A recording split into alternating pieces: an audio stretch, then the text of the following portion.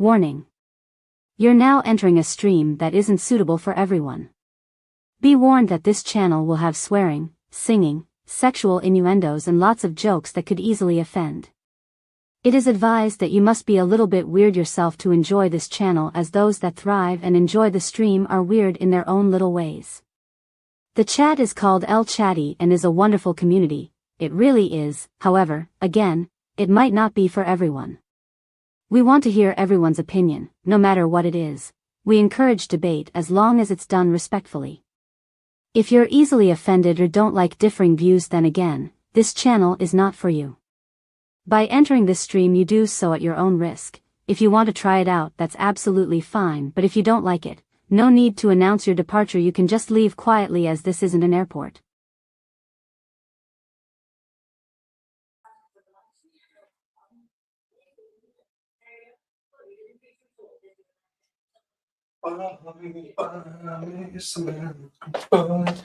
Put the ship to the land, and people trying. Hello, hello, hello. How are we, people? Hope you're all well. What we doing, Badaza? Afternoon, sir. How are you, my friend? Hope you're doing well, brother. Welcome, everyone, and thanks for joining. Please hit the like, subscribe, and notification bell on the way in. That would really help me out just to get Sarah P off my back. That would be very beneficial. Thank you, everybody. If you'd like to support the channel, best ways to do so is obviously, well, PayPal or buy me a coffee, especially buy me a coffee. I get to keep more of the money that way. Sports channel, where are we here? If you want to subscribe to that one, happy days as well. Morning to you, Sarah P. Hope you're well, my darling. Morning, Rhonda. How are you, my darling? Nice to see you. What we got here, Bex? How are you? You've been coming early these days. Something must be wrong. Cheating Stacy is in the house. How are you, my darling? Nice to see you. Dave, our favourite Dave. How are you, sir? Nice to see you, my friend. I need to get back on the sports channel a little bit more now as well. Here we go. What else we got here? Lady Di from Virginia. She's not actually a virgin. We all know that, but she's from Virginia. And this case is from Virginia. So there you go. I know. I was waiting for the other two cheaters to come in, but I've not seen Marky or Spacey or Hippie Chick yet.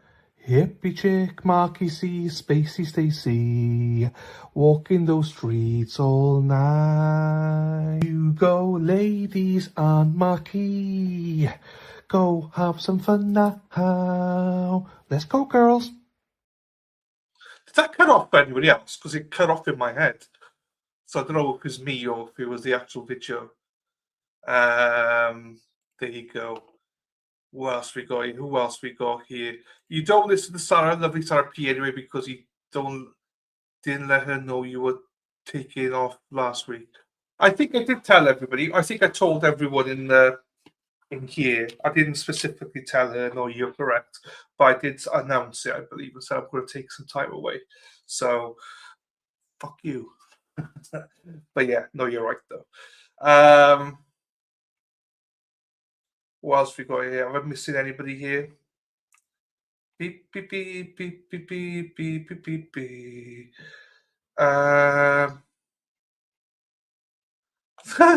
They died as clean as fresh snow.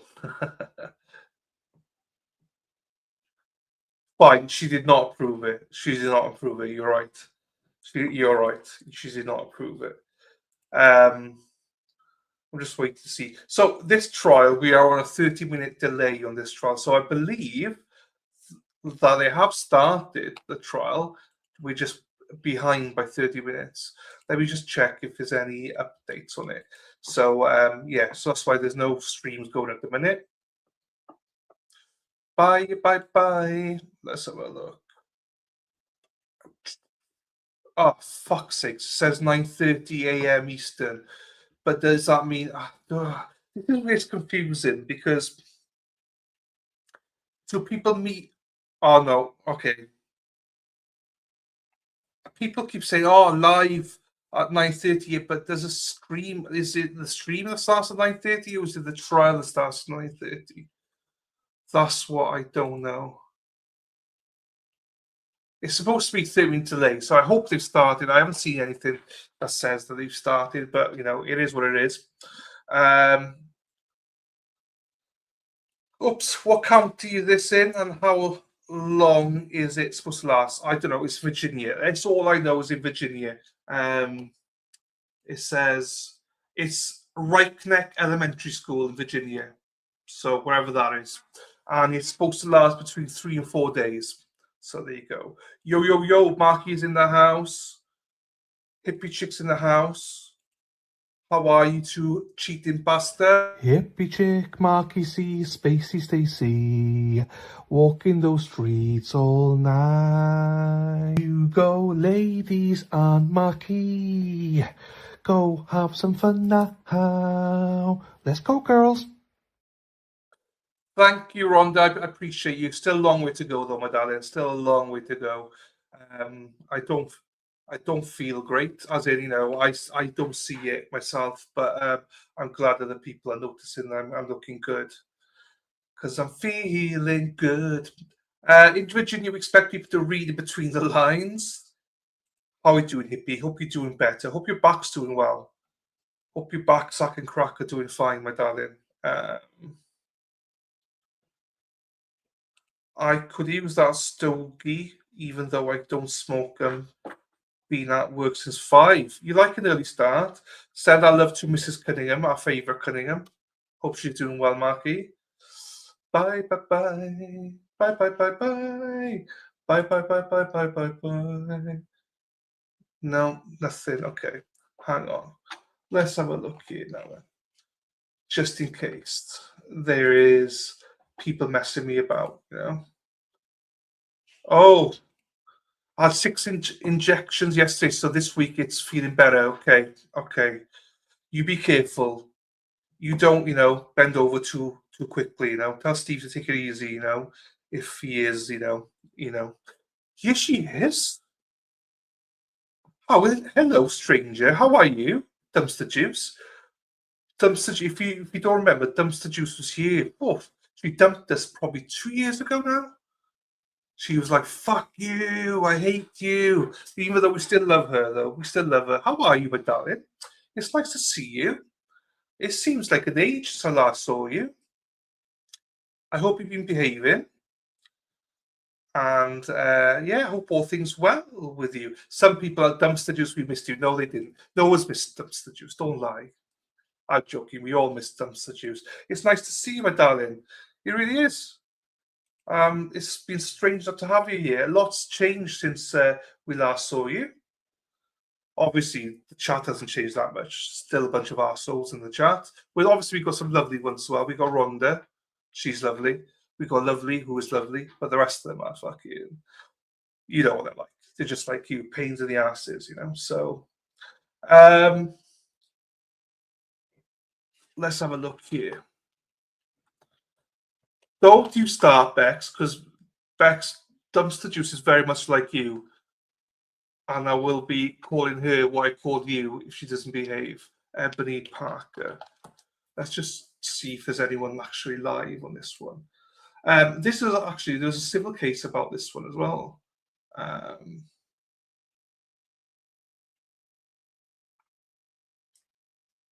don't think anyone... there's loads of people streaming this. Actually, a shit ton of people are streaming this. Whoa! Lots of people are streaming it. Yeah, 2, 3, 4, 5, 6, 7. Currently, 8 of us streaming it. 8 of us streaming it. So, but none of them have a live feed yet. Don't start, otherwise you're going to have this as well. So this is Bex's one, but I think this might be yours as well, Dumpster Juice. You're a cunt. You're a cunt. You're a cunt. You're a cunt. You're a cunt. You're a cunt. You're a cunt. You're a cunt. So, you know how I love some of you. Right, so what's that pertaining?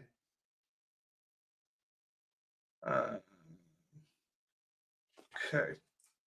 Yeah, we're just waiting. I don't know what's happening. So I'm expecting someone to fill us in on what's happening here. All right.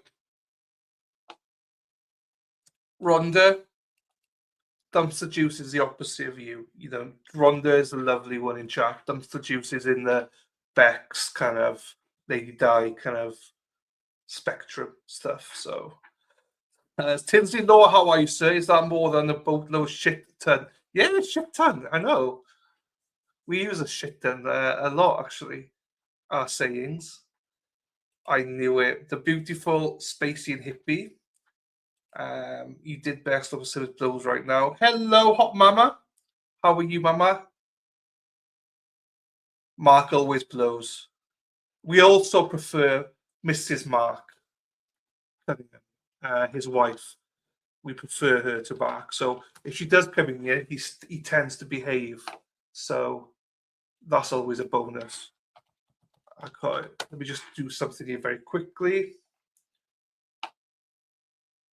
Oh, you see, trying to get my good books here. Never going to get back in my good books. Hang on, here we go. Let's do this very quickly. 2 seconds, people.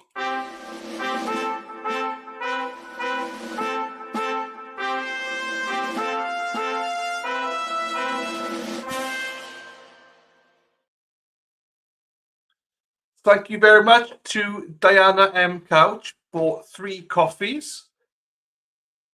Just because I kind of missed you. So there you go. Thank you very much, Lady Di, for that. I will be nice for you for about, I think each coffee is worth 5 minutes. So of being nice to them. So I'll be nice to you for 15 minutes now. I was going to go Coach Di.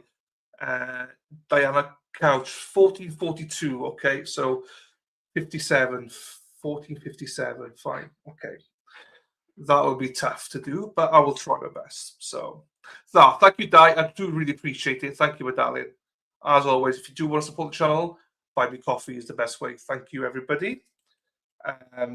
Enjoy your next 15 minutes, Di. Hello, Rehab. How are you doing, my darling? Stepping away for a few to go. Don't worry, it's a tall party. Nice to see you, my darling. And nice to see you as always. Right, let's try this now. That there. I didn't watch the civil case, so I don't actually know what's going on. I don't actually know what happened to the mother. Apparently, she's pled already. I think she pled guilty, the mother of the child, but I don't actually know.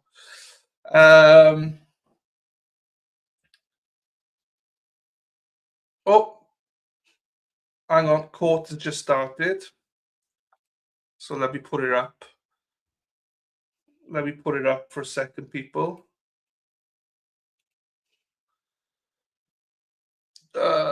Fuck. Here we go. Right. They are muted. I'm not muted. They're muted. This is the judge. Normally 2 minutes is my max. Anything above 2 minutes, I struggle. No, nothing has changed at all. I just do whatever the nosy bitches in chat tell me to do, basically. Dumpster Juice. I cannot multitask for shit. So, yes. Jeepers. The cameraman's doing something. She's yelling something. Did you watch the civil case then? Sorry, civil trial for this. Because I've not watched it. So, you can shut up. Now, remember, eyes up here. Hippie chick likes to look at my breasts. So, and I enjoy it, actually, anyway. So, no, okay. Probably, I heard about it, but I think it's because it was a civil case. I was like, nah. The cameraman is shaking his boots. Either that or he's doing something else with his hands. Never really knows what's going on. That's true. That's true. Movies, yes. Hippie chick loves my movies. She loves copy the feel of them when she can. That's right. You see, Lady Di, I'll agree with everything you say for the next 12 minutes. Right, I don't know why. Right, let me just double check that there's nobody else live that has actual got commentary, and I'm the only one that's not. 6 or 7, yeah. So yeah, you're right. 6-year-old young boy walks into school and shoots his teacher. So I believe Ebony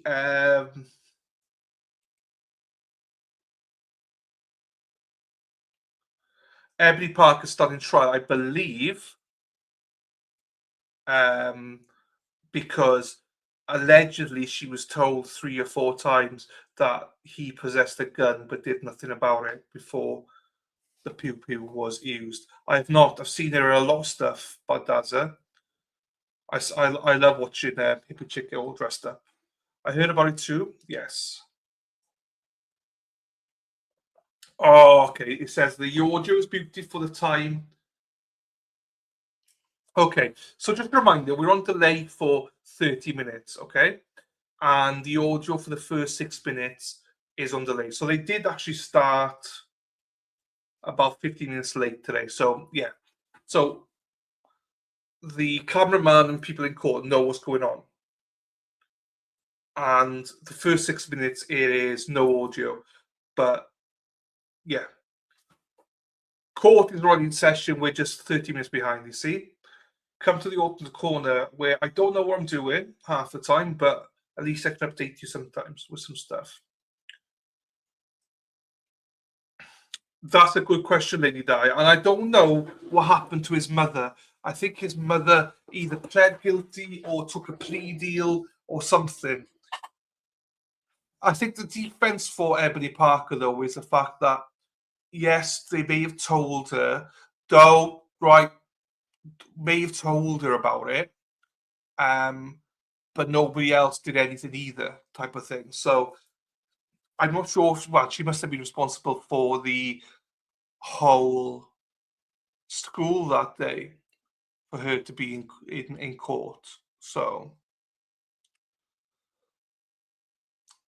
David, good morning to you, sir. Just remember, just a kind reminder, you can call any witnesses if you think they're pieces of shit. You can do, but let's not go after let's not go after anybody's looks or weight, David. Just in case. Not saying you have already, but I know which direction you're going. Let's not body shame or look shame anybody. But yeah, if you don't like somebody, then yeah, you can call them whatever the fuck you want. I don't care. Just we don't shame. But I hope you're well, David, because I did rip into you yesterday. And I know you probably had a bit of a pouting session, but it's nice to see you back, my friend.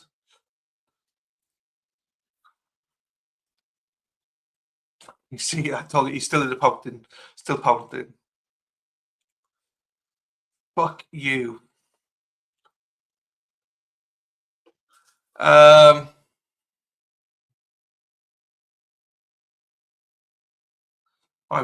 should look to see how long.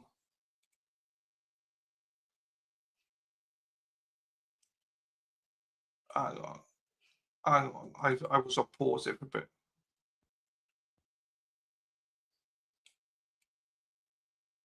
Right, okay. What are we doing? I changed my profile pic for you, Dylan. There you go. I like the middle fingers. I like the middle finger. That's actually quite clever. He's here, Josie. He just wants a bit of attention. Here we go. And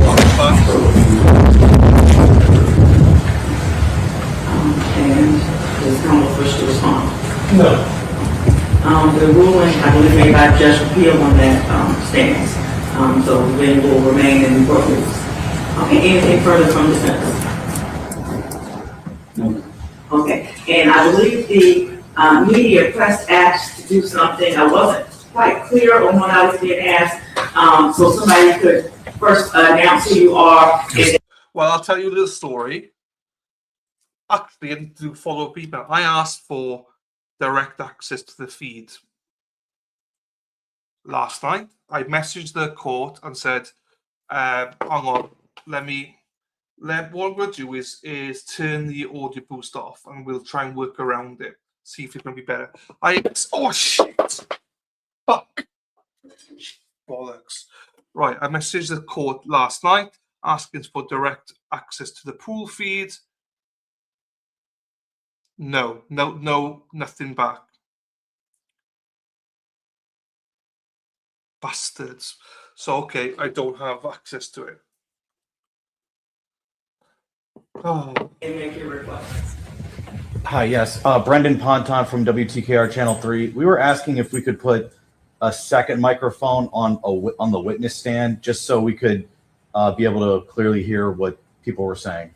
Okay, this will be a wireless or wired mic? Wireless. Wireless, okay. And we'll turn it off when we're not in session? Yes. Okay, not a problem. Yes, you may approach you do so now and then let me know when you're ready. And then while they're doing that, Chair, did all the jurors report? We have 14? We have 14. I believe 13 news also had a question. Oh, we have another, okay, while he's doing that, okay, yes, ma'am, and state your name. Yeah, Madison Schlegel with 13 News Now, Your Honor. Obviously, we're on a 30-minute delay with information that needs to be redacted. Just something that wasn't clear in the order was how you would like us to go about redacting the feed if something does slip or if something is mentioned. Would you prefer us to just stop the feed altogether? Would you prefer us to mute it? Unfortunately, after it airs in that 30-minute period, we don't have access to edit that video.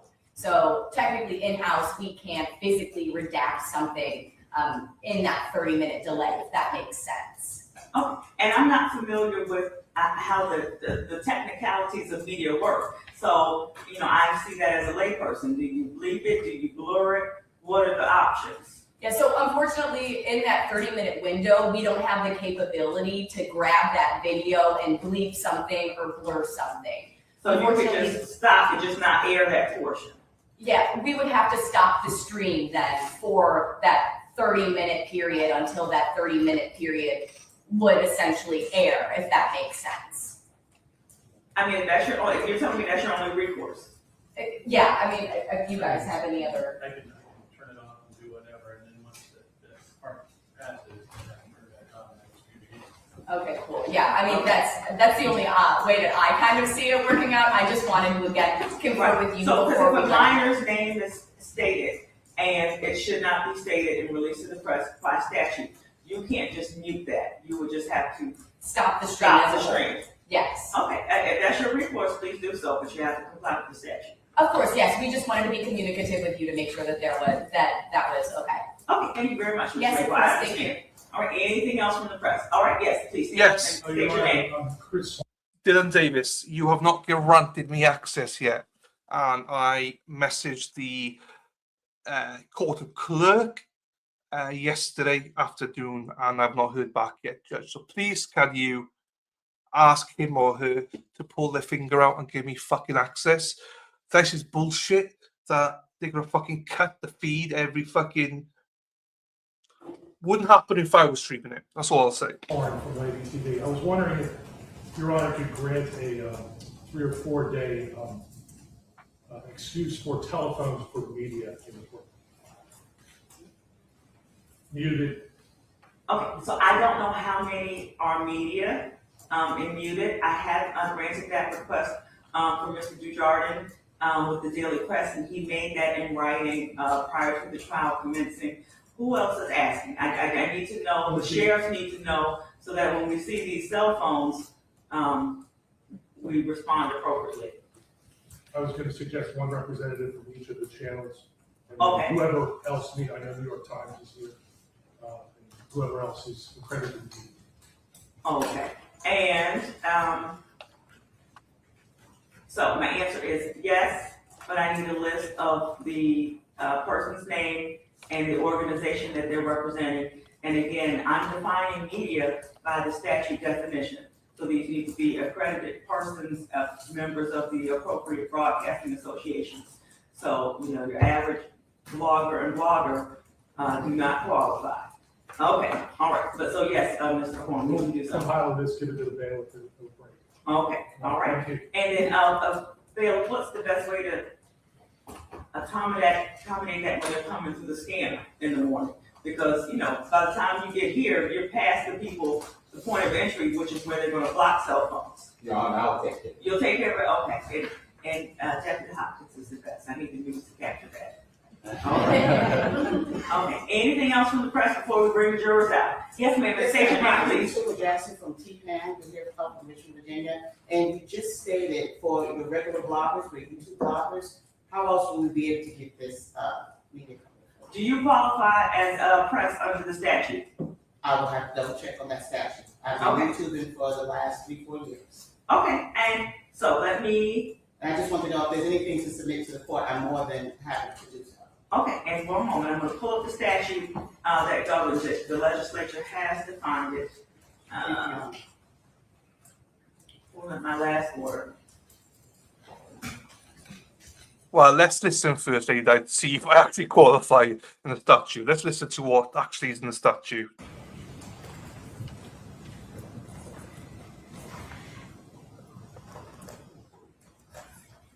Okay, and do you have pen and paper? Yes, ma'am, I do. Okay. It's Virginia Code 19.2-271.5. Oh, fuck. A. 19.2-271.5A. Thank you. So if you are a news organization according to that statute, then you can bring your cell phone. If not, then you cannot. Yes, ma'am. All right, thank you. All right, anything else? Fuck. All right, we're going to bring out the jury. We'll start with my opening instructions and then the opening statements. Fuck it, don't worry about it. It's fine. We're fine. Thanks, though, Lady Di. But we're all good, right?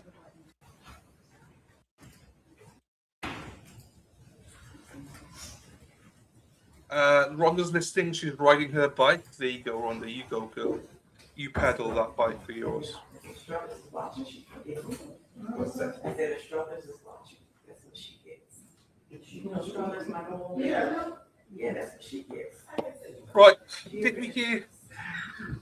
That's why I moved all her stuff. And I'm gonna put it back before she gets back. Right. Let's mute for a second. So we've got 14 jurors here. And we got the trial's supposed to last between 3 to 4 days. I mean, at this rate, the way they're just going through everything, it's going to be like 4 days at least. So we'll see. But yeah, I was hoping to do it from behind, but I don't think I'm going to be able to, because obviously we're live. So there'll be not much skipping. So you're going to have to bear with me over the lunch break. I might just leave the stream on during lunch break. I don't know. We'll see.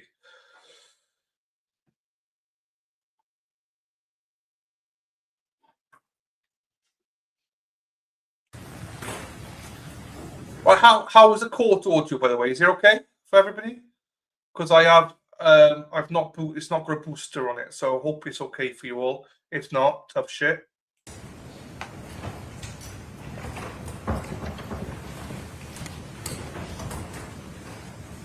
Happy days.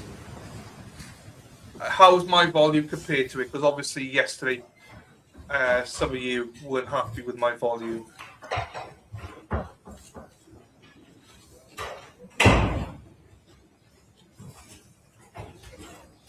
Oh, there you go, Lady Di. You got graduation. Happy days.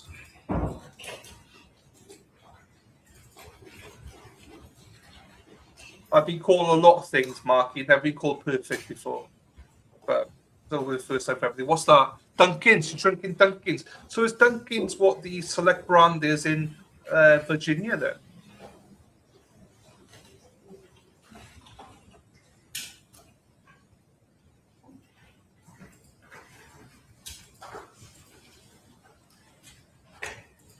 Fuck me, where are these juries coming from? Where are the juries coming from? I hope this trial is not one of those where they send the jury in the back and takes fucking 30 minutes to get them all the time. I don't mind Dunkin's latte. I only drink the latte though, dumpster juice.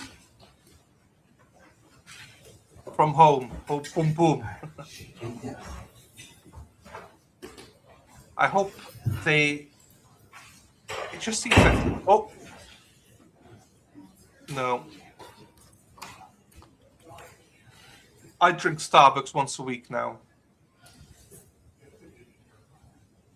Jurors aren't even there yet. Come on.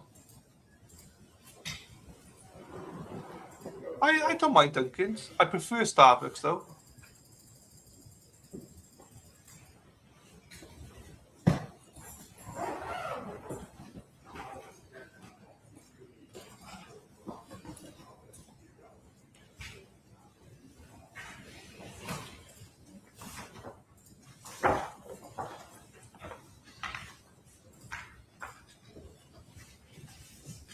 Oh.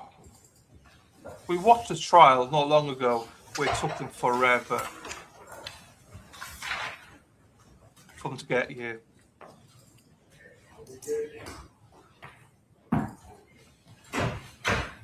Please stand for the jurors. Oh! As media, I don't need to stand as media.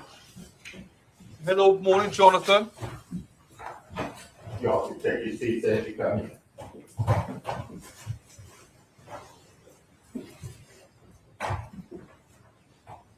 Where you living now then, Dumpster? Because you're in Virginia, Dumpster, aren't you? Fuck, I forgot. Shit, I forgot you are actually in Virginia. I forgot all about you over there. You and Lady Di in Virginia. 14 jurors in the box. You may be seated. 14 jurors in the box. Good morning to everyone. Good Tuesday morning to the jurors. Madam Clerk is going to take your attendance, make sure we have the correct people reporting, and then we'll get started. When I call your number, just say here. Number 2. Here. Number 4. Here. Number 10. Here. Number 18. Here.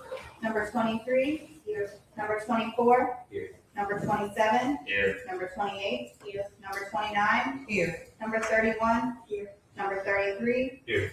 Number 35. Here. Number 37. Here. Number 38. Here. All of them. Thank you very much. As we closed yesterday with a reminder not to discuss this case, research this case, I just want to make sure that we all abide by that. Are there anything or any issues that anyone needs to report? Okay. Wonderful. And again, we see all the camera and media here today, but I want to assure you, you all will not be recorded, nor your faces, nor your names released to the press and to the internet and to the world. So I just want to give you that assurance. So today we're going to start. I'm going to give you some instructions, and then the attorneys are going to have opening statements. So the order of the trial is in 4 stages. There are opening statements, presentation of the evidence, instructions of law, and final argument, closing arguments. And so first, the Commonwealth's attorney may make an opening statement outlining their case. The defendant's attorneys may also make an opening statement outlining their case. In their opening statements, the lawyers will tell you what they expect the evidence to be. This should help you understand the evidence as it is presented later through the witnesses, and to make you aware of any conflicts or differences that might arise in the testimony. What the lawyers say in opening statements is not evidence, and you must not consider it as evidence. Neither attorney is required to make an opening statement. After opening statements, the Commonwealth will introduce evidence, and at the conclusion of the Commonwealth's case, the defendant has the right to introduce evidence. When the defendant rests their case, the Commonwealth may introduce rebuttal evidence. At the conclusion of all the evidence, I will give further instructions on the law, which is to be applied in this specific case, after which the lawyers will make their closing arguments.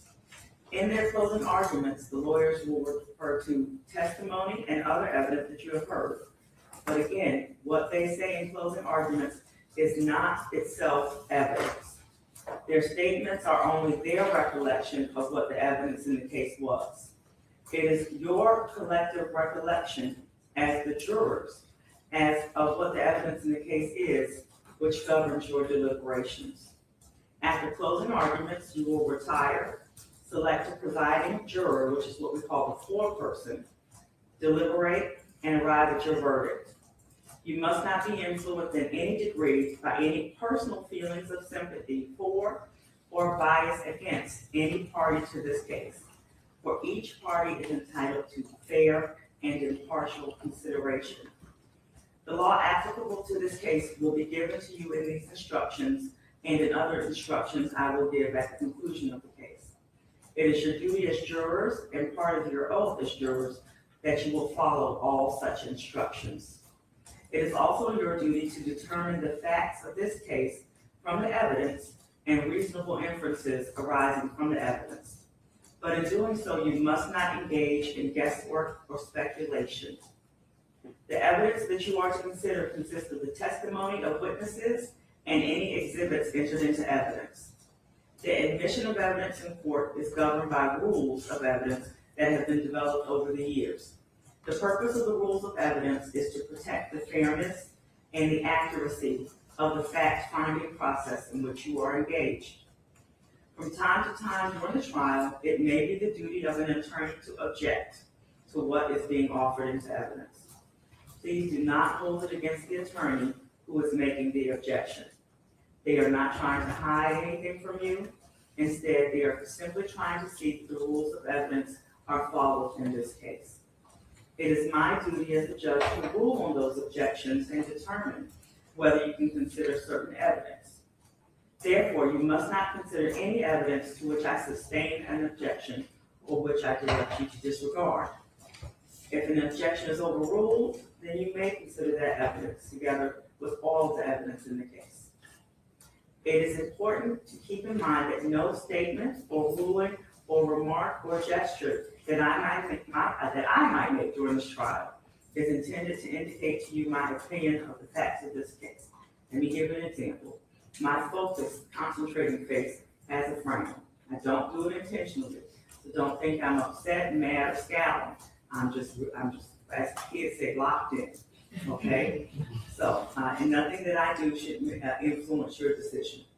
You are to determine the facts of this case. In this determination, you alone decide the believability of the evidence, its weight, and its value. A good deal of evidence that you will hear in this case will be in the form of testimony and witnesses. In taking into account the weight and value that you choose to give the testimony of any witness, you may consider their attitude, appearance, and behavior, the interest of the witness in the outcome of the case, the relation of the witness to any party, the inclination of the witness to speak truthfully or not, the probability or improbability of the witness's testimony, and all other facts and circumstances and evidence. In sum, you may give the testimony of any witness just such weight and value that you determine it is entitled to receive. Until this case is submitted to you for your deliberations, it is very important that you do not discuss the case with each other, the parties, the witnesses, or any spectators, or remain within hearing of anyone who is discussing the case during any break or recess. This includes discussing the case in person, by phone, by other social media means, email, Facebook, Twitter, any kind of website or blogging. If you are approached by anyone concerning your jury service, you should make that fact known to the sheriff or to the court. You may not go to the scene or make any independent investigation or receive any information about the case from radio, television, newspapers, or social media. Once your deliberations commence, then you must discuss the case only in the jury room when all of the jury members are present. You are to decide this case solely on the evidence presented in this courtroom and not on the basis of anything anyone who hasn't heard the evidence may think about this case. If you are asked or approached in any way about your jury service or anything about this case prior to rendering a verdict, again, you have been ordered not to discuss it, and you should report that contact to the court as soon as possible. Do not attempt at any time prior to the conclusion of this case to research any fact, issue, or law related to this case, whether by discussion with others, by research in the library or on the internet, or by any other means or source. You must not use internet maps, websites, blogs, or any other program or device to search for information about the case. The law that applies in the case or the people involved in the case. Your sworn duty is to decide the case solely and wholly on the evidence presented in this courtroom. I will expect you to inform me if you become aware of another juror's violations of these instructions. You are to keep an open mind. Do not decide any issue in the case until it is submitted to you for your deliberations at the conclusion of all the evidence and after you have received the complete instructions of law. Just prior to your deliberations, you will be given final instructions regarding your selection of a foreperson, how to conduct deliberations, and the forms for your verdict. Regarding note-taking, if you would like to take notes during the trial, you may do so. On the other hand, you are not required to take notes. You can make your own decision about this, and if you do decide to take notes, be careful not to be so involved in the note-taking that you are distracted from the ongoing proceedings. Your notes should only be used as an aid to your memory. Please do not give precedence to your notes over your independent recollection of the evidence. You will notice that we do have a court reporter making a record of this trial. We will not have typewritten transcripts of this record available for your use in reaching a decision. In addition, no testimony is able to be read back to you during your deliberations. So please keep that in mind in deciding whether or not you will take any notes. At the end of each day, the bailiff will collect your notepads and return them to you in the morning. At the end of the trial, your notes will be destroyed. The faithful and proper performance by... I'm going to switch screens because I don't like the banners at the bottom. So here we go.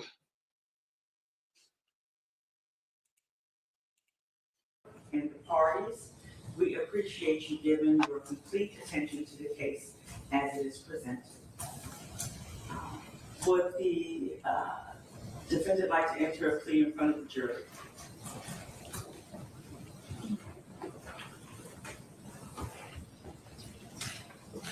Your Honor, she is entering a plea of not guilty. Okay. So again, Ms. Parker has entered a plea of not guilty, and we are now ready for opening statements. Would the Commonwealth like to give an opening statement? Yes, Your Honor. Thank you. Please approach. On January 6th of 2023, at Richneck Elementary here in Newport News, there was one and only one person who had both the authority to take action in a crisis and the knowledge that a crisis was underway. My name is Josh Jenkins. I am the Commonwealth's attorney assigned to prosecute this case. I'm assisted by my paralegal at counsel table, Megan May. And I thank all of you, as the judge has said, for your service. I know it is inconvenient to be a juror, but this case is important to all involved. And I thank you for doing your duty, and I know that you will. On January 6th of 2023, parents of children who went to Richneck Elementary and the children themselves woke up to a normal day. They packed lunches, got on the school bus, got in their cars. One walked to school that you'll hear from. And to them, nothing was different that day. And as the parents watched their children, backpacks in tow, walk into that building, those parents entrusted the care of those children to that school. They had a promise that when I bring my child into school, the school will keep them safe. But the evidence will show you that that's not exactly what happened. I understand, and perhaps you understand, that in this incident, a teacher was shot. That is a horrific tragedy, and I do feel for Ms. Zwerner. But this case is not about Ms. Zwerner. This case is about the children who lived through this event in Ms. Zwerner's classroom, 20 of them. That's what this case is about. You will hear from that teacher because she witnessed the events, but she is a witness. The victim of this crime are the children. The defendant, Dr. Ebony Parker, was the assistant principal at Richneck Elementary at the time. She was the person who was paid to take care of those children. And around 11:40 a.m., Ms. Zwerner had seen a particular child who you will learn has a long history. A long history of discipline issues of which Dr. Parker was already aware well before January 6th of 2023. But Ms. Zwerner observed something about this student that worried her. You're going to hear from her, and you're going to hear what that concern was. And then she's going to tell you that she went to Dr. Parker and warned her that this child, who we refer to as JT, was in a violent mood. You'll hear that she said, "I don't know what I'm going to do if he hits me." That is the knowledge that Dr. Parker had of the history of JT, that and more. But at 11:45 a.m., Ms. Zwerner walks in, tells Dr. Parker that JT is in a violent mood, and Dr. Parker does not respond to her, stares at her blankly for just a moment, and then returns to her work in her office. The warning ignored. You're going to hear that this child's past means that no warning should be ignored. Because you're going to hear from a teacher that taught JT the year before. You're going to hear about the violence that that teacher experienced at the hands of a kindergarten. And you're going to hear about the report that that teacher made to Dr. Parker in that year. And that Dr. Parker's response was blank stare, look back down, do nothing. The same response she had at 11:45 a.m. on January 6, 2023. But that warning was not the only warning. At 12:20, a reading specialist tells Dr. Parker that she thinks maybe JT has a firearm. She says maybe it's a toy, maybe it's real, I don't know. She thinks JT has a firearm. She says, "I'm going to search his backpack." Dr. Parker really doesn't reply to her, but she goes and searches the backpack. Doesn't find anything in the backpack. Meanwhile, there are some concerning observations that are happening on the playground with JT. And you'll learn why teachers and counselors then come to expect that JT has taken that firearm out of his bag and put it into his coat and is carrying it around on a playground full of elementary age students at Richneck Elementary School. You're going to hear that he showed it to another brave student, who then reported, young RR reported exactly what he had seen to a teacher. He was terrified, understandably shaken, crying when he reported what he'd seen. At 12:30, that reading specialist goes back to Dr. Parker and says, "I think he has the gun in his jacket." Do nothing. His mom will be here soon, she says.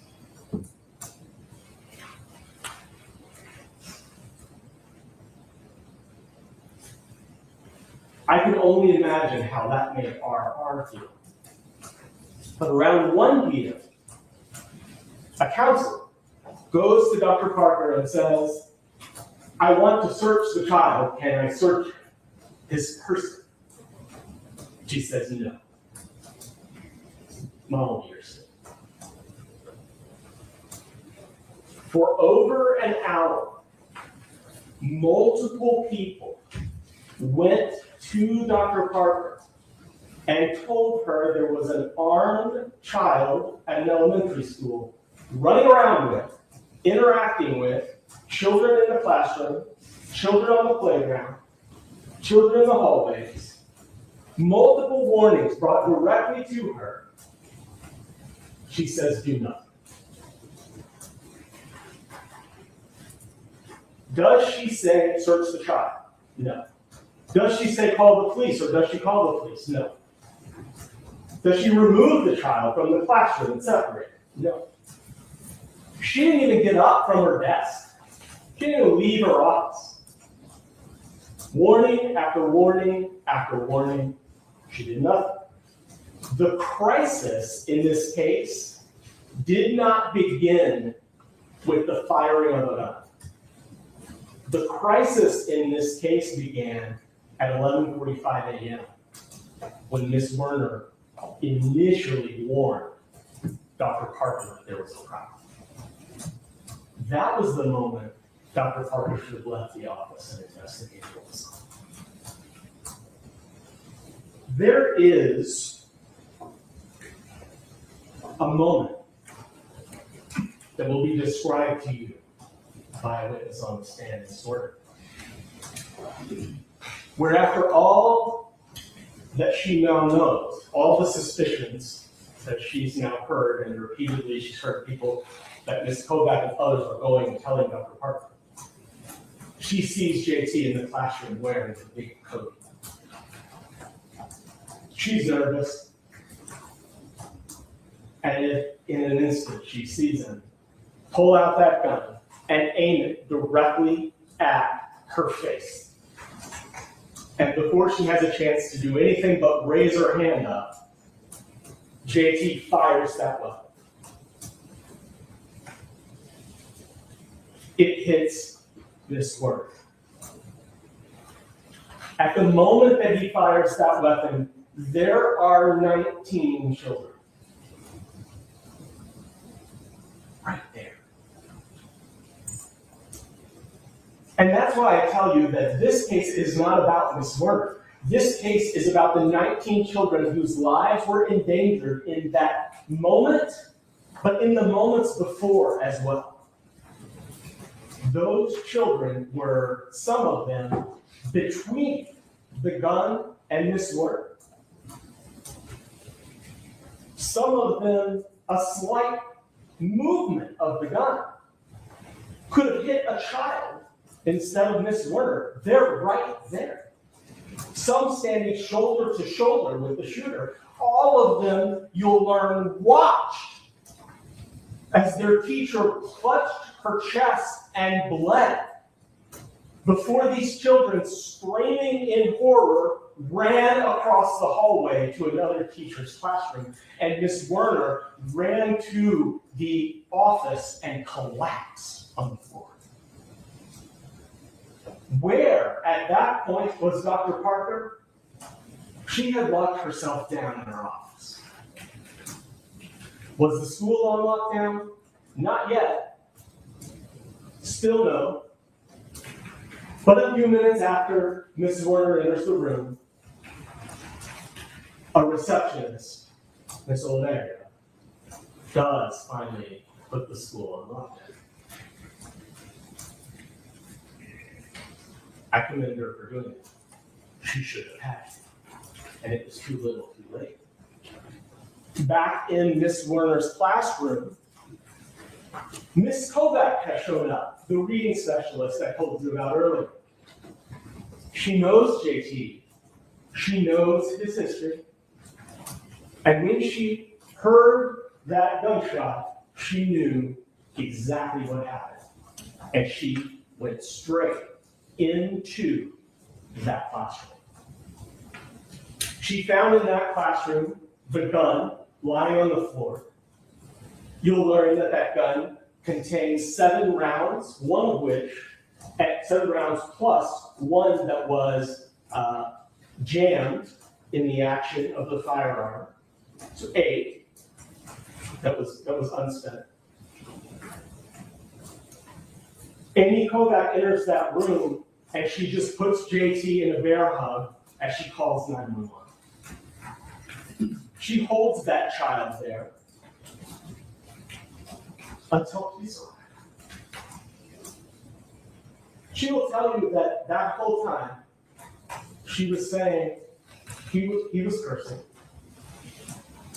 He was saying, explaining that he shot his teacher. And she was saying, like the consummate faculty teacher she is, don't use that bad language, you know better. She's doing the best she can to control the situation alone in a classroom where a teacher has just been shot. Ms. Kovac, the reading specialist, also the one who searched the book bag after telling Dr. Parker that's what she said.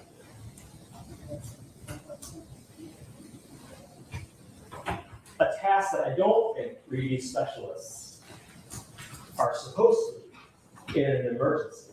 And the reason that I don't think that is because school policy at the time said exactly that. Richneck had adopted a crisis management plan. And that plan required teachers and faculty members to report crisis situations to administrators, and it required administrators to take actions. One such policy from the Newport News Handbook, you'll learn, was that in terms of searching a student, that could only be done by an administrator or a school security officer. And at the time of this shooting, there was no school security officer at this building. They shared their security officer with another building, and so the security officer was at the other school. So at the moment of this crisis, there were exactly 2 people in the building who had the authority under the policy to take action. And those 2 people were the principal, Ms. Newton, and the assistant principal, Dr. Parker. But let me remind you of how I started today. There was only one person that had both the knowledge of the ongoing crisis and the authority to act. While Ms. Newton, the principal, certainly had the authority to act, she had no idea about any of this. Because Dr. Parker, nor anyone else, bothered to tell her. Ms. Newton, you'll learn, didn't get any of these suspicions that day. She didn't know any of this was happening until there was a gunshot. So she had authority, but no knowledge that there was a problem. It's only Dr. Parker that had both of those things. When you hear from these faculty members, they will tell you that they wish they had violated the policy. In hindsight, there'll be no question. They regret it. They regret following Newport News policy. They will tell you to a person that they wish they had just searched the kid and gotten the gun, or they wish they had just called the police. That's what they say in hindsight. And you know what? I would bet that Dr. Parker also wishes she had done differently. I did. But here's the difference. The policies that were in place enabled, in fact required, Dr. Parker to act. The teachers, on the other hand, and faculty, if they were to act, they'd be acting against the policies that were in place that day. And that is a significant difference. There was only one person in the school that day that had both the authority to act and the knowledge of an ongoing crisis. And that person, you'll see, was Dr. Parker. Many people knew the crisis had begun. 2 people had the authority to do something about it, but only 1 person had both. During the course of this trial, we are going to mention a lot of initials. We're not saying the names of the children because we don't want to put their names out to let this be their story forever. We're asking everyone that testifies, and all of the personnel will definitely be using initials. I say that because that's going to be a lot of initials. The judge talked to you about taking notes earlier, and it is your choice. These will be distributed to those who wish to take notes here in a few moments. Let me encourage you that almost all of the important evidence in this case is going to come out piece by piece by piece, puzzled little detail by little detail, from several witnesses who will take the stand and testify. And when you go back to deliberate at the end of all of this, all you'll have is your memory and your notes to help refresh you. You won't be able to have testimony read back to you, as the court pointed out. And often I've had the experience of jurors deciding to ask a question, which is, what did so-and-so say in their testimony? And they're always told by the judge, we can't answer that question. You have to rely on your own memory. And so I'm just giving you that heads up. We're going to be throwing a lot of initials at you, a lot of details at you. And when the judge instructs you on the law at the end of this process, you'll have to remember all those details in order to decide this case. So I do ask you to really pay attention to the witnesses, and I suggest that you take notes to help refresh your own memory, because at the end you will have heard a lot from a lot of different people. January 6, 2023. 20 students went into Ms. Zwerner's classroom, and their lives were forever changed. The trauma that they experienced is unspeakable, and you will hear from some of the parents about that trauma. That shouldn't happen. And the one person who had both the authority and the knowledge that a crisis was ongoing is the reason that it happened. And we think at the end, the evidence will show you exactly.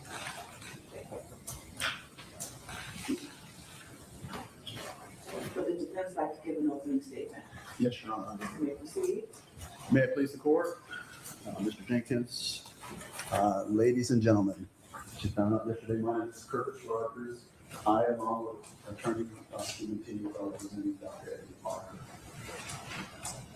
Ladies and gentlemen, we have heard that my client, Dr. Parker, is accused of the crime of felony child abuse and neglect. There is one thought that I want you to keep in the forefront of your mind during the pendency of this trial. And that is based on their actions, there wasn't a gun. Based on their actions, there wasn't a gun. Now, the Commonwealth talks about a lot, and this ongoing crisis, and that Dr. Parker was the only person that had knowledge of the crisis and the authority to act. I would submit that's not accurate. It's not true. And think about it. Who was the one person that was there from the beginning to the end? And that was the teacher, Ms. Zwerner. Okay, based on her actions, she did not act as if there was a gun present. So she thought there was a gun present, then her actions should have been to separate the child, in this case JT, from his classmates, or separate the classmates from JT. She didn't do that. There was also another person that had suspicions community code. Okay, if she thought that there was a gun, she had the authority to separate JT from his classmates or initiate a separation of the classmates from JT. That did not occur. Kamala mentioned that JT was out on the playground with his classmates. And there were teachers, agents of the school, that observed things that were going on and said that caused them alarm. But based on their actions, they did not respond as if there was a crisis or danger to those students. They did not separate JT from his classmates. They did not separate his classmates from JT. So, Commonwealth is saying that only Dr. Parker had authority. Each one of those individuals had the authority to remove those classmates or to remove JT if they thought that those students were presented with any kind of threat or harm or danger.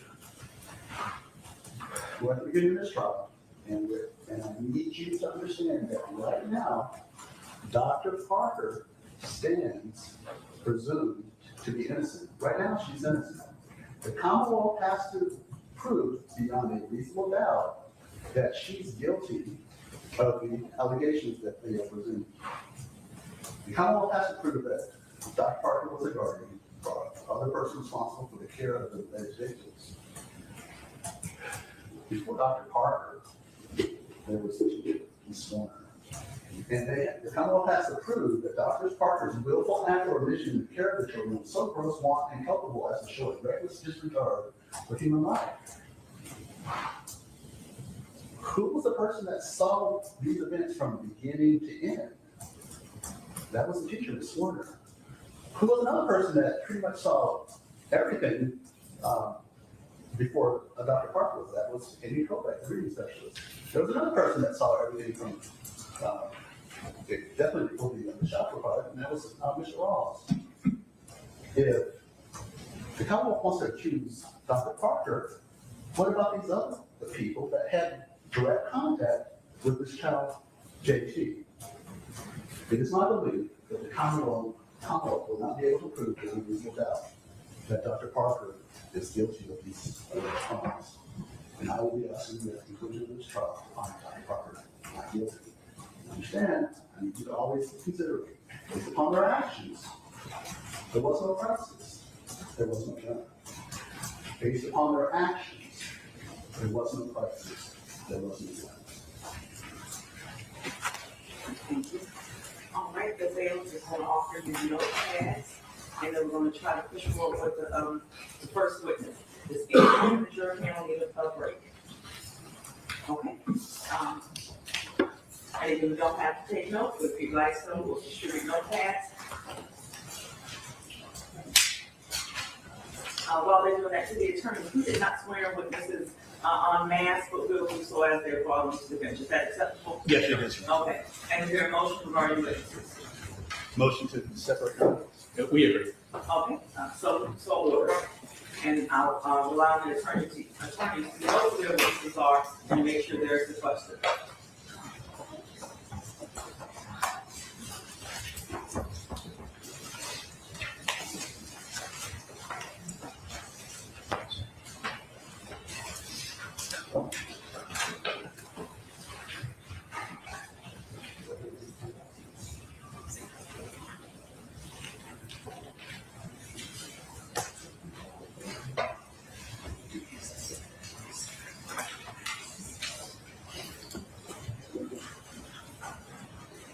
Okay, I missed that, the defense then. So just a reminder, the person on trial was or is the assistant principal on the day, I believe was in charge of the school on the day when a 6-year-old shot his teacher.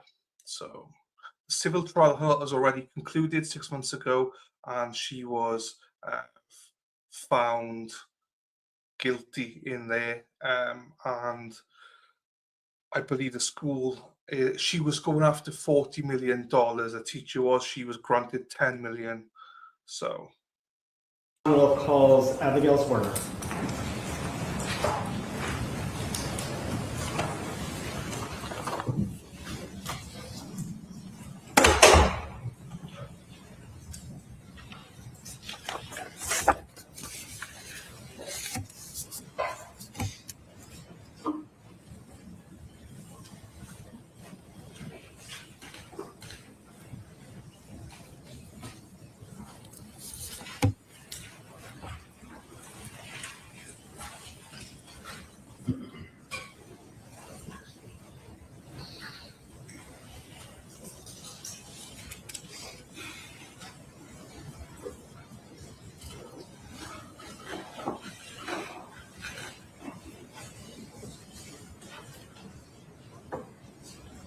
They got the jurors walking 2 miles to get there.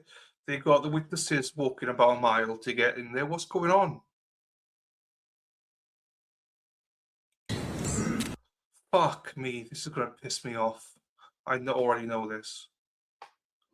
I just don't like standing all the waiting. Come on, let's get going.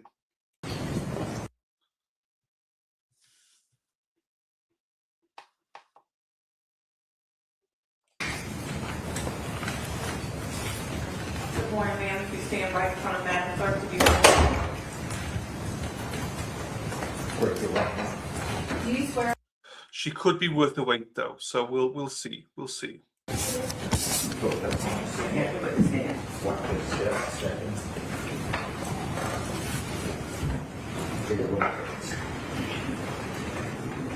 can adjust the chair or microphone to answer questions the attorneys may have. You may proceed, Mr. Jenkins. Good morning. Good morning. Could you please tell us your name? My name is Abby Zwerner. Ms. Zwerner, I know we talked about this before, but just as a quick reminder, we're not using the names of any children today, okay? I want to ask you, back in January of 2023, how were you employed at that time? I was working at Richneck Elementary School. And what did you do there? I was a first grade teacher. And is Richneck Elementary School a school that's here in the city of Newport News? Yes, it is. How long had you been teaching as of January 2023? That was, at that point in time, I had been teaching for 2.5 years. Okay. So you've told us that you were teaching first graders. Roughly how old are first graders? Around 6.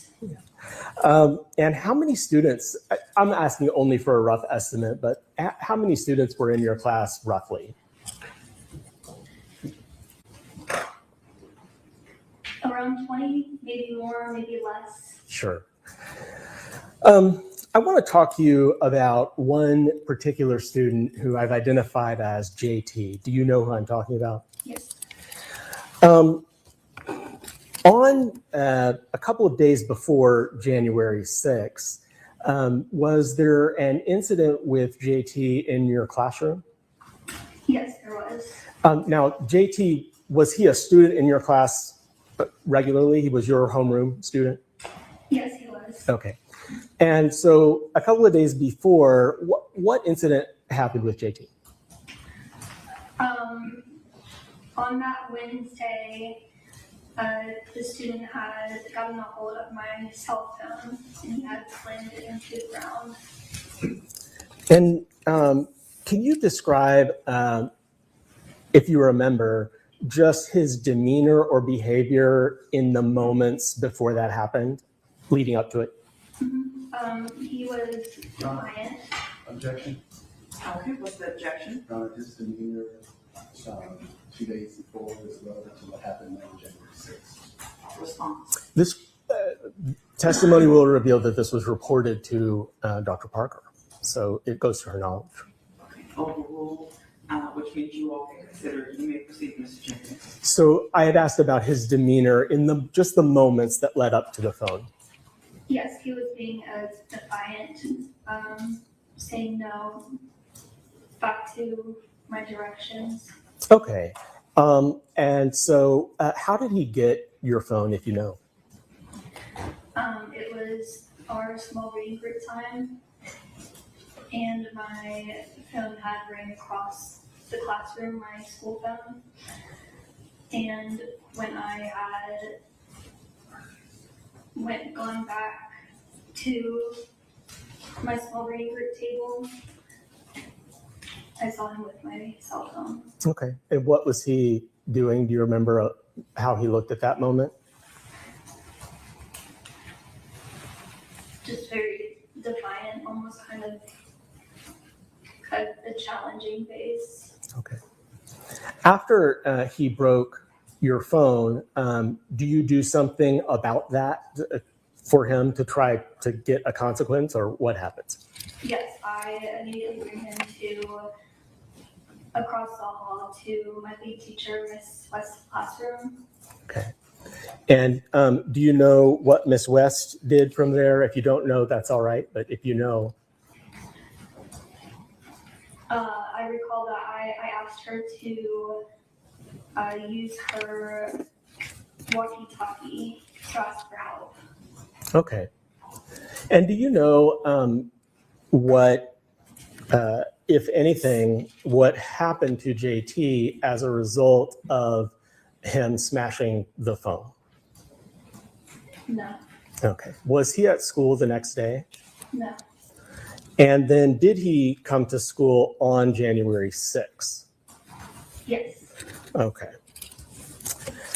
I want to talk to you then about January 6th of 2023 then, starting in the morning, maybe lunchtime. Did you have some observations about JT at lunch?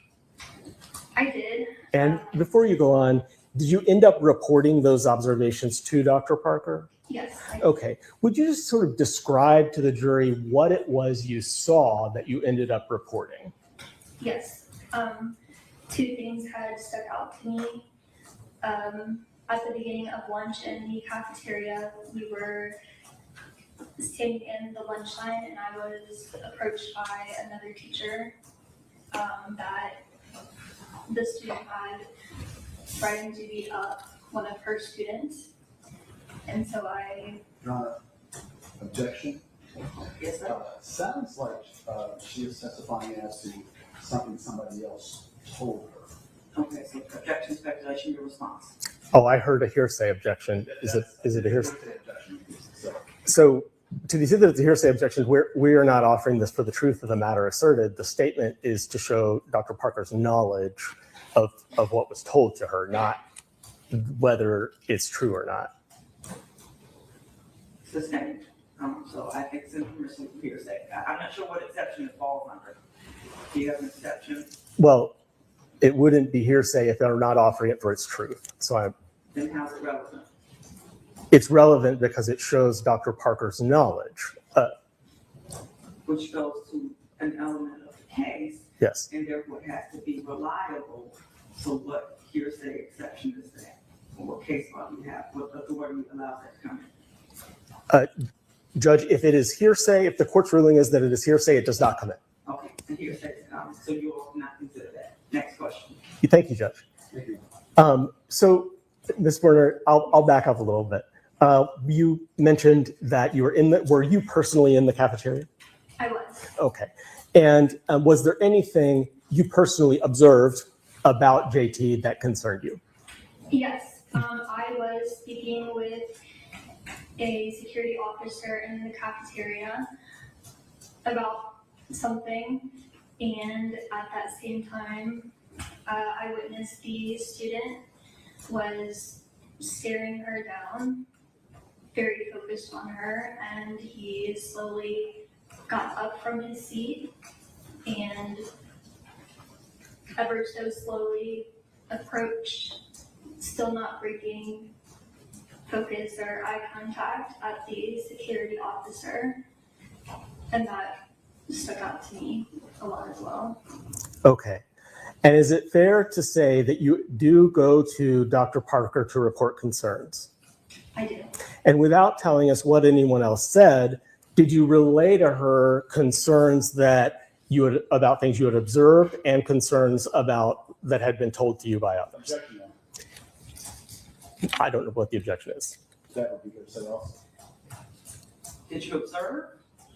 She's reporting what she observed. The report is hearsay. The out-of-court statement on the court should not. Okay, your response, Mr. Chairman. I am only offering that she informed Dr. Parker of her concerns and that her concerns were based on both her observations and what others had told her. I am not eliciting what others said to her at all, so it's not hearsay. Not a statement, just the, okay, so, overruled, ask your question again, you may answer.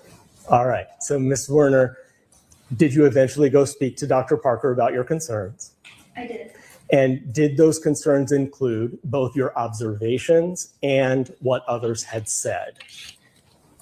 Don't tell us what the others said, but just did your observation, did you report to her the problem? Yes. Okay, tell us what you reported to Dr. Parker. Your Honor, I'm going to continue my objections because his question was what she observed and what others said. Now he's going to ask her what you reported, and so she's reporting, sounds like hearsay. Response. Judge, she is reporting to Dr. Parker concerns she has based on a totality of things that include what others have said to her. I'm not eliciting what others said to her. I am eliciting what she told Dr. Parker. That is what the testimony is. So this is not hearsay. I am not offering the statement of those individuals at all. Even if I was, I wouldn't be offering it for its truth. I'm offering it for Dr. Parker's reaction to her response. So it is not being offered for its truth. It's being offered for her state of mind. So I'm going to sustain in part and overrule in part. Again, if the hearsay can't come in through the front door, it then cannot come in through the back door by her saying, well, this is what I told her based upon what other people told me. So she can answer your question as to what she told Dr. Parker based upon her personal knowledge and personal observations, but she cannot relay what she told her based upon what other people told her. So you can proceed that way. I don't know any other way to ask this, but what did you tell Dr. Parker?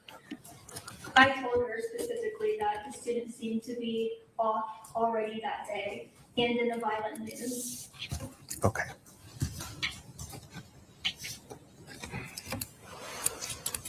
At some point during the course of the day, did anyone suggest to you that that same student, JT, might have a gun? Yes. Objection, hearsay. Okay, objection, hearsay, and maybe foundation. Your response, Mr. Jenkins. So there are, first of all, that also is not being offered for its truth. We're not offering it to prove that JT had a firearm. We're offering it to prove that someone informed her of a danger. So it's for her response. So can you lay a better foundation as to how she would have this knowledge? Sure. During the course of the day, did you become aware that a child was armed? Yes. And is that because someone told you the child was armed? Yes. Who told you that? Our reading specialist, Amy Kovac. Your Honor, I'm sorry. I was distracted. He asked two questions and I did not hear what those questions were. So I want to make sure that I understand what the questions were. So. Okay, Mr. Jenkins, if you would please repeat, or did you ask your co-counsel? We were actually talking. So. Okay, he asked, how did you find out he was armed and who told you? Okay, objection per se. Okay, overruled. Go ahead, Mr. Jenkins.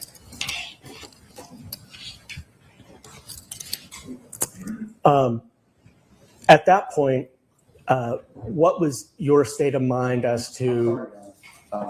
So that was the question. I did not hear what her response was to that question. She said Ms. Novak told her. I've got your objections on the record. Overruled. Start your question over again, Mr. Jenkins, please.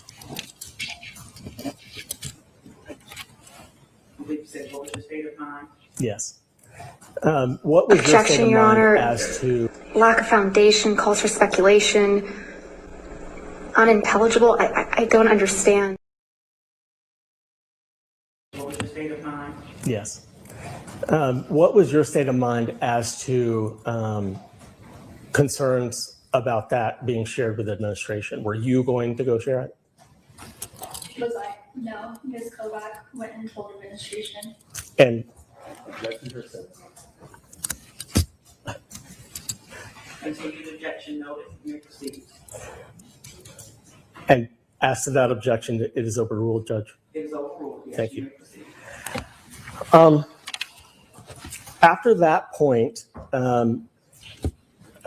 were you concerned enough to keep a close eye on JT? Yes. Tell us about your observations going forward from there. Specifically what point in time? Yeah, so at some point, do you end up, your class goes to recess? Yes. Are you there? Yes. Okay. What did you observe at that time, if anything, that was concerning? Yes. I noticed that the student was wearing an oversized jacket with both of his hands in his pockets that remained in his pockets the entire time. Okay. And that stuck out to me. Okay. Did you report that observation to anyone? I texted Amy Kovac that observation. Okay.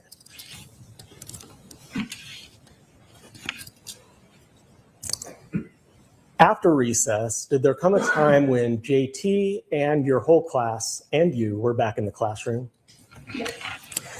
And did you observe anything that concerned you when you're back in the classroom that day? Yes. Tell us what you observed back in the classroom that started to concern you.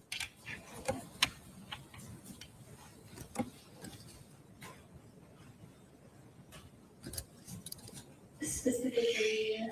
So did you observe JT doing anything that made you concerned once after recess time and you're in the classroom?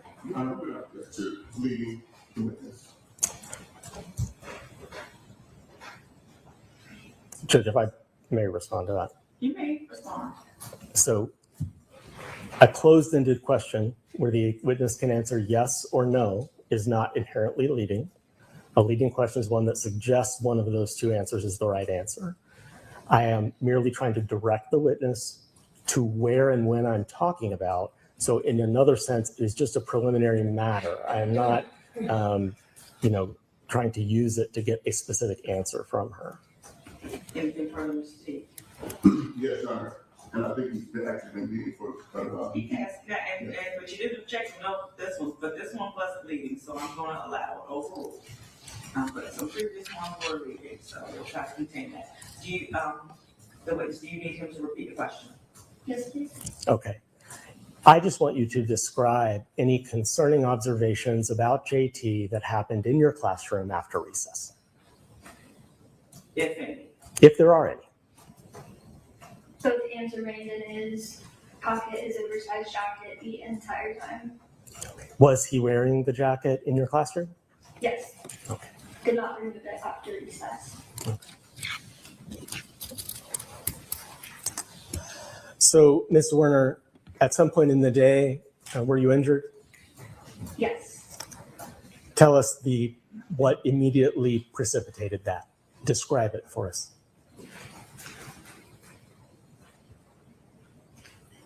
It came to where I saw out the corner of my eye my peripheral the student had. I saw the student looking at me. I looked over. A gun was pointed right at me. He was holding a gun, the student, and was pointed right at me, and then I was shot. And where on your body did a bullet strike you if it did? It went through my left hand and into my chest. What did you do from there?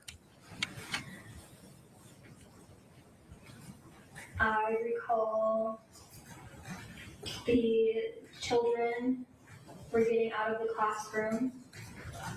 Miss West was across the hall. She opened her door and was helping the students. And I went to the office. Okay. At the moment the gun is fired, and I am asking you to estimate how many children were in your classroom.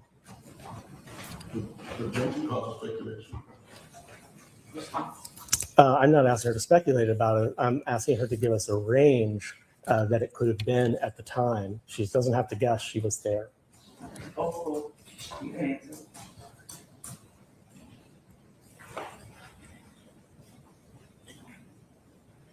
I would estimate, I would say it's most likely the same as before, but estimate on the lower side, I was missing a couple of students that day. Around 20. Okay, thank you. You've described the moment where a gun is pointing at you. At that moment, are there any children in your field of vision? Yes. Could you describe that? It's in, the time is in the middle of class, in the middle of a small reading room. So I have students nearby, I also have students at their desks. I have students very close. Were there any students that were within inches of JT? Yes. Were there any students that were between you and JT? I don't recall. Okay.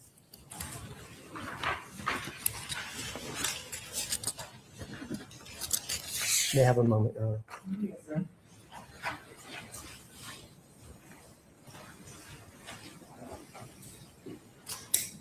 That's all the questions I have for you now. Please answer any questions from the defense counsel or the trial.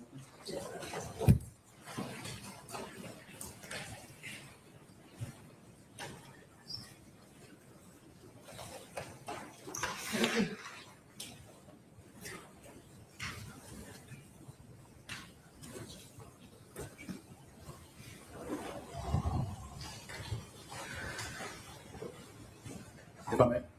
You may. Thank you.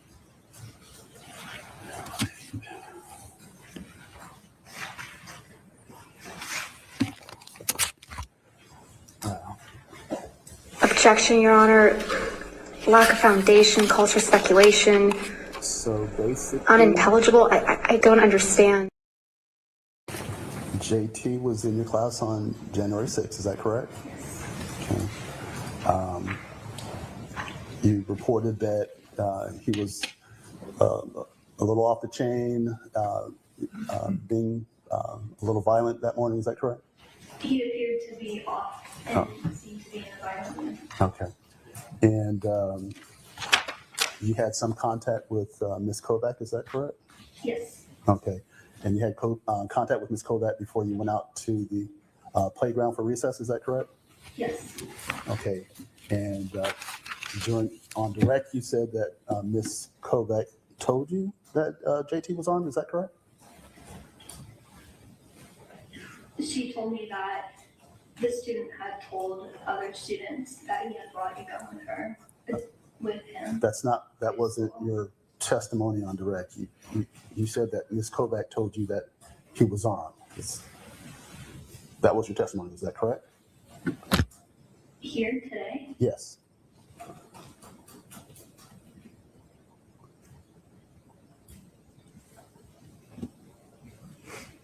I said that. No, I'm sorry if I said that. I was specifically told that he was telling other students that he brought a gun with him. Your Honor, sorry. So now I'm going I to. might have heard a question. I might have heard the question a little differently in my mind. I know this is the cross-examination, but I'm going to renew my objection to that response because clearly now she's referring to hearsay, and I'm going to ask that her answer to Mr. Jenkins be struck. Okay, at this time we'll have a response. Your Honor, this information is being used to show why Ms. Zwerner took the action she did, not being offered for its truth. And hearsay is only hearsay if we're offering it because the statement made is true. So it explains the actions that she took. It is in part a present sense impression. If the court is going to rule that it's hearsay because she's describing a condition that's occurring right now while it is ongoing. And it is being offered to show how they respond to it. Counsel is objecting to me eliciting hearsay and then standing up and eliciting hearsay. And she gave a short answer to me because we were narrowed by the hearsay objection. She was explaining it more fully to counsel now because he asked. So he elicited the hearsay this time. So he can live with that. The rule is that hearsay is an out-of-court statement being offered for its truth. We're not offering any of these statements to prove that JT had a gun.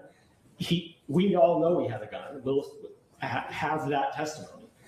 We're offering the statements to establish why these people took the actions that they took.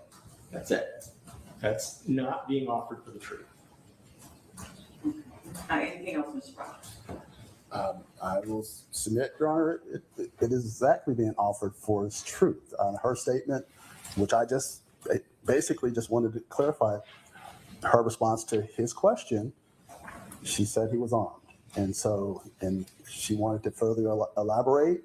Her elaboration, had she elaborated during the first question, I would have objected.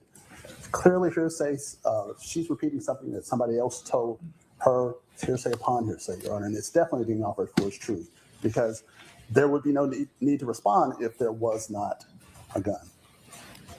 So for consistent and clear ruling, again, it came in before, I'm going to allow the statement in.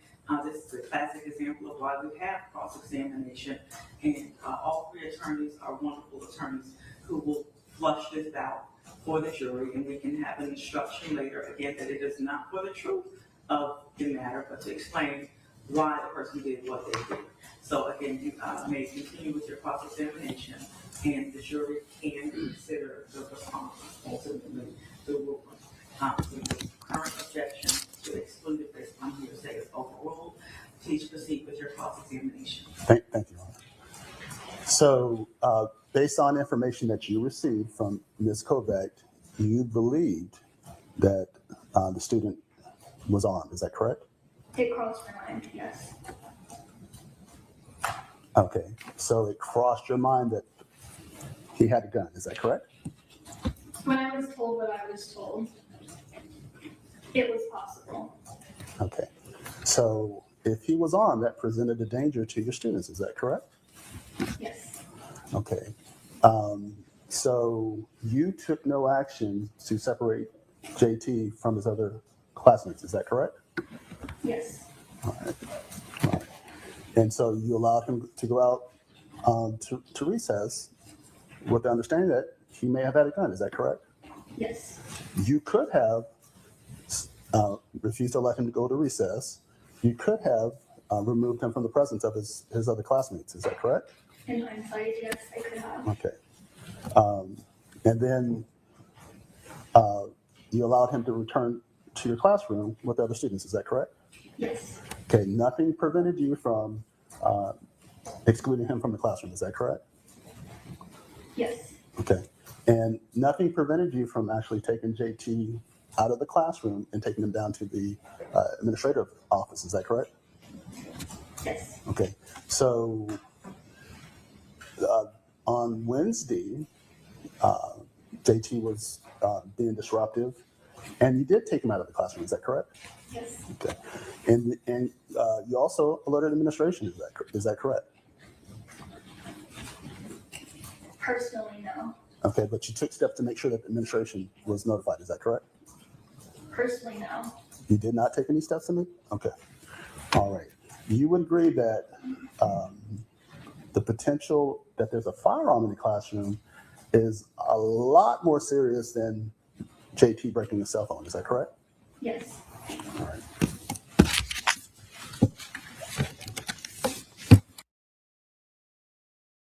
Guess what?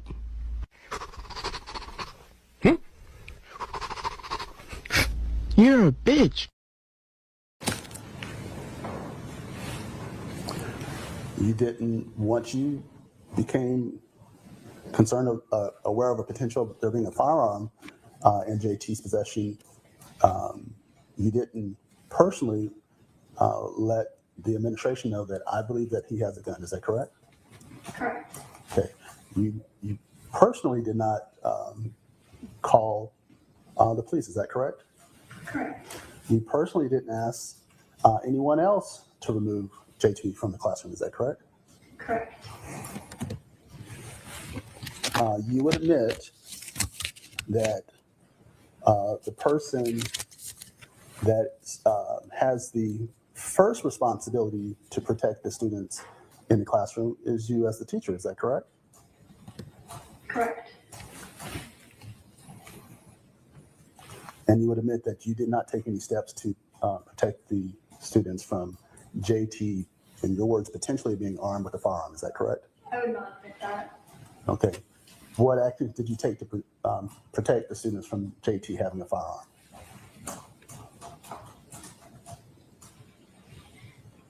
This might cross the rules of hearsay, I'm unsure.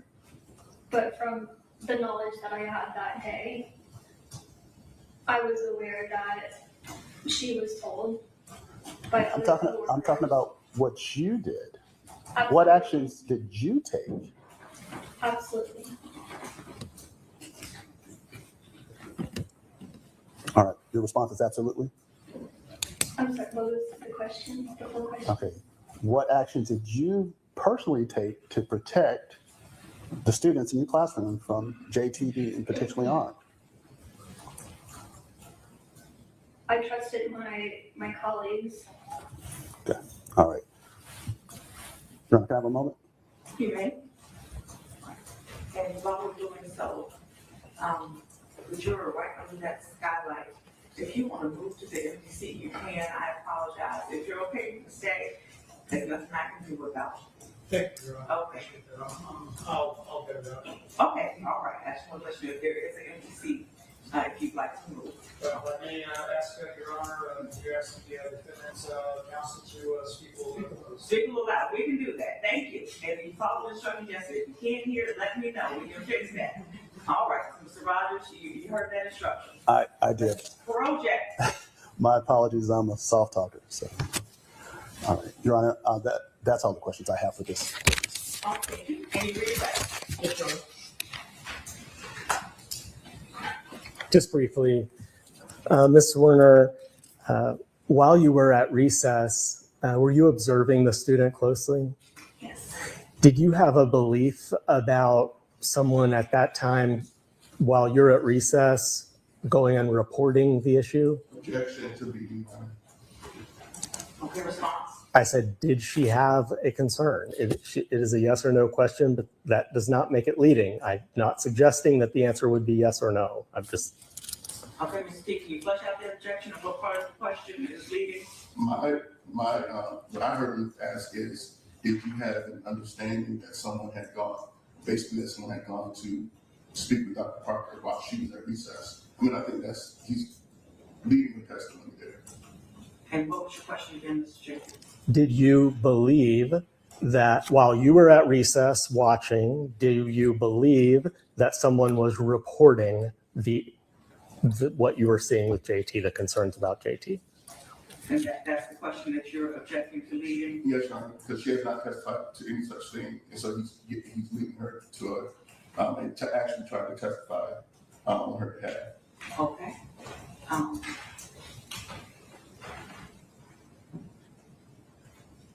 Overruled, I'll allow it, but there may be another objection coming because we need to establish foundation for this belief.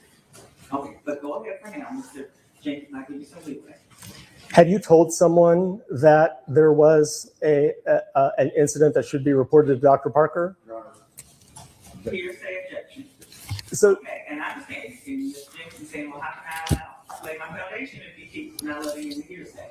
I'll allow it. Go ahead. It's not for the truth of the matter asserted. Truth of the matter asserted is to explain the actions of why the person takes the actions that they take. Go ahead, Mr. James. Ms. Werner, I'm not even asking what you said. I'm merely asking, did you report concerns to another person about JT around the time of recess? I did directly to Amy Kovac. Overrule, but go ahead, repeat your answer. So he asked you, did you report, what was your answer? I did directly to Amy Kovac. And then did you continue to watch JT? I did. Okay. What was your understanding of the teacher or faculty member role in the event of an emergency or crisis at that time? My understanding from it was being brought up to administration.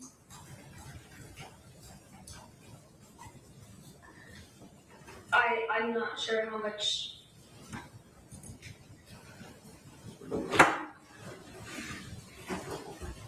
what sentence to put that in when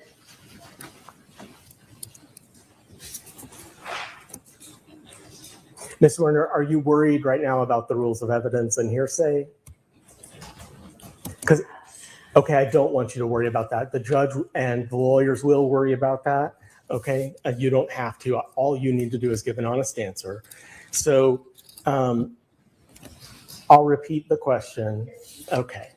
What was your understanding of a faculty member's role when you learned of a crisis? What was your understanding of what you were supposed to do? report it. Okay, great. Thank you. I don't have anything further, Judge. Recross? Yes, sir.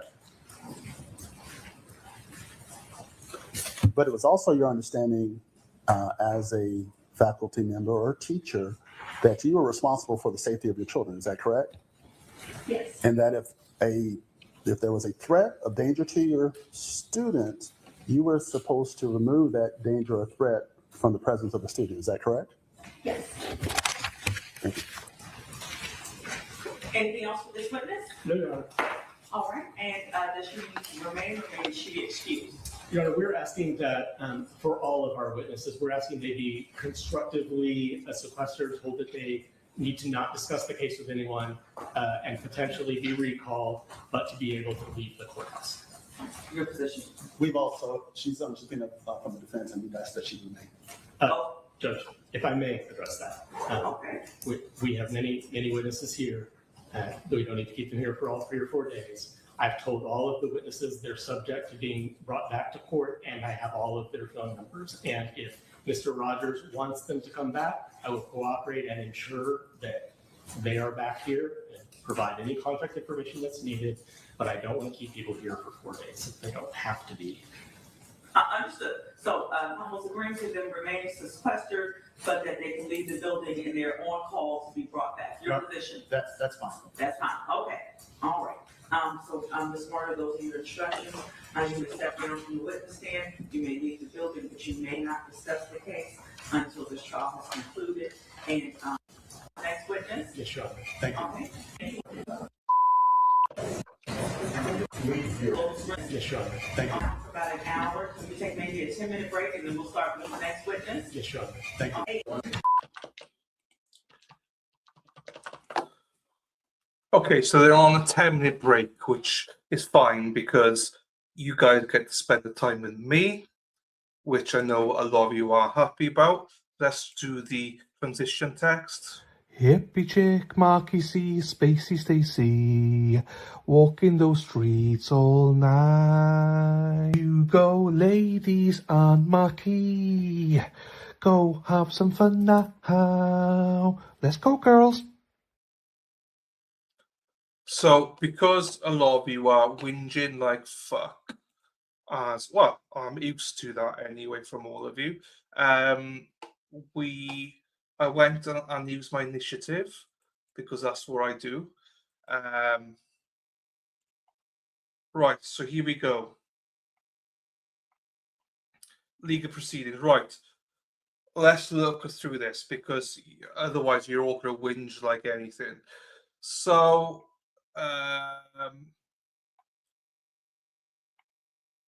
So Abby Zwerner, who was on the stand just now, an American school teacher who was seriously injured when a 6-year-old male student shot her while she was teaching.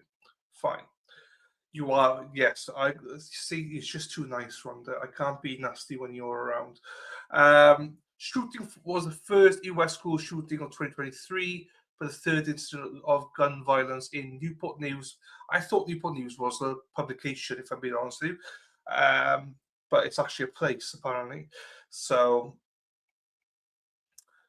reports about the students' previous conduct, including behavioral issues at school, cursing at staff, trying to whip students with his belt and choking a teacher.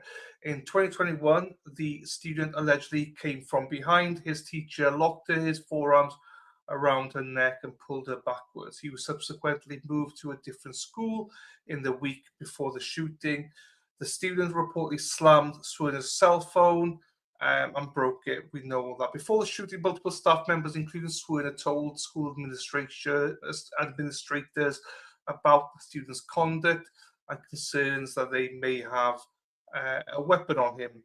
Zwerner first alerted school officials between 11:15 and 11:30 a.m., stating that the student had threatened to beat up another student. A second teacher went to school administrator at 12:30, saying the teacher had taken it upon herself to search the student's backpack. A third teacher told administrators shortly before 1 p.m. that the student had shown another student at recess he had a gun and threatened the child that he would shoot them if they reported it. Reportedly, the teacher was told to wait out the situation as the school day was almost over, while another school employee was denied permission to search the student and his belongings about an hour before she was shot. Zwerner also reportedly texted an unidentified.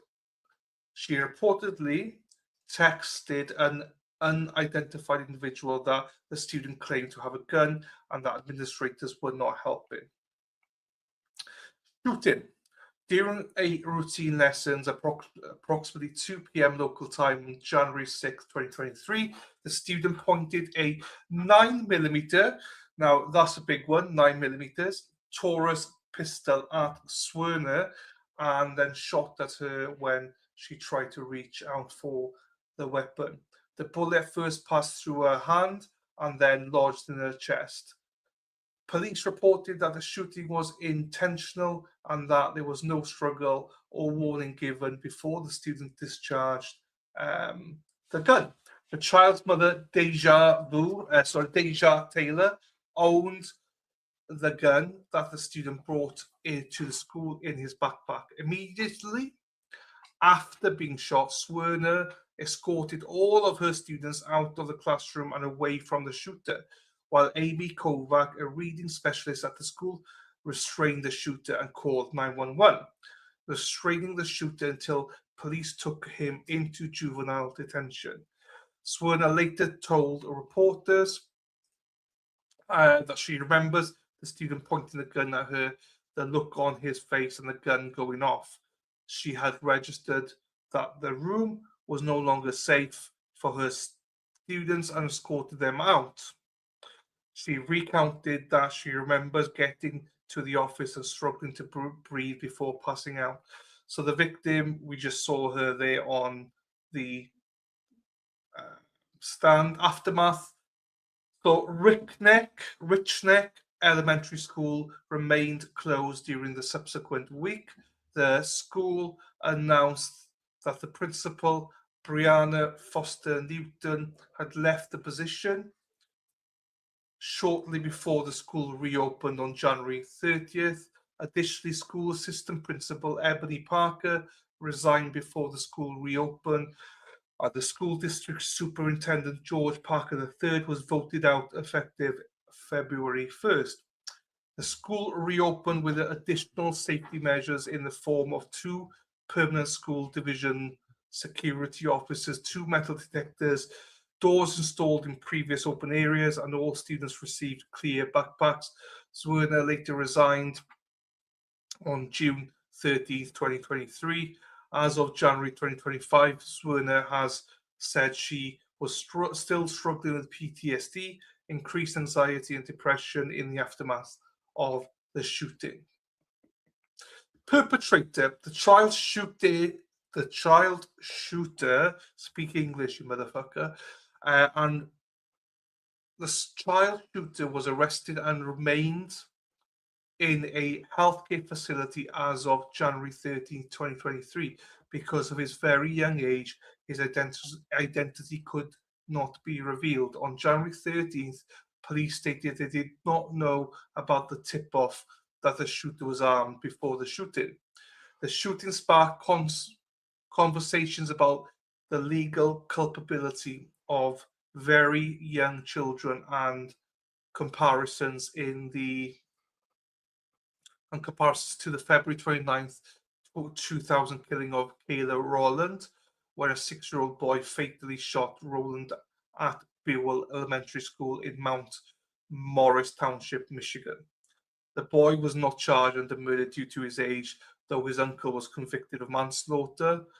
In an NBC News opinion piece, psychologists emphasized the limitations of children's moral development and cognition of events, and called for compassion to be extended to the shooter and for the provision of care and rehabilitation as opposed to incarceration.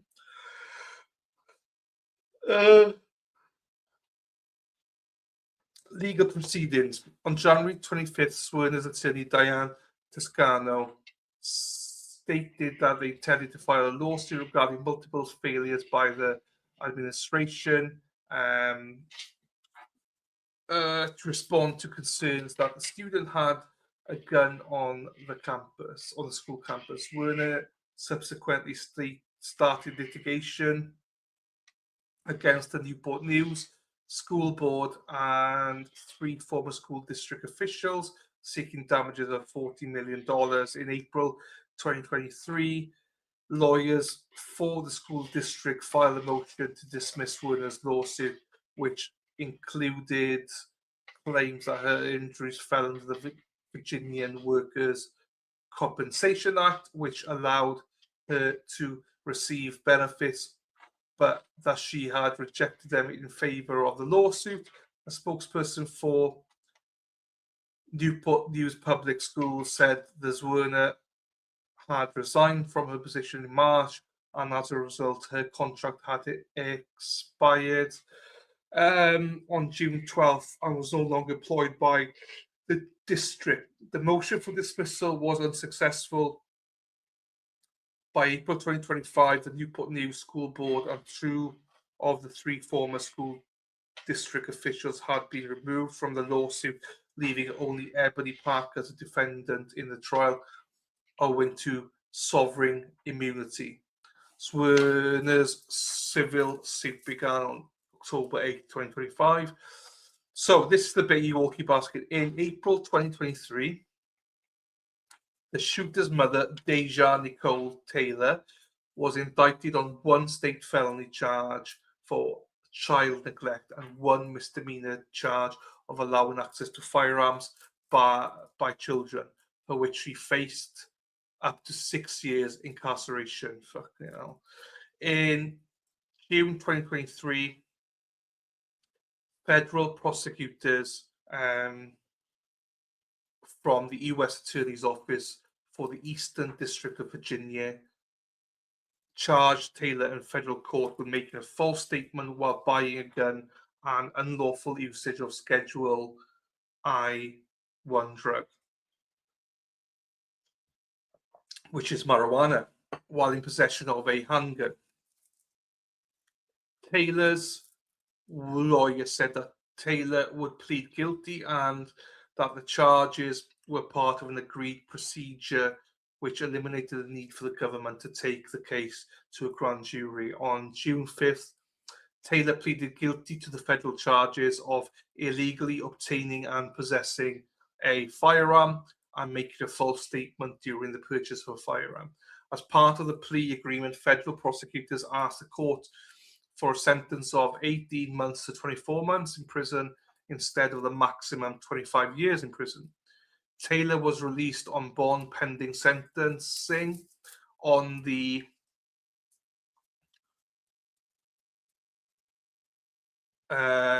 condition that she refrained from unlawful drug use and possession. Her sentencing was scheduled for October 18th. In September, federal prosecutors asked the court to revoke the bond after she allegedly failed multiple drug tests. You just can't fucking help. You just can't fucking help people sometimes. On November 15th, Taylor was sentenced to 21 months in prison. On December 15th, Taylor was sentenced to 2 years in state prison for the felony charge, neglect charges. Her current release date is set for May 13th, 2026. Oh, fuck, she was out last week then.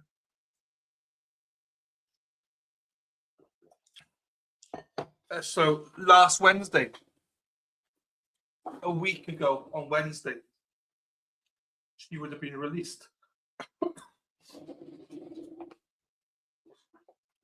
In April 2024, the grand jury charged the school former assistant principal Ebony Parker with 8 counts of felony child neglect. It was reported that Parker was told of the threat but took no action to respond. Neither did anybody else, for sure. According to the report from the grand jury, a trial was set to begin in February 2025 but was delayed in April 2025.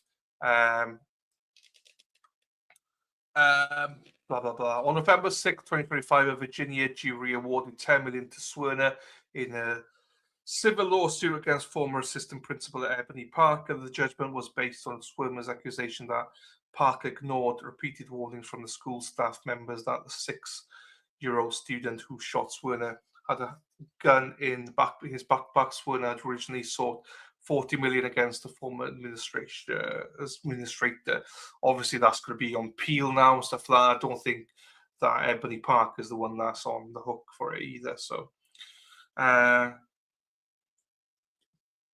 later in January, the parents of the 6-year-old released an anonymized statement via their attorney that stated that he had an acute disability. In May 2023, the family of the shooter claimed that the boy had been diagnosed with ADHD but had started medication and was meeting academic goals, leading to his parents not attending classes with him. The boy's mother also claimed that the boy had accidentally broken Zwerner's phone instead of intentionally breaking it, which had led to the 1-day suspension. Newport News Mayor Philip Jones described the shooting as a red flag for our country, also saying, I don't need to go into all this, sinister events. And on February 16, 2023, another 6-year-old child took a gun to a school in Virginia. The mother of the child in the school claimed that the boy threatened to shoot her daughter. The boy's mother was charged with contributing to the delinquency of a minor and allowing access to a loaded firearm, but by children. The fuck? 2 6-year-olds taking guns to school in Virginia. West Virginia, Mountain Mama. Fuck me. Please. I don't know. Something sounds fucked. Oh, anyway, there you go. So the mother allegedly is out now. So stay away from the virgin people. 2 6-year-olds, people.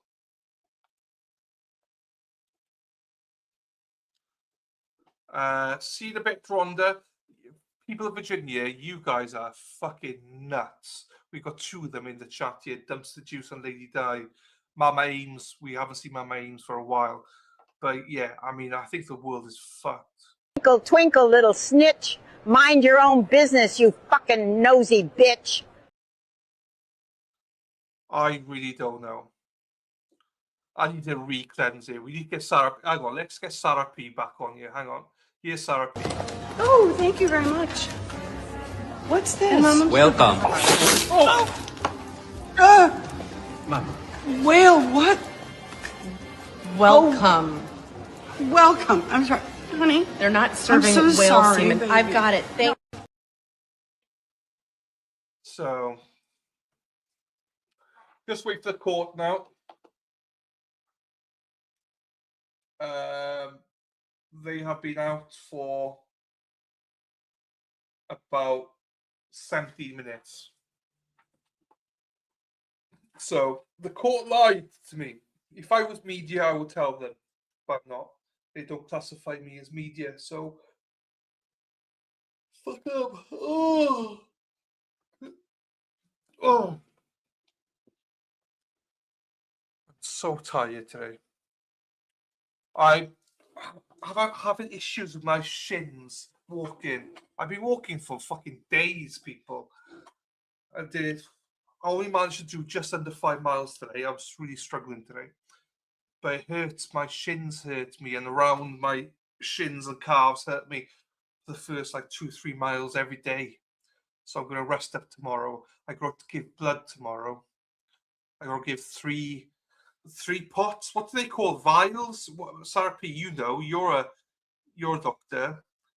Those thingies that you fill up. I got to get, I think 4. Is it 3 or 4 of them tomorrow? At 10:25 a.m. So I'm just drinking water. My veins, they can never find my veins, and they always stick it in, and they say they're very squiggly and they move. Quit your bitching. Hang on, what is she? Guess what?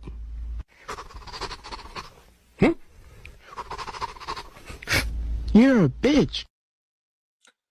They were, what's that thing? You know, when you take blood from somebody, they're taking blood from tomorrow. Those thingamajigs that they put the blood into. Is it vial? Is it not vial? Is it? Those pots, those thin pots. They're probably 3 or 4 inches long and thin. It's what most of you are used to, I think. And I got to fit vials or tubes. There you go. So I got, I think, 3 or 4 of them tomorrow. So clone you. I hate giving blood. It's not that I hate giving blood. It's just they find it, then they take the finger off, and then they go back, and it's like, oh, it's gone. I tell them every time, yes. They're very wiggly, and they're very deep. They're very thin. So they normally fucking stab me 3 or 4 times, 5 times sometimes. Dan, good day, mate. How you doing, Dan? Good day, mate. Pots of blood. Yeah, vial tubes. Vanishing veins. There you go. Veins probably roll. They do roll. They keep on rolling. Da da da da.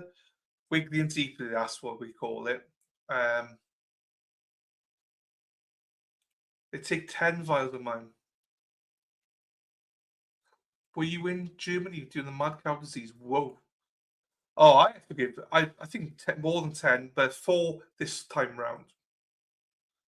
4 this time around, and then the next time is probably going to be another 3 or 4. So I'll probably give not far from 20 each time, a year, I would say. Wiggly and deep, just the way I like it. That's the way I bet she likes it. Wiggly and deep. Hope you're well. Yes, I keep your pants on. My pants are on. I have got shorts on. Done. I was walking in the rain today, so singing in the rain. So stupid. We're singing in the rain. I've not muted this now. No. Exercise increases the likelihood of your veins rolling. We keep on rolling. Yeah, I don't know. At the time, I wasn't exercising. We'll see tomorrow. Oh, here we go. We're back. Sarah P says, who wears pants? She does not like pants. She likes them when they're off. Sarah P's like, if you're wearing pants, take them off. Otherwise, I'll take them off for you. Oh, thank you very much. What's this? Welcome. Whale what? Welcome. Welcome. I'm sorry, honey. They're not serving so whale sorry, semen. baby. I've got it. Thank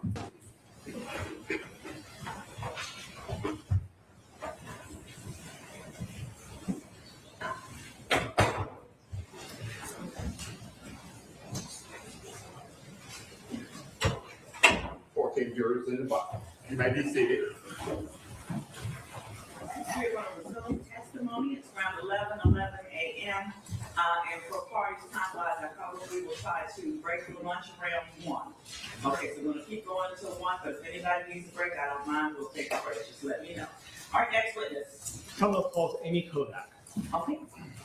Amy Kovac, and I'm saying Kovac. Thank you.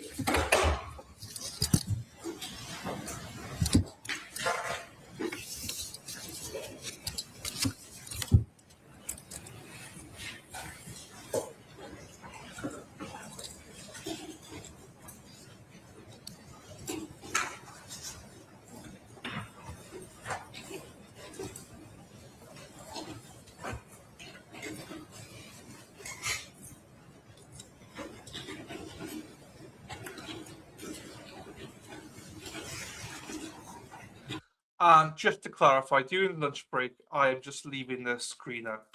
I ain't doing anything. I'm going to take a break for my lunch hour. So before everyone starts whinging, I know Lady Di, you'll be gone because you can't handle it.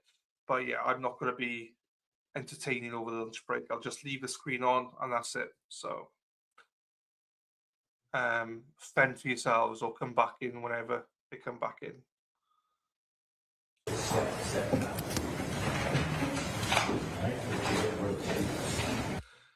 2 words, Dumpster. Fuck you. Please answer questions the attorneys may have. Okay. Good morning. Could you please tell us your name? Amy Kovac, Could you spell your last name for us? Kovac. Thank you. Ms. Kovac, how are you employed as of today? I work with Newport News Public Schools as a reading specialist at Newsom Park. All right. And then I want to take you back to January of 2023. Were you also a reading specialist at that time? Yes. And where were you working? Richneck Elementary. How long have you been employed as a reading specialist total? 12 years total. During your time at Richneck, did you know a student, and I'll remind you that we're not using any student names, so please keep that in mind, but did you know a student by the initials of JT? Yes, I did. How did you come to know JT? Dr. Parker at the time had put him on a modified schedule, and I was his one-on-one teacher for reading during that scheduled time. Okay. Do you know from your own observations and interactions why JT was on a modified schedule? I had heard he had. I was on the modified. Hold on one second. Let's go back one. And how this works procedure-wise is they object, the party gets to respond, and then I'll make a legal ruling, and then I'll let you know what to do. So, and just explain it to you. Okay, so defense is objected. Your response, Mr. Jenkins. Your Honor, if there is hearsay there, I'm not trying to elicit that, so I'll try to rephrase the question. Yes, sir. Ms. Kovac, did you have any personal interactions with JT yourself that led you to believe that he needed a modified schedule? Not before the modified schedule. Okay, understood. So you started working with him in a modified schedule. When was that? It was in early October. And tell us a little bit about how the schedule worked.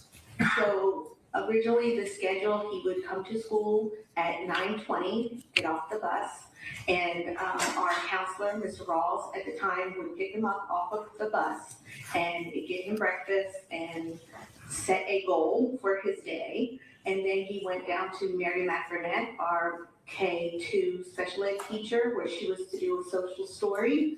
And then he was to come to me around 9:30 or 9:45 and for like 15-20 minutes do reading with me. And then Mr. Rawls would take him into Ms. Warner's classroom. And then he would leave around, I think, like 10:40, 10:45, get his lunch and then go home. And you've mentioned Mr. Rawls. Do you know what his title was there? He was the school counselor. Okay, thank you. I want to speak to you about the morning of January 6, 2023. Did there come a time when you were in the office that day with Abigail Zwerner and Dr. Parker? Yes. And while you were in that office, did you, based on what you heard in that office, did you have concerns? Yes. Okay. Later in the day, did you tell Ms. Zwerner to keep an eye on JT? Yes. Why? Because 2 girls had reported to me that he had a gun in his bag. Okay, what's your objection? May I lay a foundation for the potential use of an exception, Judge? Okay, yes, sir. You've indicated, I believe, that 2 girls spoke to you. We'll hold off on what they told you. Can you describe those girls' demeanor or behavior at the time they're reporting it to you? Yes, I was walking past the room and the 2 little girls had come out to me and said that JT. Oh, wait, hold on. Before you tell us what they said, what I want to know is how they appeared to you. They seemed to be scared and worried. Okay, what did you see in them, what in their bodies or their faces that made you think that? The actions of them coming close to me, wanting to get my full attention and to let me know, and their faces were kind of like expressive to show worry and concern. Okay, and eventually they do tell you something, again, without going into what they said. Do they relate to you about something that has just happened, that they've just seen in the minutes before? This is to establish a foundation to use a hearsay exception, Judge. It's okay, so foundational. Hold off on answering. Let me hear the full question, then I can decide on the objection. Yes, the question is whether the report she receives is quick in time to when she received it. In other words, whether they are reporting something that happened within the last minute, because that's a foundational question for the excited utterance exception. Mr. T. Yeah, I think that's clearly meaning he's asking for, she has not even testified anything about what they said.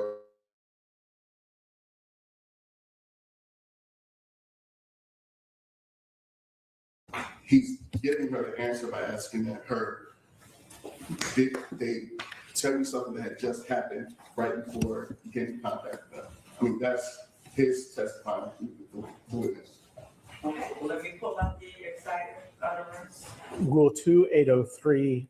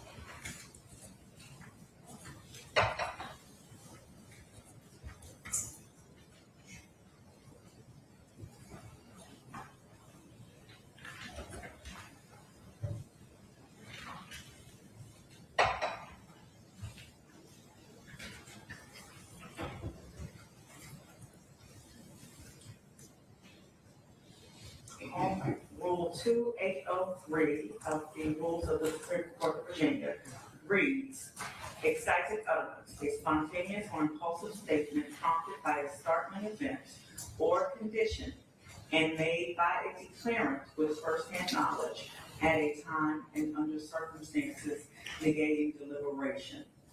All right. Mr. Jenkins, I'm gonna have to sustain the objection because she's not the declarant according to the rules. The declarant would be purportedly that child. Judge, could we address this matter outside the presence of the jury, please?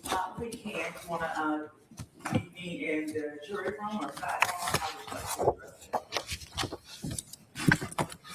If we can address it on the record, it doesn't matter to me. Okay, so members of the jury, sometimes you get more steps in than you wish. I'm gonna ask you to retire to the jury room, please, and I'll take up this objection.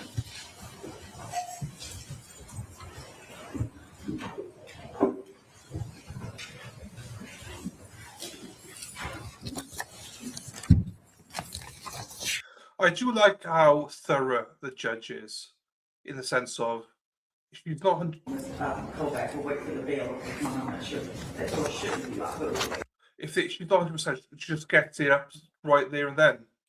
No fucking about. No, like, you know, trying to pretend she knows the rule. And she's like, let's get it up right here on screen for myself to look at. I like that. I like that. Okay.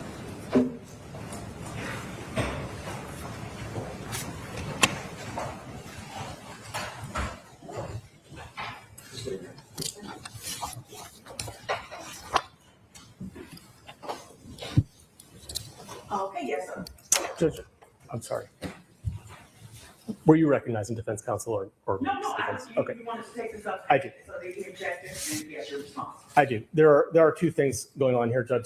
The first is that in an effort to keep things moving, I was asking foundational questions about the excited utterance exception.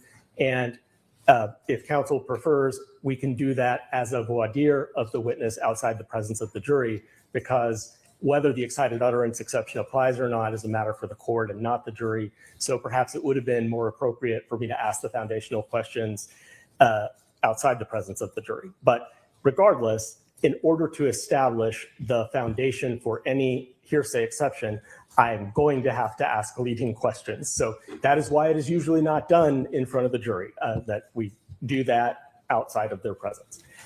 As to the excited utterance, and I will request a moment to pull up some cases, but the rule reads, a spontaneous or impulsive statement prompted by a startling event or condition made by a declarant with firsthand knowledge at the time.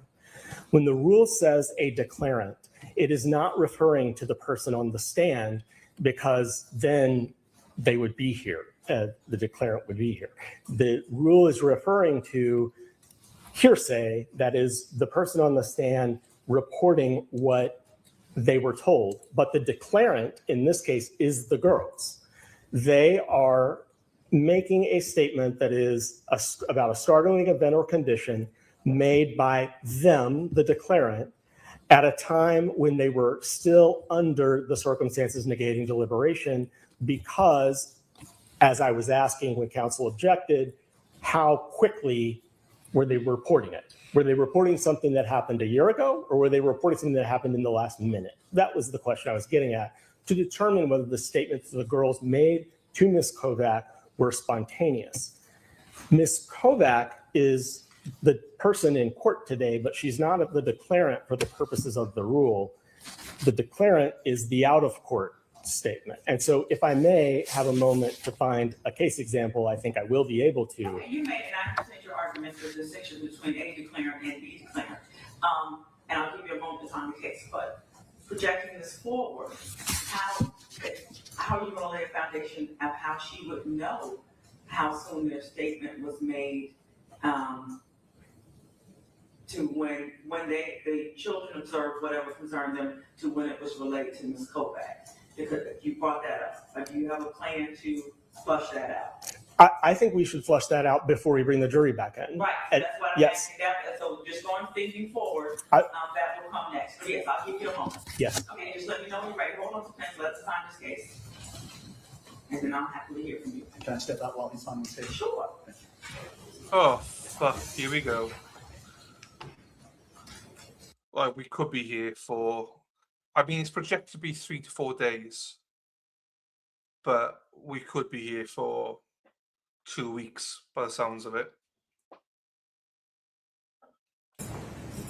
Like I say, I do like the judge. So far, we're only about 2 hours into the trial. Well, less than 2 hours into the trial. So we'll see. What's going on? What's going on is this. You should fucking listen. Stop working and prioritize this stream, for fuck's sake, Lady Di. Fuck. What's going on? I'll repeat myself just because Lady Di has not been listening. Is that they are arguing whether excited utterance can be brought in, basically, in the trial. She can state some stuff. On the stand, the judges, so he's going to go looking for case law. So essentially, to go with his reasons for why she should allow, because she sustained, him allowing him to put for his witness to put some stuff in that he wanted in because it's not from his hearsay, but he says it's excited utterance that she's heard it, so she can bring her in. And now they're looking for case law. The judge has given him enough time to look for that case law, so which I like. So it's good. Judge needs to move her mic closer. I don't disagree with you. Yes, our feelings could change, Judge. Yes, it could. You've been nice late. I know 15 minutes were well up. So fuck it, you know. Lady Di, defense calling everything here, saying persecution over the bullshit. Yeah, I think, that's why I think this judge has been good, you know. I think she's been fair so far. Bex. Bex is a pain, but sometimes she can be okay. Not very often, though. I totally agree with you, Lady Di. I totally agree with you. I can't understand shit the court is saying today. Clear your ears out. Two cocks fighting. Morning, Bex. Only one I forgot, I think. There you go. And KD, I did say KD. Good morning to KD. I think I've seen everyone else. Another CG as well was in here earlier. Angel. Fucking no chance. Delan is drunk. Why am I drunk? Why am I drunk now? I have not drunk today. Good morning, Jonathan. I knew it. Oh. This could have been a smooth operator, smooth trial, but I think this trial could drag on. Oh, here we go. Is there anything? No. I thought that the attorney was back, but oh shit. Why does it do this? Ah, for fuck's sakes. Oh no. Okay, I'm back. I'm back, thank God. I do too. Hello, Erin Hack. How are you? Hope you're doing well. Erin Hack, she drives a bus, yellow bus, yellow bus. Erin Hack, she drives a bus all day long. Erin Hack, we have dumpster juice in here. She's accusing me of being drunk. I still hear it in my dreams. We've gone through it. We've gone through the whole story. So we did break it down earlier on during the first break. So I think we're good. What the hell is up, Erin? Hey, Bex, Di, Jonathan, Sarah. Hey, dumpster juice. Lol. Oh shit! I paused it. But we do agree that I think the majority of us agree that we like the judge so far.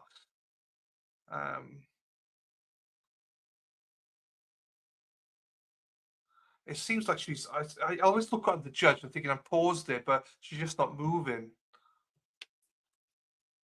She's just not moving. We keep on moving. Where's it gone? Where's it gone?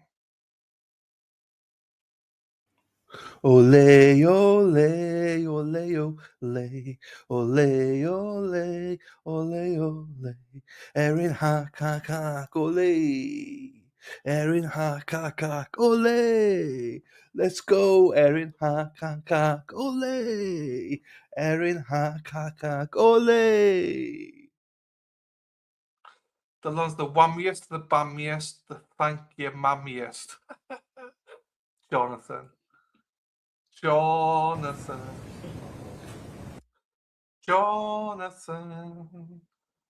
Bye.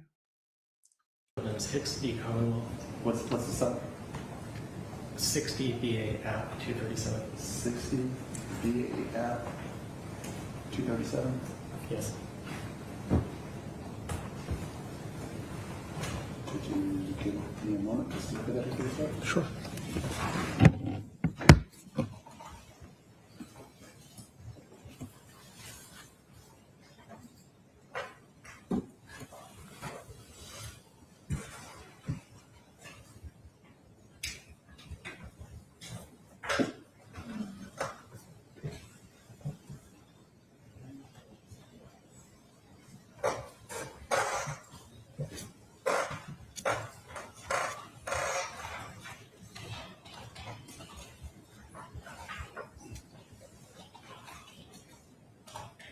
Do you have a case, Ms. Rogers? I do. I'm trying to just read it so I can. Okay, well, we're gonna move on. Go ahead, but we're gonna have to do two things at the same time. Yes, Mr. Jenkins? Yes, Your Honor. The case that I would cite for the court is Hicks v. Commonwealth, HICKS. It is 60 Virginia App 237, May 29th of 2012. I cite the case only because it is an example where a witness is on the stand and is allowed under the excited utterance exception to testify that the victim of a shooting said he'd been shot. So the declarant in that case was the victim who had been shot, excitedly declaring something spontaneously, while the witness in court was someone else entirely who just heard the out-of-court statement. That's what we have here. Ms. Kovac has heard, I believe we can do voir dire to ensure, has heard an excited utterance from these two children, and they are the declarant that the rule contemplates. Thank you. I'll respond. Yes, Your Honor. I agree with Commonwealth that the declarant can be someone other than Ms. Kovac. However, in order for the excited utterance exception to apply, again, we can go to the death or the rule. Excited utterance is spontaneous or impulsive statement prompted by a startling event or condition and made by a declarant with firsthand knowledge at a time and under circumstances negating deliberation. Ms. Kovac cannot testify to whether these declarants had firsthand knowledge, whether it was at a time and under circumstances negating deliberation. She has no details about that. She would have, because she's not able to, the girl's not here, she's not able to testify to any of that. So the excited utterance exception would not apply.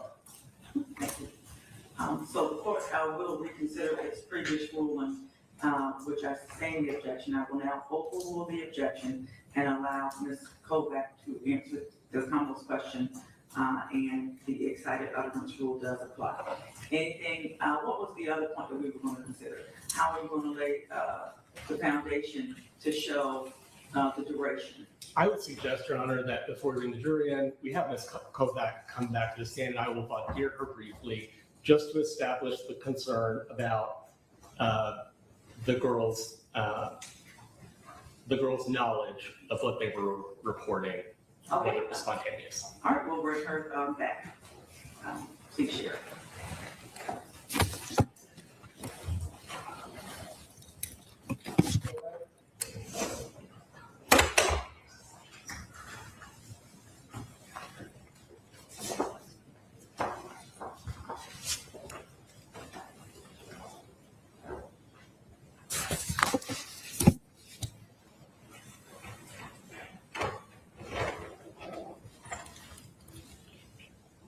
Okay, if you please return to the witness stand.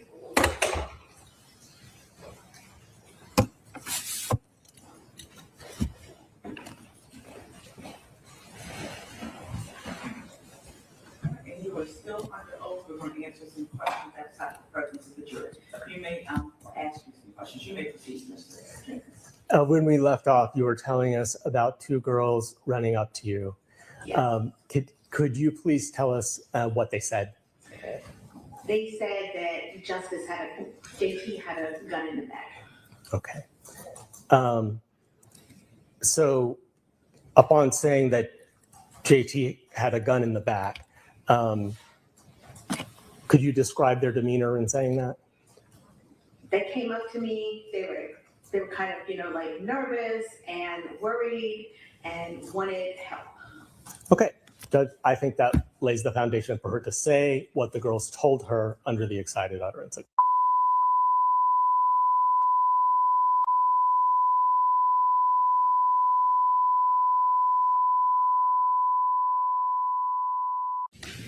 How long after well, first of all, how did they know that Justice had a gun in the bag?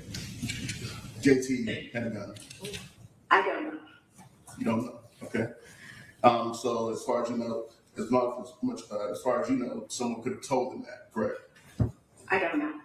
Okay.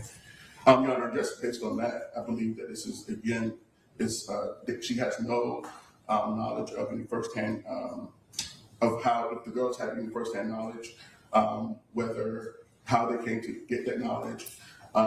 So then we run into hearsay, possibly hearsay within hearsay, if the girls heard from someone else. She doesn't know. And so I believe, Your Honor, that this does not come in. Response. The standard in I'm sorry. There's one other thing. Okay, Mr. Jenkins, yes, sir. How do you know how long? Well, you don't know. You don't even know whether they saw the gun themselves, correct? I don't know. Okay, and you don't know. So there's no way for you to be able to know whether they are talking about a gun that was seen or by someone 5 hours ago, yesterday, correct? I don't know. They reported and I acted. That's my question. Your Honor, again, I don't believe it qualifies as a hearsay rule. The legal standard to be applied at this stage in determining whether an evidence exception applies is preponderance of the evidence. She has told us about the girl's demeanor, that they are agitated in that moment, and they say that JT has a gun. I think that to apply the exception, I think that is sufficient for the court to find that it was that they had firsthand knowledge. They were coming and asking for help in that moment, and that it was spontaneous in that they are physically having a reaction to something clearly that they have just seen. And so on the preponderance standard, I think we've met that burden, and she should be able to testify as to what the girl said. The evidence is admissible. I will allow again. I will overrule the objection, and can we call the jury back out? Yes, Your Honor. Okay, Chair, if you kindly bring the jury back out, and just go back and just take it. Go back. Yes, okay. I didn't want to call you know that. Keep it.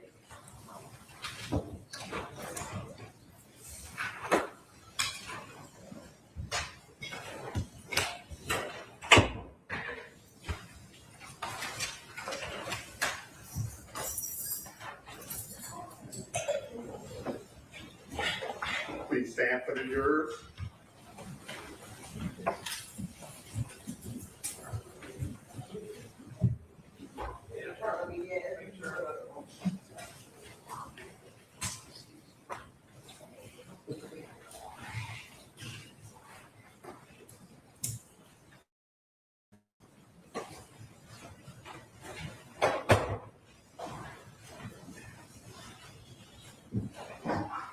Looks like 14 years in.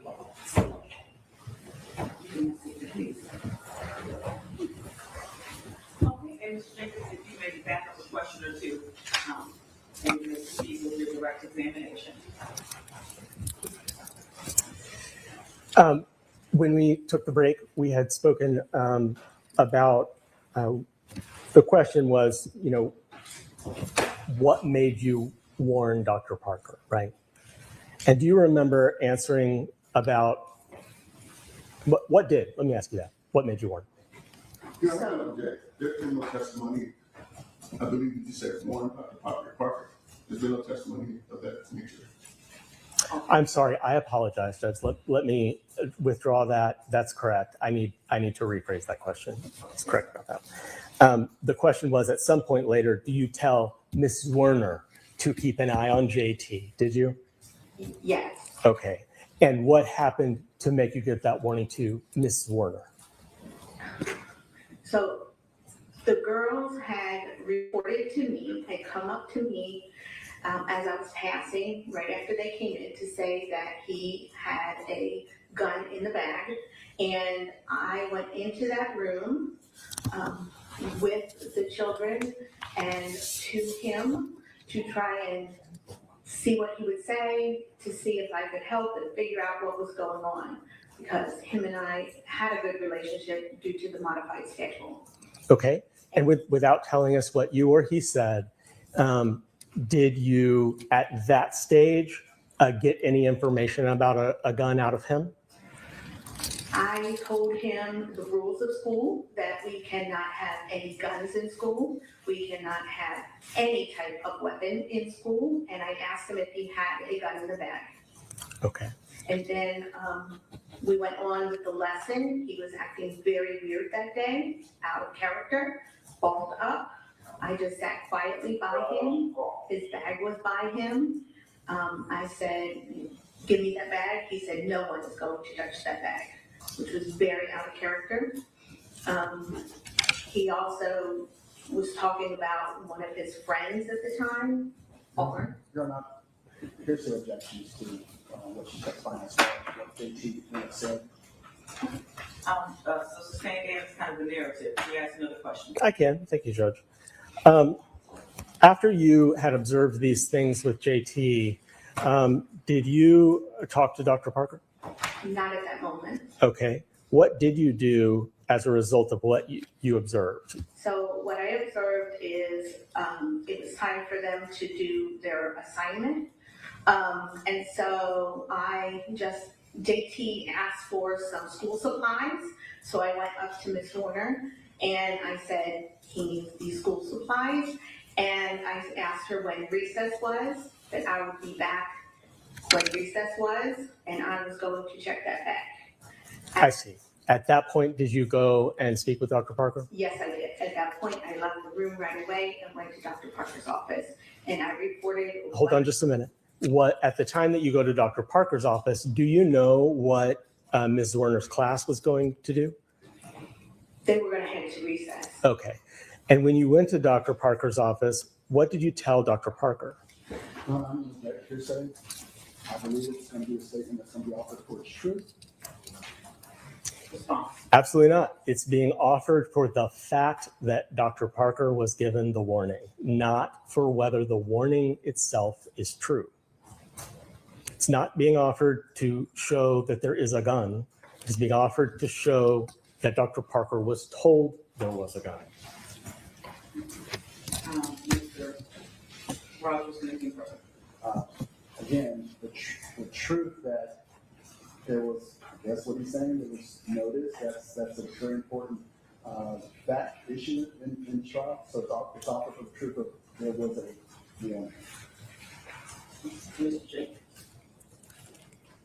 I am offering it for the truth that there was a warning. I mean, absolutely. But I'm not offering it to prove there was a gun. And also, Judge, it's a present sense impression. If the court were to find that it's hearsay, which I certainly would argue that it is not, it's also a present sense impression. It's an excited utterance for that matter. It's not offered to prove the fact that there was a gun. It's offered to prove that she was told there was a gun. Let's pull up the hearsay rules.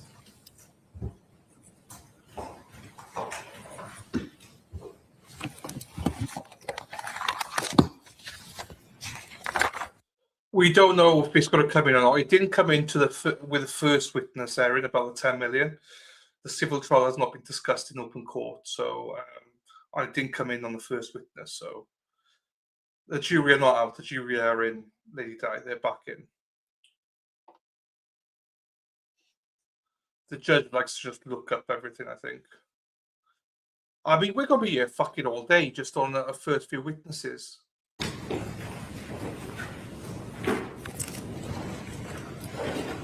Judge, if I could direct the court to a particular rule and section. You may. 2801, subsection C,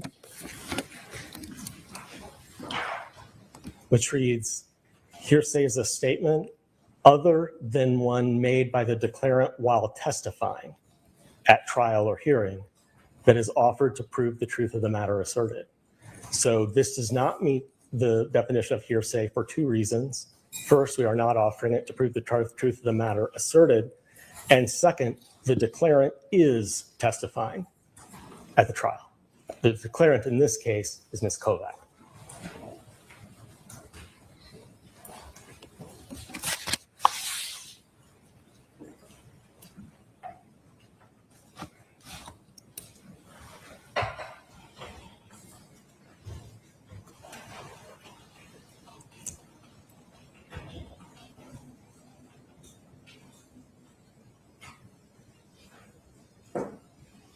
And respond to the defense. Your Honor, I'll say it. Hearsay is a statement other than one made by the declarant while testifying at trial. Anything that was said outside of her statement on the stand is a statement other than while testifying at trial. So if she said something to Dr. Parker that's other than while testifying at trial, she can testify as to what she observed, but she cannot testify as to something that she said to somebody else. So the court's ruling is that it is admissible. There is an exception to hearsay, not only under Rule 2:801, but under Rule, because it's hearsay within hearsay, is what the children told her that she didn't relate to somebody else. So under 2:805, hearsay within hearsay, it's not excluded if each part of the statement can come in under another exception. So the children's statement comes in under the excited utterance, so therefore it can come in as hearsay within hearsay. So I will overrule the objection, which means to the jury you can consider the response. Repeat your question, Mr. James. Very simply, what did you say to Dr. Parker? I went to Dr. Parker and I told her that two girls came to me and said that JT had a gun in the bag. And I told her that, that's what I told her, that I was warned that he had a gun in the bag. I told her what I did in the classroom, that I sat in the classroom with him, that he was acting very weird that day, out of character. Okay, and so you relayed that information to her. Is ultimately, was there a discussion about any additional action that would take place related to the bag? I told her that when they go to recess, that I was going to go back and check the bag. Okay, did Dr. Parker respond to that? She just acknowledged it with like a nod. Okay. All right. So what did you go check the bag? At that point, I left. We were doing makeup state testing, so I went to my office, which is past Ms. Warner's room. And Ms. Warner had texted me at that point. Okay, I'm gonna have you hold off right there. Okay. So just jump with So me. I went- Okay. Did you at some point go to the room? Yes. Okay. And Yes. what So did I you do? went- When they were at recess, I went back to the room. I checked his bag. Inside his bag was a puzzle, a math book, a little coin token, and then a calculator in the front pocket. Okay. And what happened next? After I checked the bag, I went back to Dr. Parker's office to let her know that I checked that bag. I told her the same items that were in the bag that I had seen. Okay. And what did you do next? After that, I went back and I went back outside to Abby and the class that was outside at recess. Okay. I'm going to pause you right there. While you're outside at recess, without saying what anyone said, were there discussions among the teachers? There was only her outside with her class at that time, and then I came outside at that time. Did you and Abby talk? Yes, And had you and Miss Werner, again, without saying what the content was, had you and Miss Werner also communicated by text message? yes. Okay. Now, as a result of those communications, again, it doesn't matter what was said.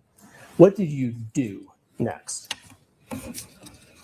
So, from the result of the text, I then went and checked the bag. I then went and reported a second time to Dr. Parker. Then I went outside to speak to Abby to see if he would come to me because of what she had said in the text. So he was behind the rock wall, did not come to me. And then I told her again. But wait, you told who? I told Abby. Okay. Are there two conversations with Dr. Parker? There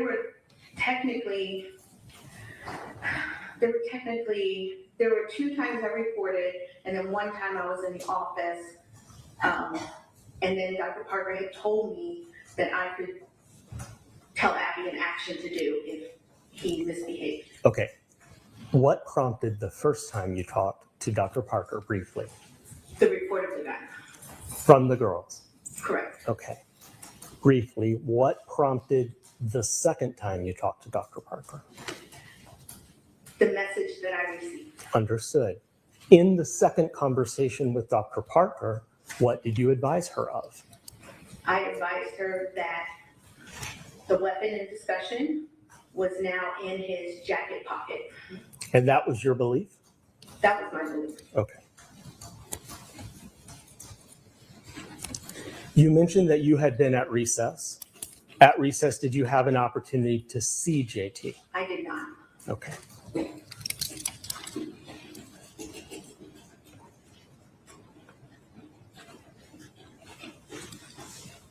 According to your understanding at the time, what was the protocol for teachers or faculty members to follow when they believed there was some crisis developing? According to the Richneck handbook, we were to report to our administrators. No, I'm going to object. Hearsay, talking about something in the handbook, it's in all for true. Response. Your Honor, I just asked if she knew it, and it is knowledge that she had. She's not reading from anything. She doesn't have the handbook, so she's just saying that she has that knowledge of the policy. I will allow parents to go forward.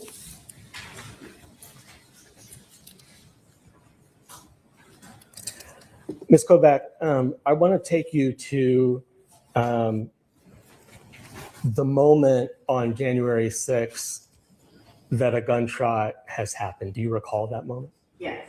Okay. And what was your first thought and what did you do? My first thought was he had that gun, he shot it, and I walked in that room. He hit me. By in that room, in Abby's room, room 11. Okay. He hit me. Okay, hold on. Let me walk you through it.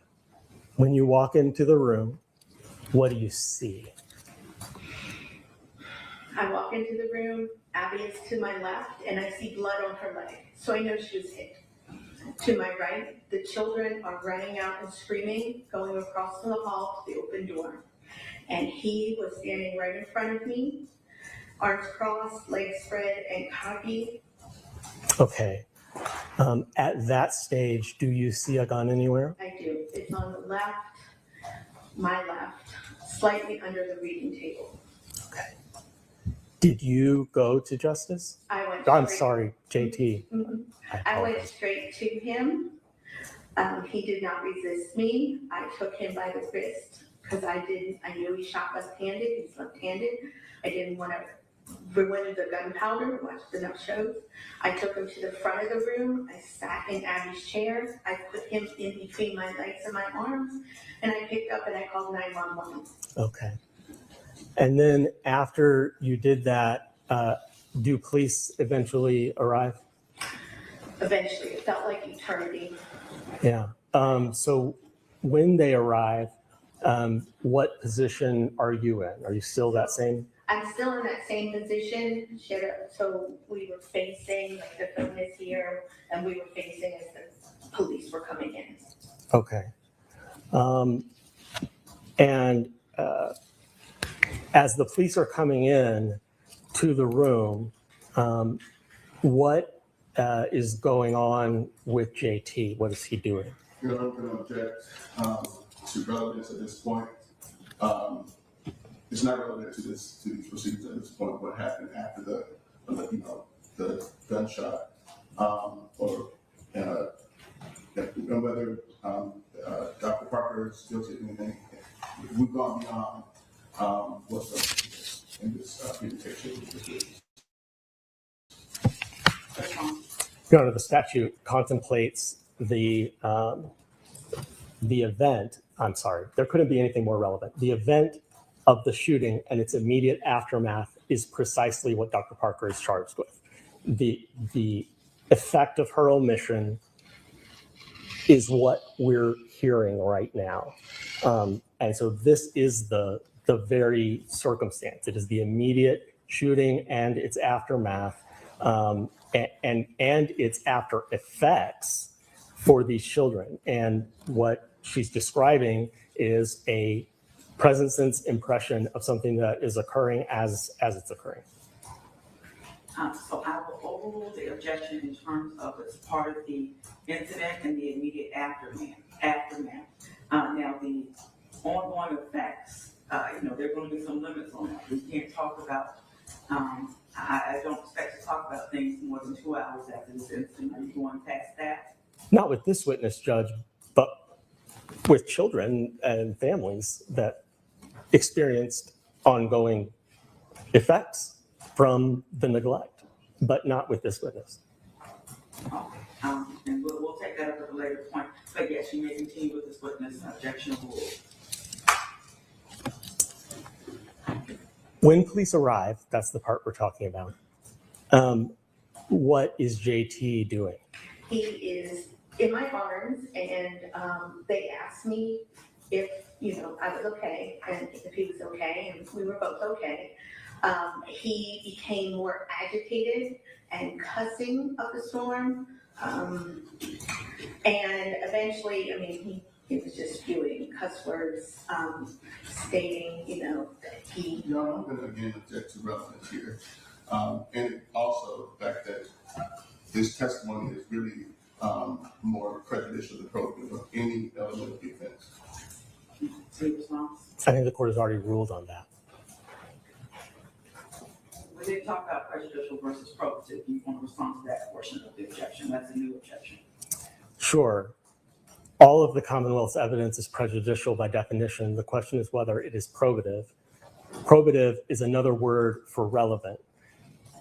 Dr. Parker is charged with neglect of children that caused a shooting, and the testimony is about the shooting and its immediate after effects while there is still a gun on the floor, while police are arriving. So it is relevant, it is probative, highly probative, and therefore admissible. So to the two-part objection from the defense, the court overrules it. The first part I previously ruled, so I note your continuing objection. As to the second part, prejudicial versus probative, it has to be, I think, substantially outweighed according to the admissibility standards in this case. Therefore, I rule it. I'm going to allow the testimony. You may consider it. Do you need him to repeat the question? No. Okay, you may finish your answer. Okay, he was in my arms, he was getting agitated, he was cussing. I told him Mrs. Kovac does not like that language. He turned, gave me the finger, and then when I turned my head back, he punched me. My glasses went off, and I said that I was done, and I turned him over to the police. Okay, and at that point, did you leave the room? At that point, I did leave the room. Okay, thank you. Now, Ms. Kovac, if you know, were police wearing body cameras while they were in there that day? I knew that the one police officer said that he had the body cam on and got the whole transaction and my assault on the body cam.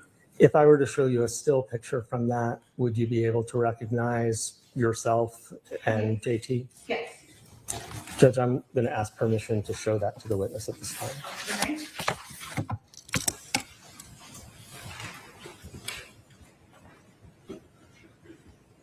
And are you approaching the witness stand, or are you going to display it on the television? First, I'm going to show it to defense counsel, then approach the witness stand until I've laid a foundation to show it. Oh, yes, sir. Thank you.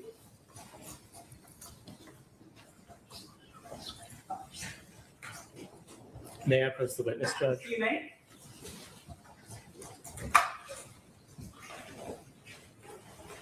Just gonna ask you to take a look at that. Can you see it? Yes. I'm gonna return and ask you some questions. Okay.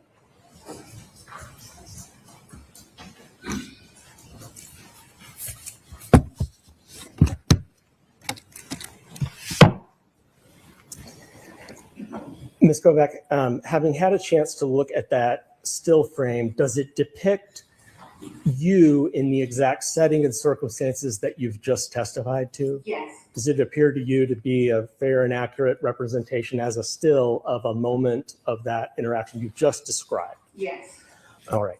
Judge, I am going to move to admit this into evidence as Commonwealth's one. It is a video that is approximately 2 minutes and 51 seconds. It depicts the things about which she has testified. She's not showing video. She was showing effectively a picture that showed her sitting with this child in her arms. There's no way, based on that, just seeing a picture, that she can properly authenticate that video. So what we need to do is exclude the jury, let her see the video, and then she can testify that what that video portrays accurately describes what her did. Right now, just based on a picture that doesn't authenticate, effectively it's a picture, doesn't authenticate the video. Your Honor, additionally, Your Honor, I believe the video is cumulative. And again, it's just shown to prejudice Dr. Parker. Is the prejudicial value substantially outweighs any probative value that a video of the interaction would have? Judge, I'll address the first one. It sounds like it's an authentication objection. I was hoping we would avoid sending the jury out, but counsel is right. If we, to authenticate the video, I need to show her the video and let her authenticate it. So. Okay, yes, because you said it's still photographed. That's right. Now we're talking about 2 minutes and 51 seconds. But I mean, if you could just play it without the volume, if that's adequate, I don't know, then she can just watch it right there in the witness stand. For her, before we publish it. yes, without the audio for her purposes. But yes, if that's sufficient for authentication, and again, I don't know, I haven't seen it. That's sufficient for me. Okay. I don't know. And then what was the second objection, prejudicial versus probative? And cumulative, Your Honor. And say, I didn't hear you. Cumulative. Cumulative. Okay. So I overrule on both of those. And Mr. Jenkins, are you able to play it? Yes, Your Honor. And so again, he's going to approach and play it pretty silently. Yes, ma'am. We're still having trouble hearing. Still having trouble hearing them. Okay. Mr. Rogers, I don't have a microphone. I don't know what we can do. If they still can't hear you. Yes, ma'am. Nobody ever has trouble hearing me.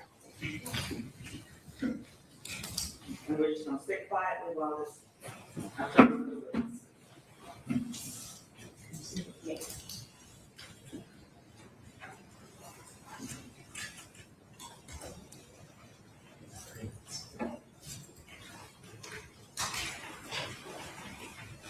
And while she's watching that, should she be able to state that it's a fair and accurate representation, are you going to put it on the big TV? That is the point. Is the podium turned on? It takes about 2 minutes to warm up. It is on. I Okay. tested it earlier. Get it started, it's not started. It looks like someone has changed the TV since I tested it earlier. Though, Okay, 'cause so we it's- need to find the right source. Input. I did it on.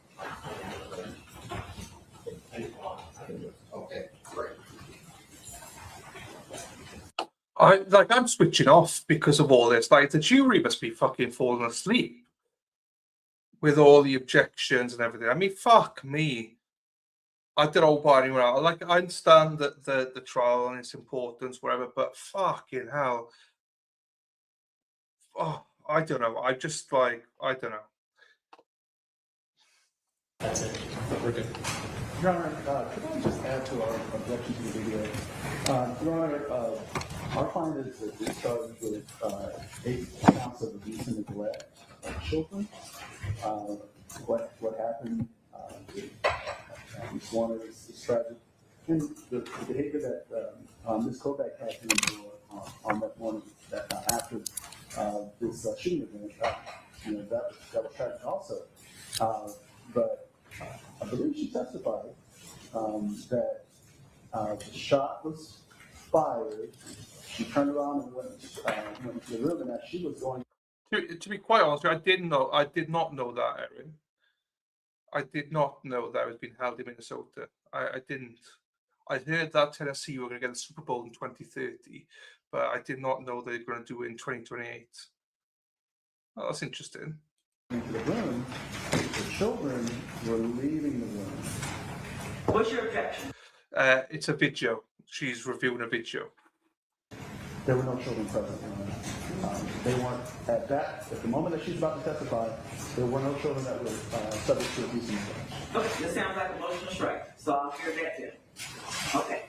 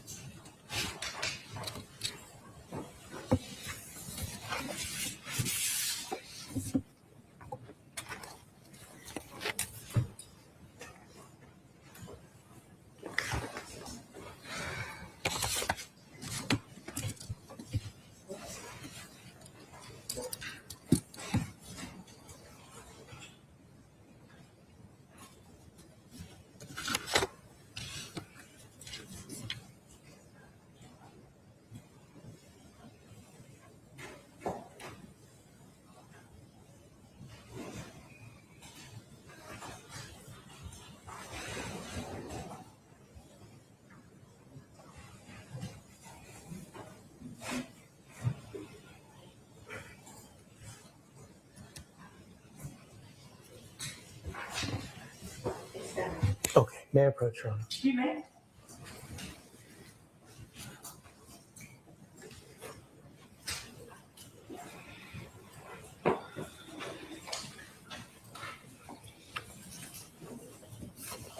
Ms. Kovac, you've just watched a video. I'm sorry, is that yes? Yes, sorry. Thank you. Does that video fairly and accurately show what happened in those moments that you were just describing in your testimony? Yes, it does. Judge, I do move the video into evidence as Commonwealth 1. Defense, we already objected, so there's some noted, no parole, and you may play the video. This will be marked, again, you said Commonwealth 1? Commonwealth 1, Your Honor.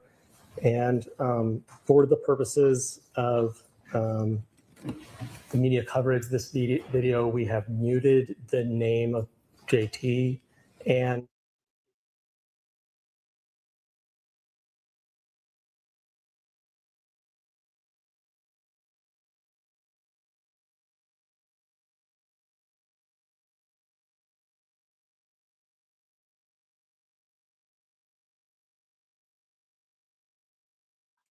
So I imagine we're not allowed to see it then. I knew that they would have to mute certain things, but John, as in John, her husband, in Minnesota, and then we'll get the taxi back home there. Erin Hatchie drives a bus, yellow bus, yellow bus. Erin Hatchie drives a bus all day long. So they're probably watching it and we're not allowed to see it, I imagine, because they've blurred the screen out and they've muted everything. So, oh,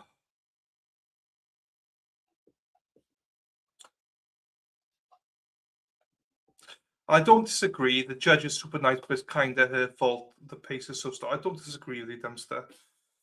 It's just now it's starting to get a bit like we should have been well done with these witnesses now. We should be on like the 4th or 5th witness by now. So the pace of this is going to be very, very slow. I'm not sure that we're going to, that this is going to be like 3 to 4 days, like they said.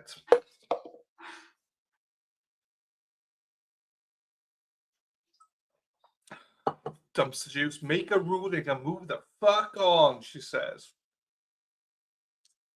Don't need full arguments from both sides for every single defense objective. I liked it at the start, but now it's getting a little bit too much.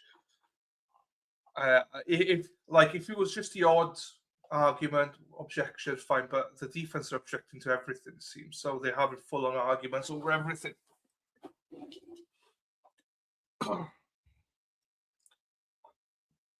Oh!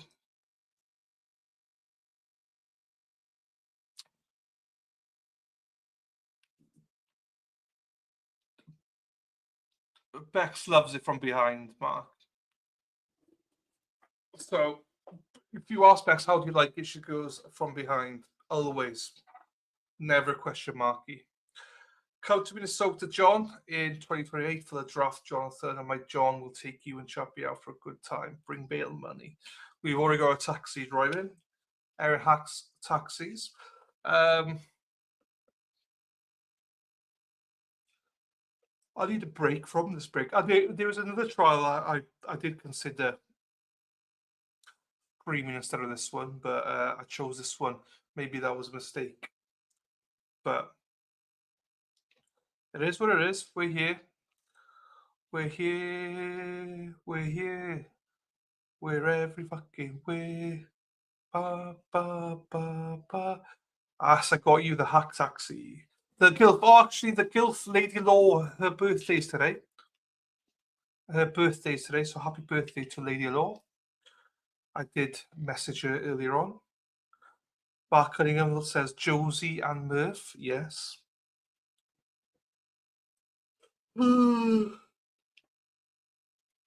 It would, Jonathan, I know, it would, wouldn't it? Can you imagine seeing this girl? Zara P, Zara P, Zara P, Zara P, Zara P.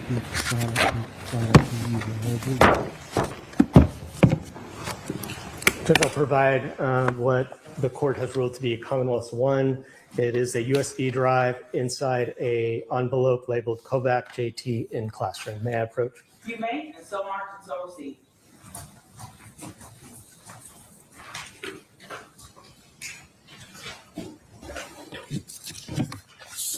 Thank you, Ms. Kovac. I don't have any more questions for you, but please answer any questions from defense counsel.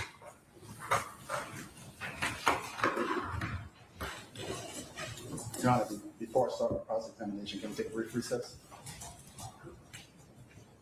Okay. Or can I just step out? Yes, you can step out. We'll just be quiet. Yes, sir.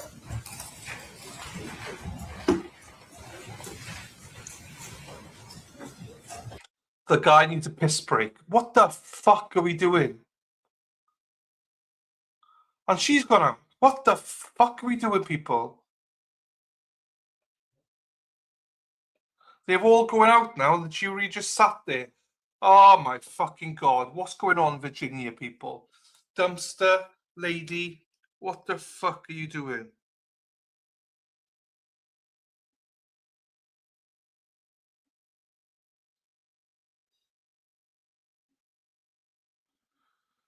What are you two doing in Virginia?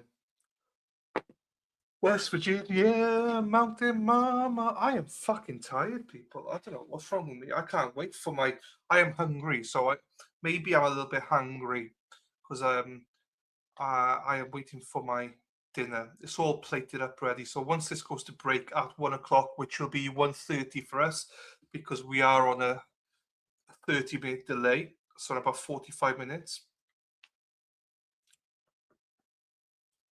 And I have a chicken breast. We're all like a breast. So I got chicken breast, coleslaw, homemade coleslaw, pasta with sweet corn and peas, garden peas with some salad cream, nicer version of mayonnaise. What else do I have? Some lettuce, cucumber, tomatoes. I have one boiled egg as well, nice and cold, ready. And then tomorrow I'm going to have a baked potato with coleslaw, some cheese, and chicken breast, because I've got enough chicken breast for 2 days. So that'll be nice. Then what is it tomorrow? Wednesday tomorrow. So I'm at the doctor's tomorrow. Thursday I am going shopping, taking my mother and my niece shopping. So so there's that. Right. So I will say this though, right? I have understood from watching food videos from America and the UK. I understand now why in America you have to season everything like way too much. It's because your food is just full of like toxins, basically. They're just full of chemicals. So you have to over season everything. In the UK, we don't have to over season stuff. This is why, for me, a pinch of salt is fine. You guys have to put half a tub of salt in. And you want to put garlic powder, peppers, pepper, paprika, or everything in there, because basically your chickens and your food is so tasteless. Here, they taste good. So we don't have to over season. So that is a big difference, I think, in food. I think people would be shocked. I think Americans that come to the UK love our food. Love our food. Because they're like, whoa, that tastes much better than what we have in America. America is just full of chemicals. Like, I love America. You know, I love the American women. You know, I love some of the American food. I'm desperate to try some of the food. I want to try the, look at this, we're turning into cooking fucking channel. I want to try Sarah P's cum gravy with biscuits and chicken. I want to try the fried chicken, mashed potatoes, corn, cum gravy, and all of that. I want to do that. I want to try some Mexican food for sure. I want to, I don't know. I'm not sure what else I would. I like salt, but I try not to use it. I also, Bex, I did put another pinch of salt in today. I did 7 miles yesterday and nearly 5 miles today. So I drink one of these and I put some salt in it. And then, yeah, here he comes. I hope he washes his hands. Anyway, so. Cross-examination? Yes, ma'am. All right, please do.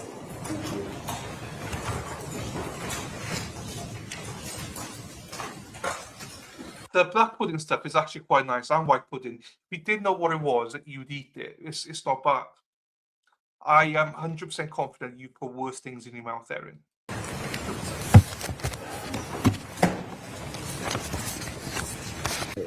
And I believe you testified that you have been a reading specialist for 16 years? 13 years. And how long have you actually been a teacher? 33 years. A lot of experience in the school system. Correct. Is that entire time with Newport News City Schools? No, the first 10 years were in King and Queen County. I've been with Newport News for 23 years. Okay. All right. And would you agree that you had actually spent a lot of time with JT prior to this incident? On the modified schedule, yes. So from October through January. So you were used to his ups and downs, is that correct? Correct. Okay. He had good days? Yes, with me. Okay. And obviously, even prior to this day, he had some bad days? Correct. Would you agree that the Wednesday prior, just immediately prior, he had a bad day? Correct. Were you there to see and observe his behavior on Wednesday? In the classroom? After the classroom incident? I was in the office when he was brought up. Okay. All right. And are you aware who brought him up? Mr. Rawls. Okay, all right. Do you know why he was brought up? He didn't tell me then. I called for the buses at that point. Okay. But you knew there was an incident in the classroom, that he was brought out of the classroom, is that correct? I knew that he was in an incident and was carried to the office. Okay, all right, okay, good. All right, so would you agree that it's the teacher's responsibility, primary responsibility, to make sure that the students in their classrooms are safe and protected from any harm? It is the teacher's responsibility to teach the children, to have a schedule for the children, and to handle disruptive behavior, not excessive behavior, is my understanding. Okay, so you would agree that if there's a disruptive student in the classroom, the teacher has the authority to remove that child from the classroom? She can usually call for help. That's what I would do. So you're saying no, a teacher cannot remove a student from the classroom for disruptive behavior? I mean, to another classroom. It just depends on what the classroom plan is and the school's rules are. So yes or no? I don't know. You don't know? Okay. All right. Have you ever removed a student from a classroom for disruptive behavior? In my classroom as a general ed teacher? Sure. Or as a reading specialist? A general ed teacher? Yes, I've moved into another classroom. Okay. All right. You would also agree that a teacher has the ability, if a student is disruptive, to take them down to the administrative office? If there's someone to watch their class if needed. All right. So obviously, you don't want to assign any blame or responsibility for the classroom teacher for JT's behavior on that day. Is that correct? Objection. This calls for speculation. Is an opinion about whether she wants to assign something to somebody. I'll let the court rule on it. Rule is cross-examination. He's allowed to fully vet the witnesses. It's not my place. I mean, I don't know it. I can't think for somebody else. I can only think for myself. Okay. All right. So let's start when you first became aware that there may be a problem with JT. Okay. I believe it was the incident with the two young girls. Is that correct? For that day? For that day. No, that was not the first time. Okay. What was the first time that you had any kind of indication that JT was having a bad day? When Ms. Zwerner came in to report that he had been acting up in the lunchroom, and she was reporting to Ms. Parker. Myself and Ms. Harris were in there because it was testing. We had just returned our tickets. Dr. Parker did not look up at her, did not acknowledge her. Okay. You did not observe this behavior yourself. This was just something. I did observe that behavior. What observed? What? Not just his behavior. That's what I'm talking about. I'm talking about JT's. But Dr. Parker and Abby's behavior, I did observe. Okay. All right. And then you had the encounter with the two young girls. Is that correct? Correct. All right. And so it sounds like, based on your testimony during direct examination, that that you believe the girl's assertion that JT had a gun. Is that correct? Correct. Okay. So obviously, if JT had a gun, then he presented a danger to the students in his classroom. Is that correct? Correct. Correct. Okay. All right. So you went to investigate that. Is that correct? I walked into that classroom to speak with him. With the belief that he had a gun. Is that correct? With the belief that there was a possible weapon. Okay. All right. And so, and you observed that he was acting off. Is that correct? Correct. Okay. You, along with his teacher, had the authority to remove him from the classroom. Isn't that correct? We had already told her that I'm talking about your authority. You had the authority, along with Ms. Zwerner. I don't know. Okay. All right. But even with you indicating that you believe that he had a gun, you spent some time with him, and then you left him in the classroom, even though you believe that he had possessed a gun. Is that correct? I left the classroom to report as required by my school. If a student had a gun, Don't you believe it's required that you separate that student from the other students so he doesn't present a danger or harm to those students? Objection's been asked and answered 3 times now. All right, whoa. Right. Whoa. What the fuck? So you're telling me that you suspect that he has a gun and you're happy to follow protocol and leave him in the classroom? What the fuck? If you suspect he has a gun, you fucking grab him and isolate him. You do fucking something. You just don't go, oh, hang on, let's follow the rules. So if he shoots the fucking school up, I follow the rules. What the fuck?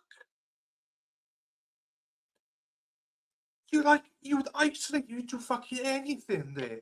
You don't. I am flabbergasted right now by this attitude that she has. Flabbergasted. What the fuck? I'm lost. You're trying to pin this on the assistant principal because you follow protocol and trying to say that she did wrong when these teachers had ample opportunities to sort this themselves. This is mind-blowing. And she's sitting there on the stand, giving attitude. I'm fucking flabbergasted.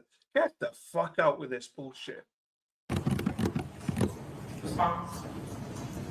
Your Honor, I'm just trying to make sure that she clearly indicates what her responsibilities are regarding the safety of the children. Yes, one last time.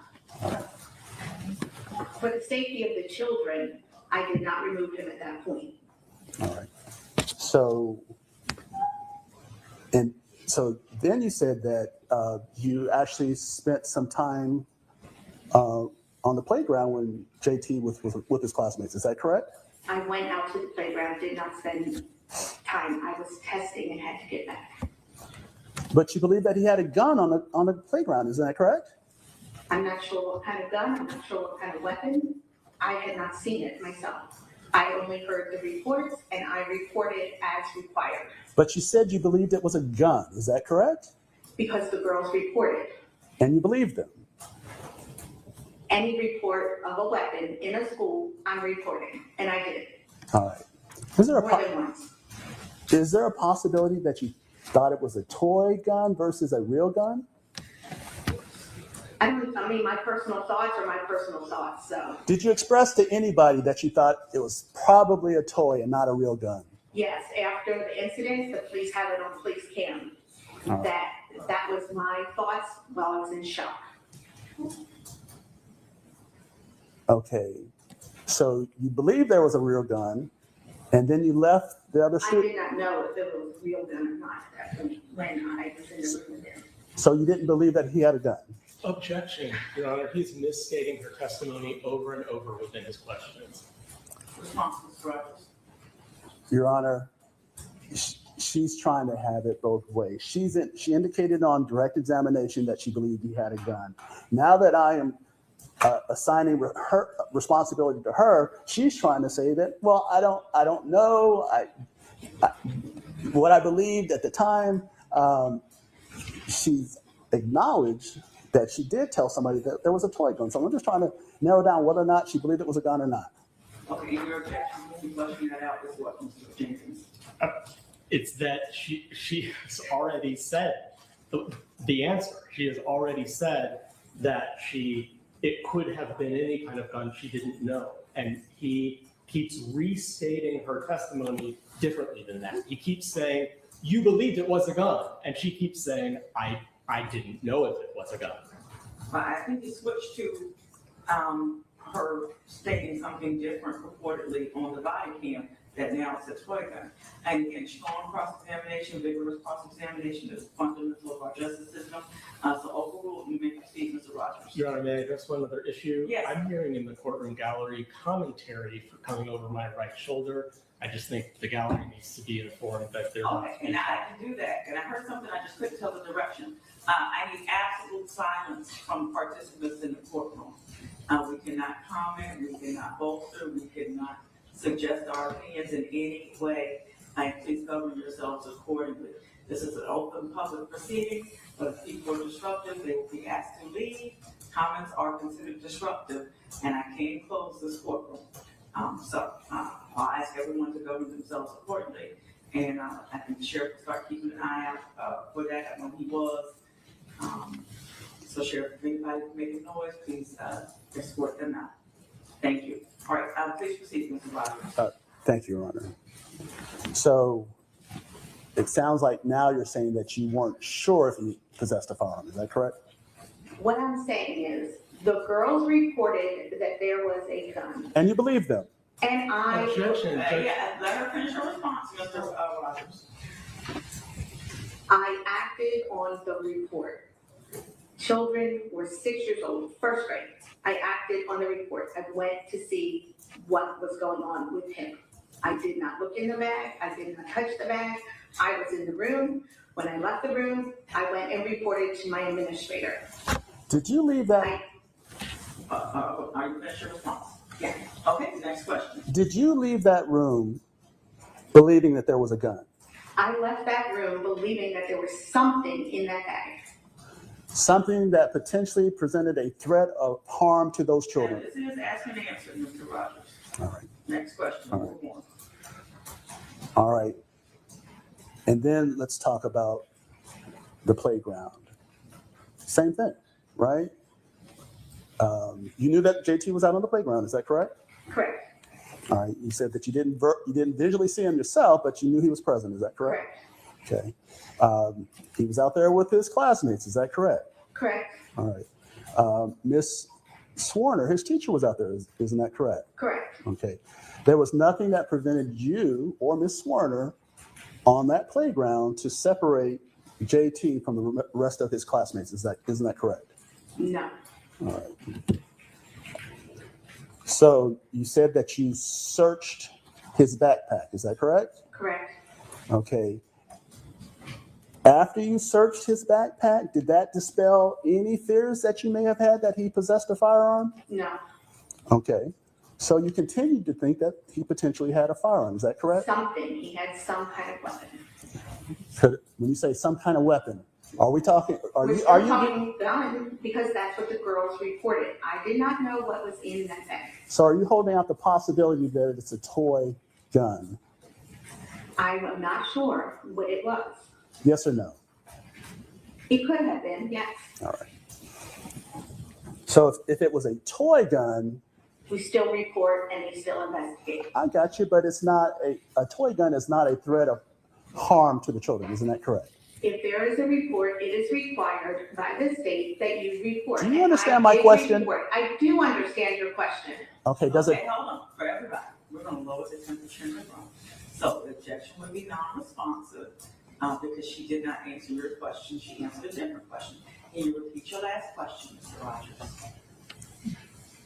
Do you believe that a toy gun presents a threat of harm to those students? He couldn't.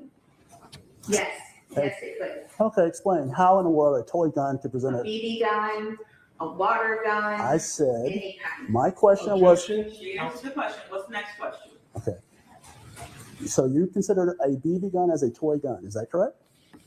It's a gun. You report for any type of weapon. I reported. All right.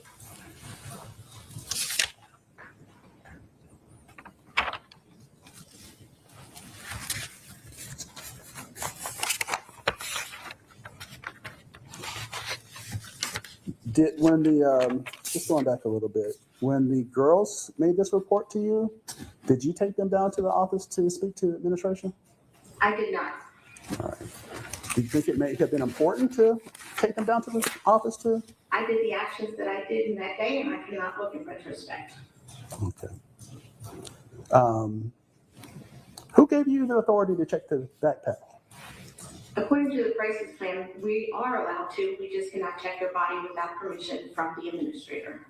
Okay. So did Dr. Parker give you the authority to check the book bag?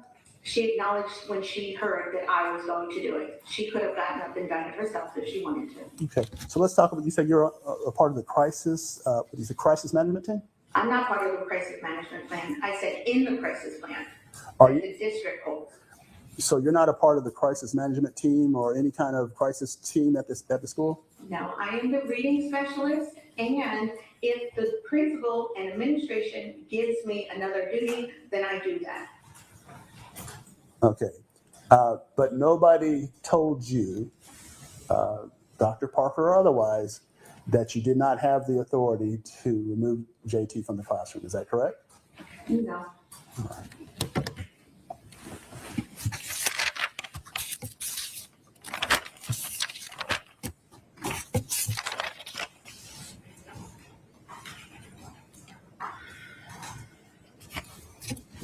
When the police arrived and you were holding JT, were there any students in the classroom? No. Okay. At what point did the students leave the classroom? When I was walking in, they were coming out. Okay. So by the time that you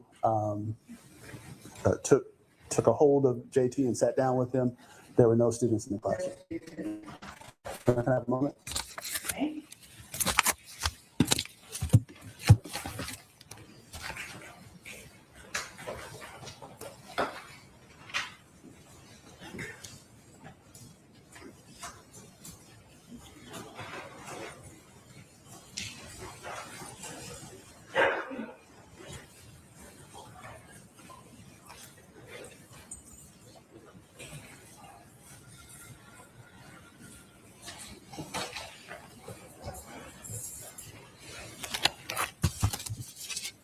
After the firing of the firearm by JT, one of the steps that you took was to call the police. Is that correct? Once I had a hold of it, yes. Okay. So that phone was readily available to contact the police? It was her school office, her school phone. Okay. Were there also walkie-talkies that could be used to communicate with administration? There is, but I did not have my phone or my walkie because testing had just finished. And state testing, we do not have that. So I had none of those. But you did have the classroom phone that you could have easily called down to the administrative office. Isn't that correct? After the shooting, I did call. I was busy the whole time. All right. So before then, you took no steps to call the police. Is that correct? Correct. And okay. So, but you did communicate with administration face to face. Is that correct? Correct. All right. Several times. All right.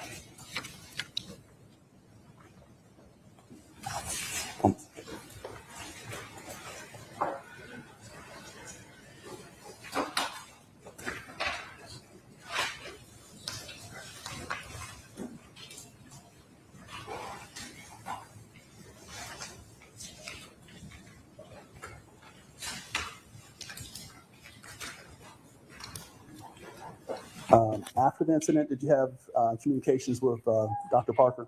Yes. Okay. You understood that she was very upset about what the things that occurred on that day. Is that correct? Well, first of all, I was in shock that day. I did speak to her. We were considered work friends. So I checked in on her. I asked her if she called her husband. I asked her if I could use her phone to call my husband. Okay. And you indicated to her that the events that had occurred on that day were unfortunate. Objection, hearsay. Okay, so go ahead, finish your entire question and then I'll move on to the next. You indicated to her by some communications, by text or in person, that you believe that the events that occurred on that day were not foreseeable. Is that correct? Okay, and hold on, that's where I'm going to go. Okay, and your objection is what, you touched out a little bit more, Mr. Chamber. So he's asking about an out-of-court statement offered for the truth of the matter. He's asking about the out-of-court statement that she said to Dr. Parker. So that is hearsay. I'll submit to the court. Okay, so suspend. All right, so do not answer. Next question, ready?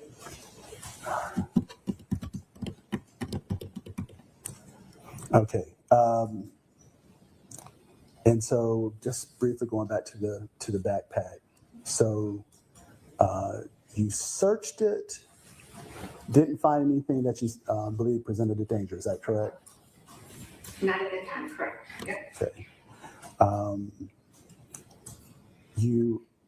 Did you observe at all JT on the playground? Did you observe what he was wearing? You know, anything that he may have had in his pockets? No. All right. John, I'm going to check with my co-counsel one more time, and then I'll think I'm done. Yes, sir.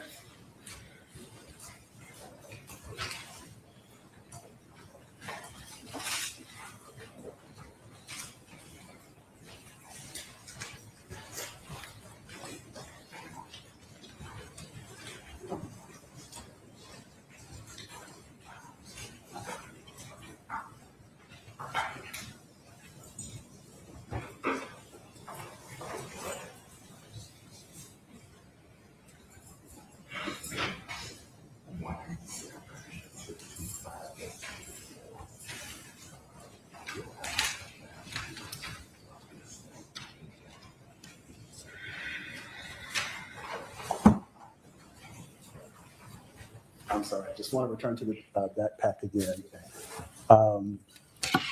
When you asked JT to search, to let you look into his backpack, and he said no, was that alarming to you?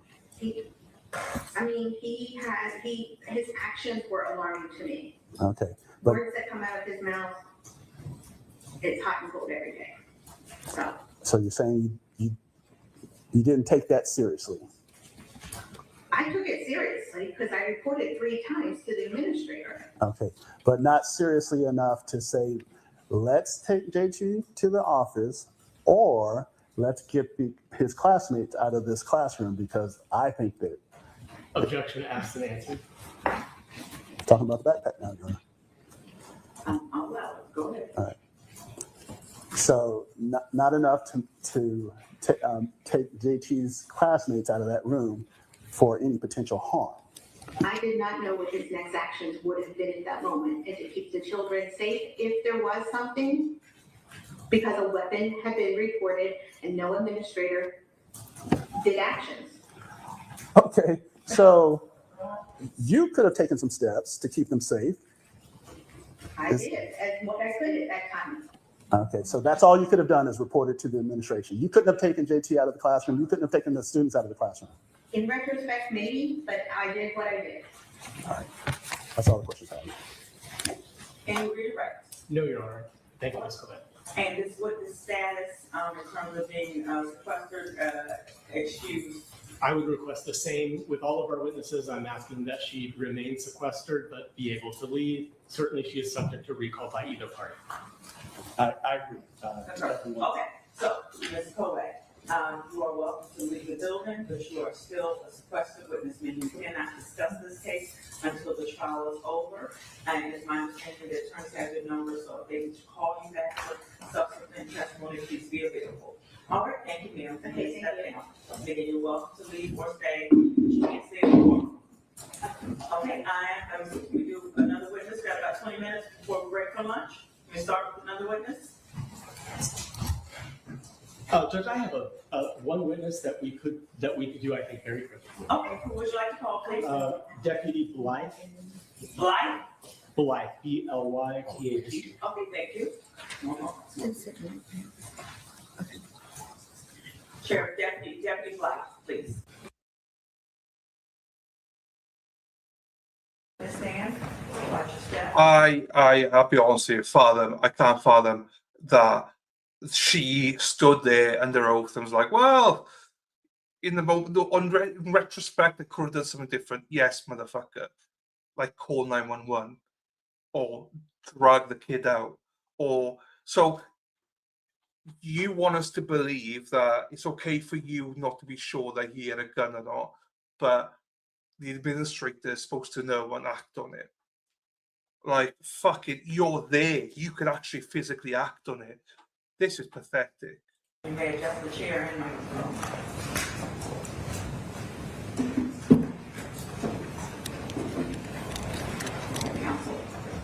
Good afternoon, sir. Please tell us your name. My name is Thomas Blythe. I'm a retired deputy from Newport News Sheriff's Office. And were you working as a deputy on January 6, 2023? I was. And on that day, did you have occasion to go to Richneck Elementary School in Newport News? I did. I responded to a radio call of an active shooter at the school. All right. And did you go to the school? Yes. And what did you do when you arrived?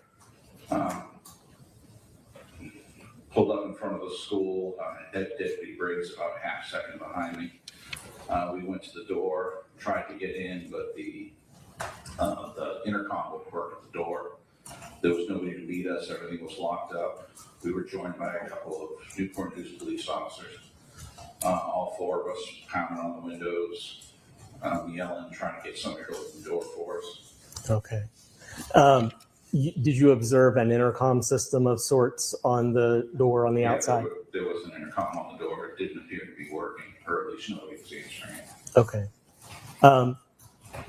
Eventually, does someone let you in the door? After about a minute, it was I think it was a janitorial staff. Okay. Opened the door for us. And roughly how long were you out there prior to a janitorial staff opening the door? I think by the body camera it was about a minute, maybe a minute and a half. Okay. Felt like in Turner. Yeah. Were you armed and willing to go in and confront? Full uniform, armed, responding to what we thought was an active shooter. All right, thank you. I don't have any further questions for you. Please answer any from defense counsel.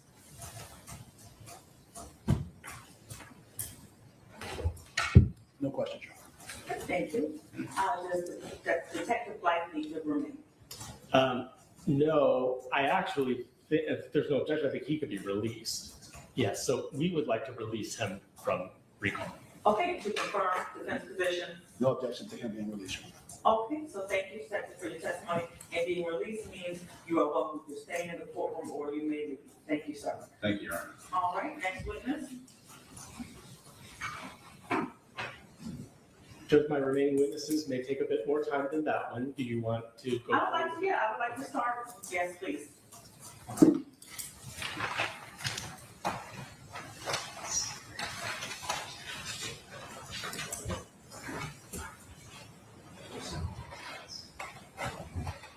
I'll call Brianna Foster, please.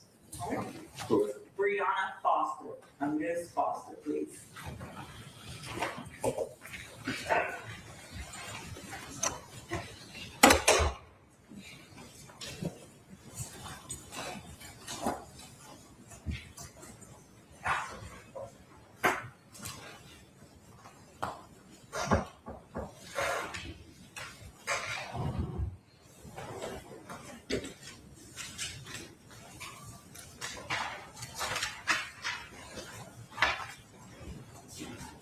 There she is. Hello, Tracy. How are you, my darling? Nice to see you. Hope you're doing well with a Bruins hat on you. Hope everything's well with you, Tracy.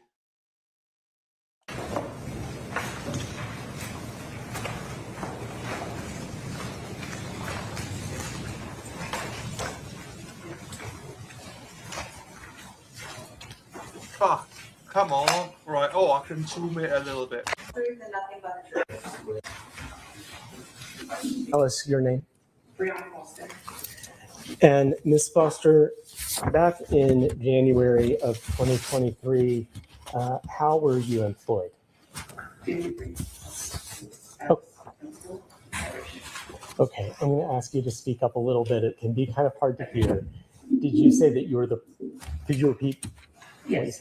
And I was employed with Newport News Public Schools as a principal. Okay, and what school were you a principal at? Richneck Elementary. Okay. Ms. Foster, if you know, had your school at Richneck Elementary Oh, this is a principal that they dropped the charges for. That's in the civil case. adopted a crisis and emergency management plan? Yes. And if I were to show you the plan, would you recognize it? Yes. Okay, Judge, may I approach? You may. Yes, yes.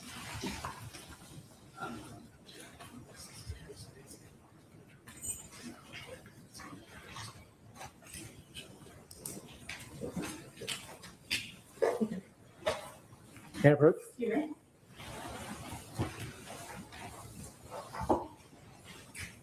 Just take a look at that document there, and I'll ask you some questions about it. You don't have to say anything about it at this point.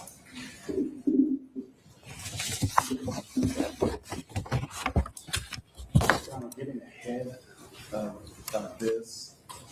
If they're going to try to take anything out of that document, it's going to be offered for the truth of the matter asserted, and I'm going to be objecting to that document as hearsay. All right. Understood that's coming, and when it comes right, I'll be ready to hear the objection. So, Ms. Foster, just let me know when you've had enough. you see there's two mics. One is hidden behind here somewhere. That is the courtroom mic for the court. This one is the mic for the stream. So that's the nearest they can get, that mic, I guess. So they got two mics to speak into. So it's quite tough, I imagine. So they obviously concentrated on this mic rather than this mic. So Enough time to look at that document.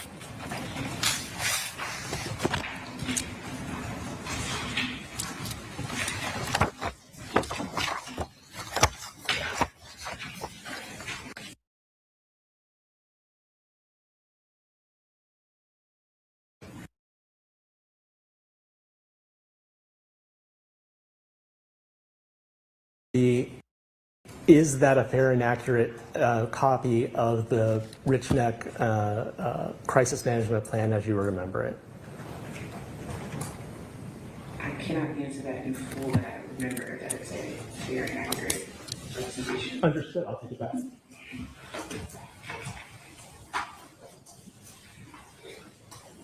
hello, J-Mac. Nice to see you. Hope you're doing well. At the time that you were working on January 6th of 2023, were you aware of the crisis management plan? Yes, I do recall that we have one. Okay. And what was the purpose of having a crisis management plan at all? You're just required to, every school is required to have one. Okay. Was it your intention that you would follow the crisis management plan in a crisis? Yes. Okay.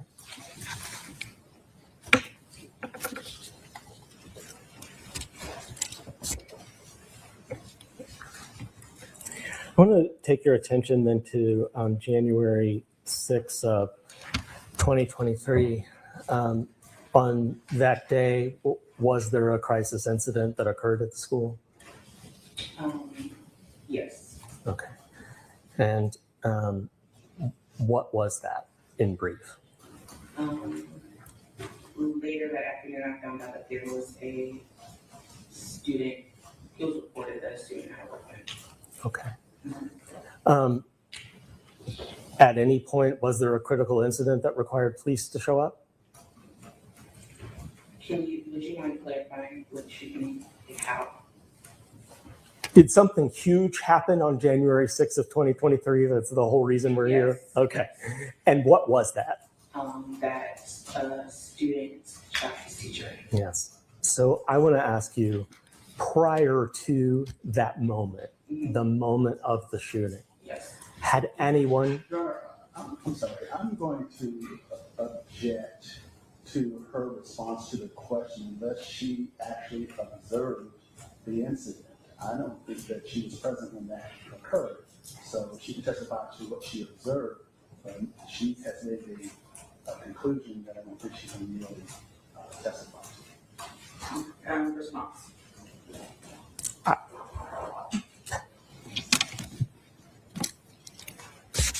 Judge, it's the incident for which we are here. She's the principal of the school. She knows what happened at the school that day. I'm just trying to orient her in time so that I can ask a question. So I'll overrule it as receiving that posture as to why are you here in court today, the incident that brings you in court today. Not that she observed it or anything further than that without further questions and testimony. Thank you. What's your next question? Prior to that event occurring at your school, did anyone tell you that JT or anyone that there was a weapon on campus? No. Any hint from anyone that there was a weapon on your campus prior to that? Roughly how many students attended Richneck at that time? And I don't mean on that day, but just the total number of students that would have been in the school. And you can give us an estimate. I truly not recall, but if I had to give you a number, maybe 500. Okay.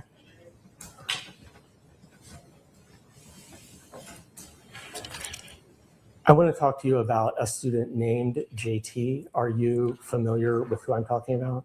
Yes. Okay. We're not using any student names at all. So any students that you mentioned, please don't use their name. Had you personally, prior to the incident on January 6th, so earlier that year, had you personally had any issues with JT's behavior that you saw? Yes. Okay, what's the judge? I didn't hear you. Yeah, that's right. Right. Okay, response? If she handled a discipline issue with JT that the defendant knows about, then it's relevant, as all of those are. We've allowed those in previously, so I'll allow this in to be consistent. So you may proceed. You can answer the question. You need to repeat the question. Yes, please. So the question was, in the time before, the days before the shooting, had you personally been aware or observed behavior of JT that was a discipline issue? Yes. And could you just describe that? To my memory, earlier that week, there was a situation that took place between him and his first grade teacher involving her cell phone. Okay, and did that situation come to you? Yes. And who appeared to you to inform you? I think it was 2 people that came to me. I don't remember if it was his teacher. Okay. I'm sitting here trying to think back exactly how I knew about it, but I remember calling his mother that evening. Okay. So as a result of that incident, you did contact his mother? Yes. Okay. Any other specific instances, discipline-wise, of JT that year that you remember? If you don't remember, that's fine to say that. Not in detail, but there were other incidences that took place. Okay. If you know, did the school attempt to do anything to try to moderate that behavior? Yes. And what was it that the school did to attempt to control the behavior?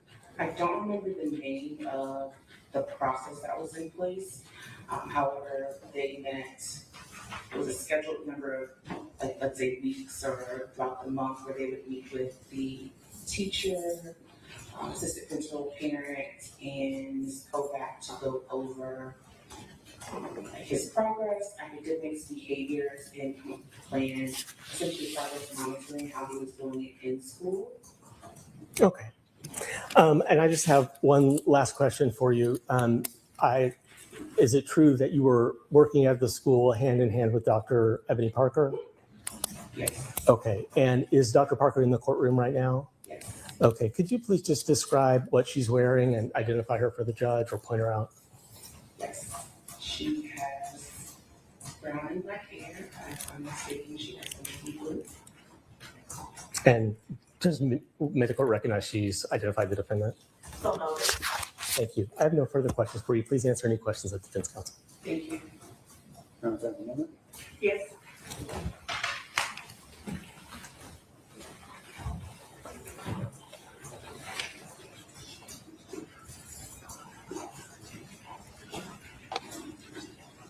Well, at least he didn't take another break, bathroom break.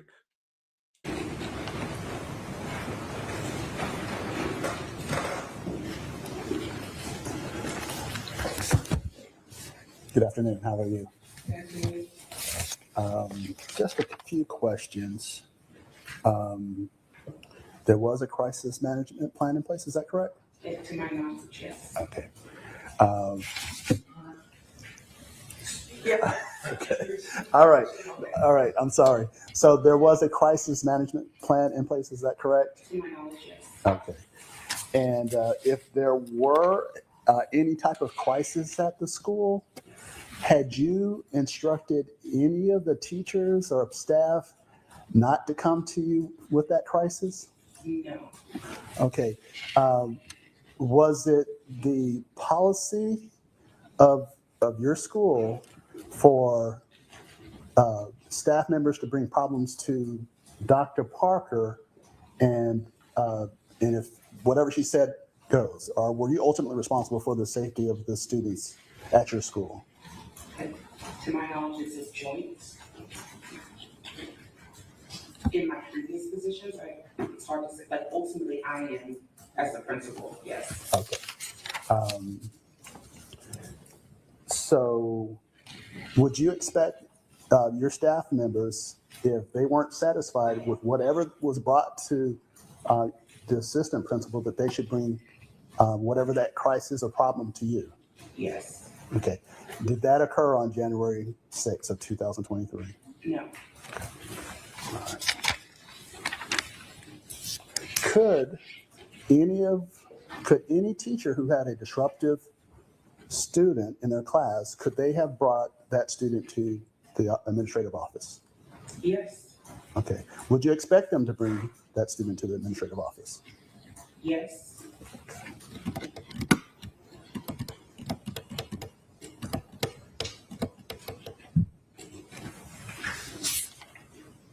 Stop the tap me too. If any teacher or staff member had the belief that there was a firearm possessed by a student, would you agree that that student should be separated from the rest of his classmates? Yes. Would you also agree that law enforcement should be immediately notified? Yes. Before the shooting, as far as you know, did any of those steps take place? To my knowledge. All right. Can I have a moment, Your Honor?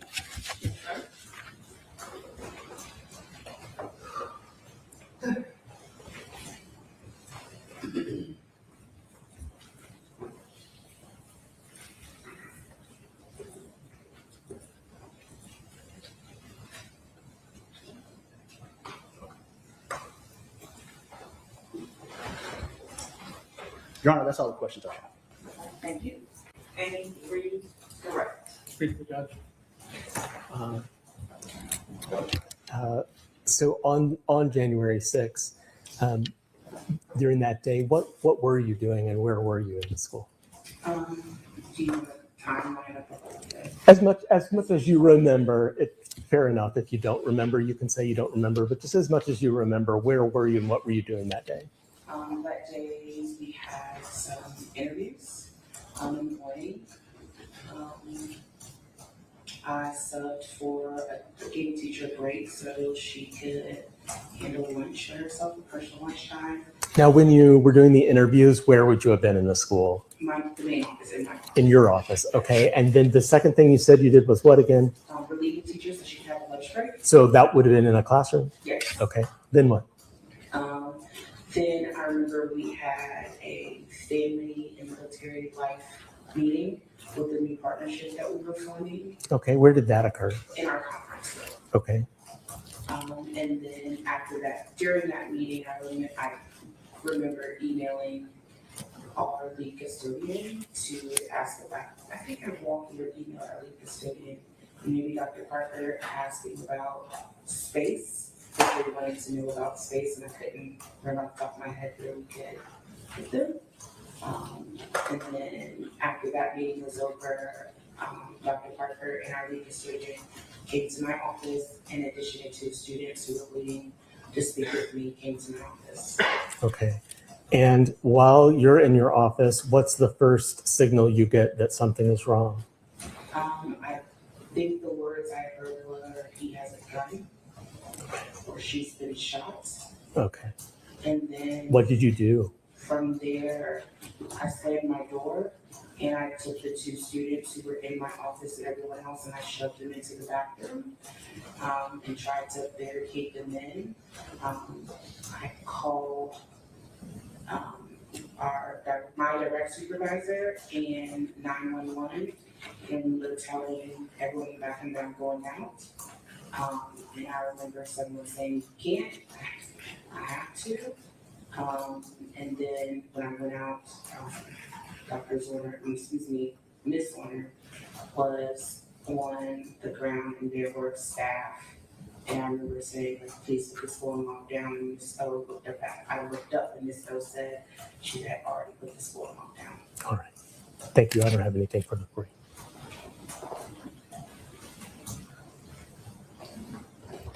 Your Honor, I don't have any follow-up. Thank you. And the status of this witness? I would ask that she be constructively sequestered and subject to recall. No objection to that. Okay. So, Ms. Foster, what that means is, they're done with their testimony for now. They may recall you to come back to the witness stand, but you don't have to physically stay in the building. Okay. So you may leave the building and just make sure that the contact information is good. So if they need to recall you as a witness, they can. You cannot stay in the courtroom. Okay. And you cannot discuss the case until it's over. And does that mean the remainder of the trial? Yes, for the remainder of this criminal trial. Until this trial is concluded, you cannot discuss your testimony. You are a sequestered witness, but we are not going to require you to remain in the witness room. So you can go about your day and be available if we need to call you back. And they'll let you know when the trial is ended in case, so with that, when your sequestration ends. Okay. All right, thank you very much. And at this time, can we break for lunch? Yes, Your Honor. Yes, ma'am. All right, and so it is 1:05. Judge, can we let the witness? Yeah, well, yeah, come on Yes. down. Yeah, come on down when I'm talking. So we'll break for lunch. Is there anything, any motions that we need to take up? I'm trying to time when the jury should come back. Nothing. No, I'm attention. So let's come back at 2:15, which means I need all the jurors to report at the room downstairs or back here by 2:10. So we need all the jurors to come back at 2:10. I'm giving you an hour, and we will resume at 2:15 p.m. Again, jurors, do not discuss the case, do not research the case, and you're welcome to leave the building and or there's food back here in the jury room if you want to stay in the building. Okay, we are in recess. Thank you. Please stand for the jurors.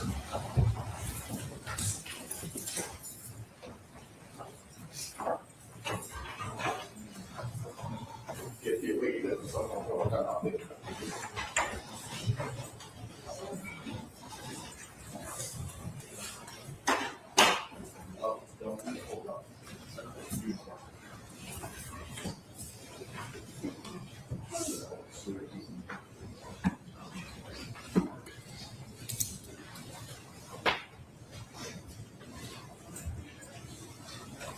Thank you. Court stands in recess.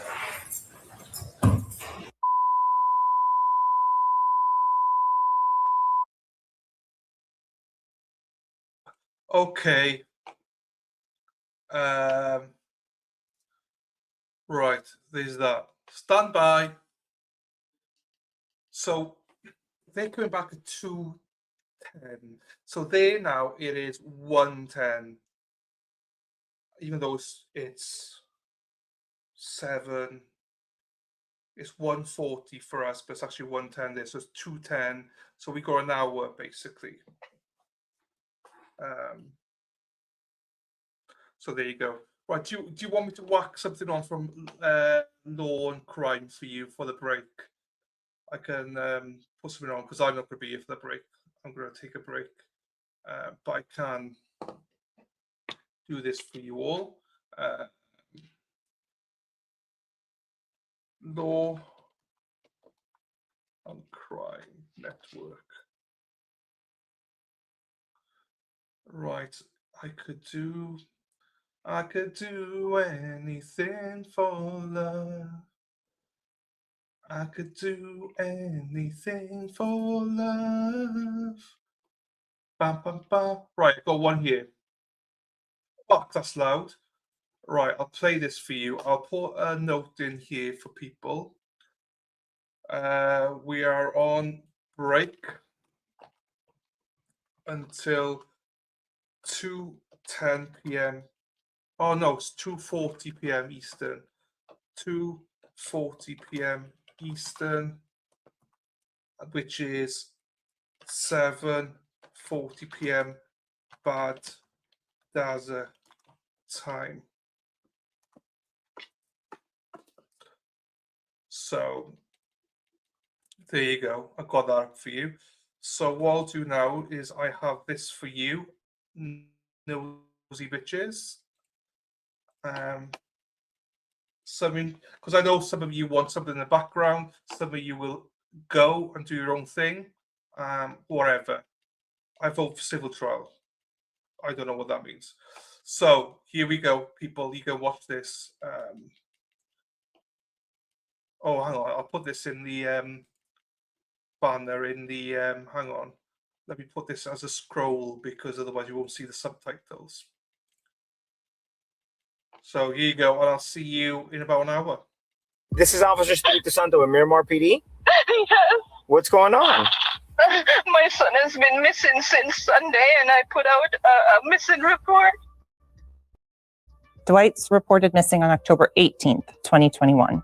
That is when a missing adult case starts.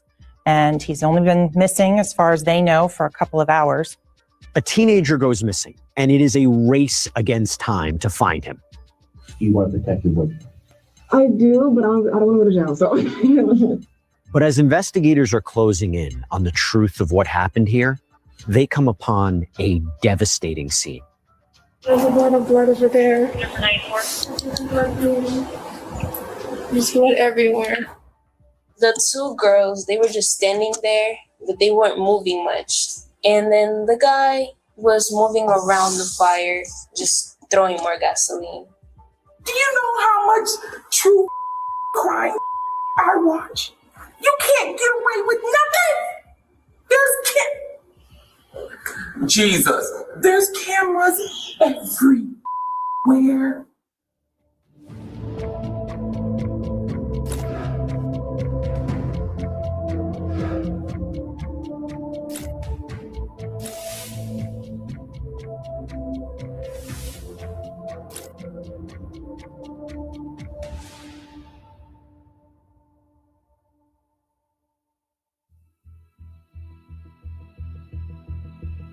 Miramar, Florida. It's a sleepy suburb of Miami, lies between the Everglades and the Atlantic coast. This is more of an immigrant community where people who have come to the United States for a better life raise their children and are sending their children to the local high school, hoping that they will make it to college and get better jobs. And the American dream lives in Miramar, for lack of a better term.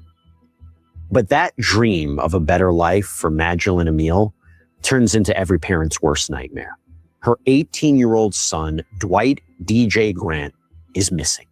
And every second that he is not standing there with her feels like an eternity. Okay, I'm going to, I'm on my way to the office right now, okay? Okay, man. Officers immediately ask friends and neighbors about Dwight Grant to find out where he might have gone. He's a good kid.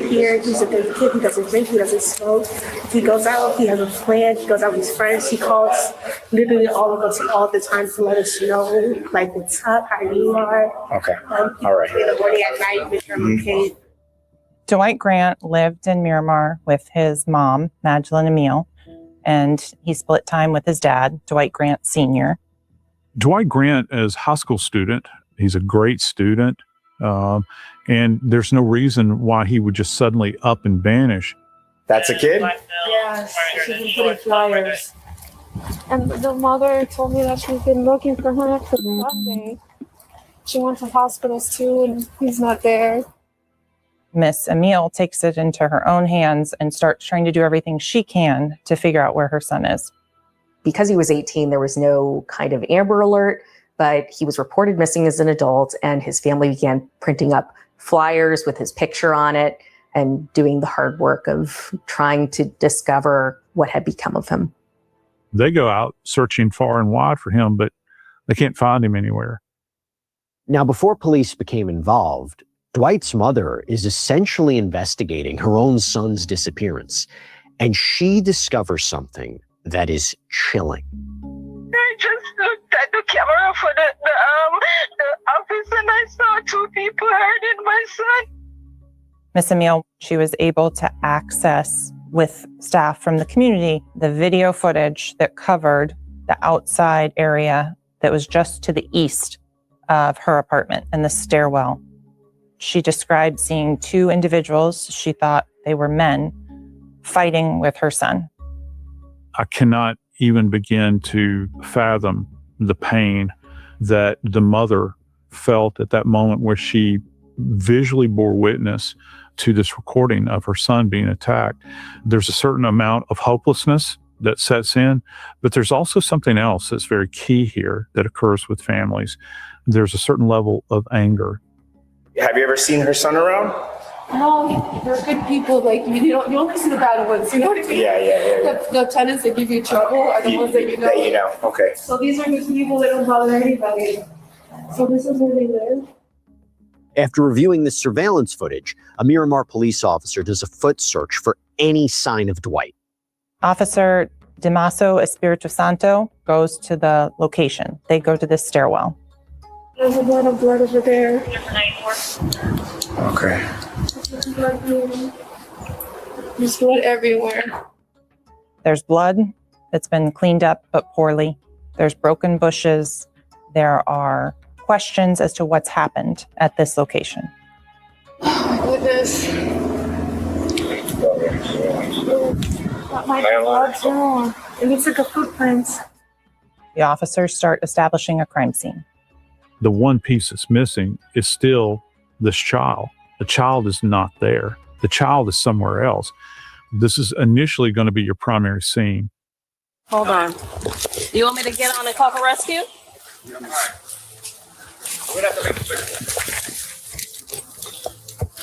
Hey, okay, we're gonna have to make sure. Oh my God.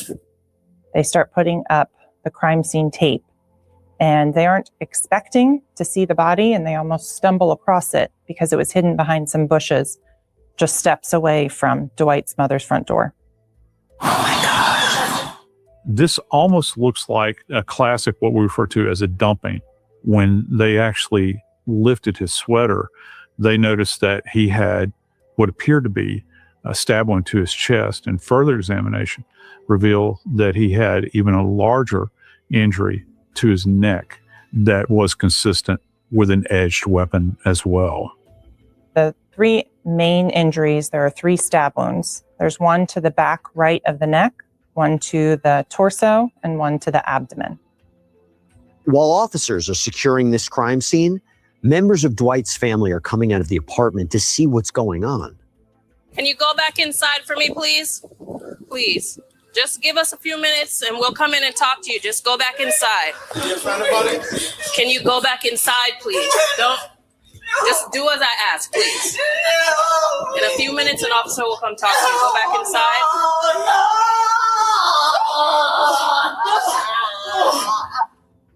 As a mother myself, I found it torturous to watch and listen to the body cam footage of DJ's mother, not finding out that he was deceased, but that a body has been found.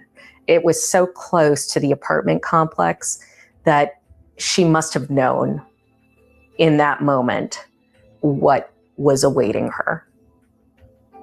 Can you guys just stay inside for me, please? Just let us do the investigation. The police, I think, are fairly short with her because all they know here is that they have a crime scene. Their allegiance is to the decedent here. They want justice for him. You need to be in the moment. That is an undermanned scene. You need to get the rest of the police department there. You need to cut everything off. You need to get up the tape. You need to start a crime scene log. This is a crime scene now, so we need you to go back inside, okay? It's important that you confirm the ID, though, because Who's to say it couldn't be somebody else? And so for the investigators, they have to make sure that this body is in fact DJ. There's no identification of the body at that point. They have a strong suspicion that it's Dwight Grant. It seems and appears to look like him, but it's not until the medical examiner's office responds and they take a photo of the body and they show it to Dwight Grant Sr., who's able to positively identify that as his son. Didn't I see him No. I see blood here when I came home. Oh my God. Can you guys go back in your apartments for me, please? Oh my God. The medical examiner determined multiple sharp force and blunt force injuries as the cause of death and the manner as homicide. It was absolutely apparent that DJ had bled out from those wounds. Those wounds were the cause of death. This was a homicide. There's also some blunt force injuries that are consistent that Dwight was fighting for his life. It makes no sense. Dwight DJ Grant was kind, smart. He was described as an old soul. Who could have wanted to kill him? Good morning, Miramar. Dante Felix here, and I'll be introducing you to the very wonders of Miramar High. All the things that make it enticing, interesting, and all around just a fun place to be around.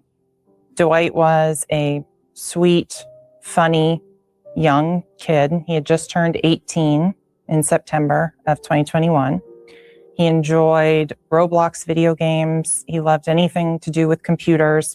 Everybody that met Dwight was changed for the positive by him. He was described as kind, funny, always nice to be around. He never caused trouble. Come when you get lost, baby.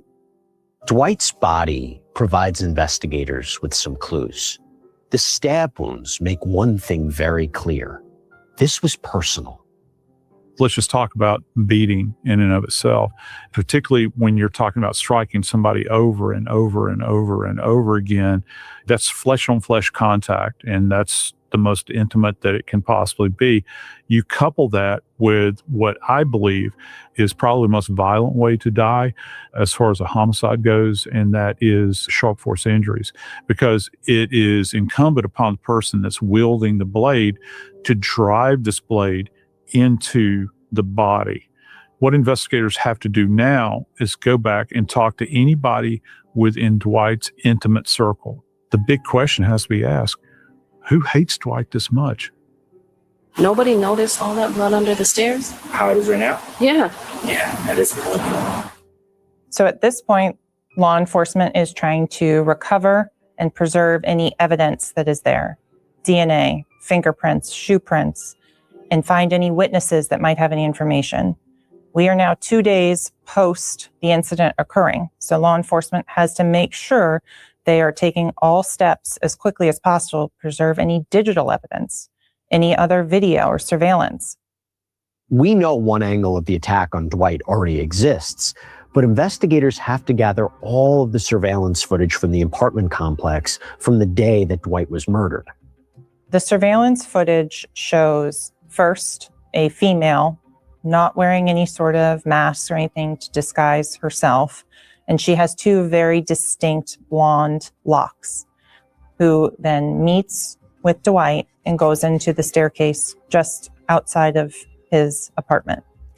Then there's also two other individuals that are masked, covered from head to toe, that are waiting in the stairwell.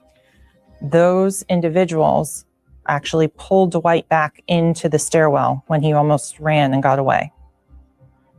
Then you see those two individuals coming in and out of the stairwell for the next about 20 to 30 minutes. And you see the blonde individual acting as a lookout.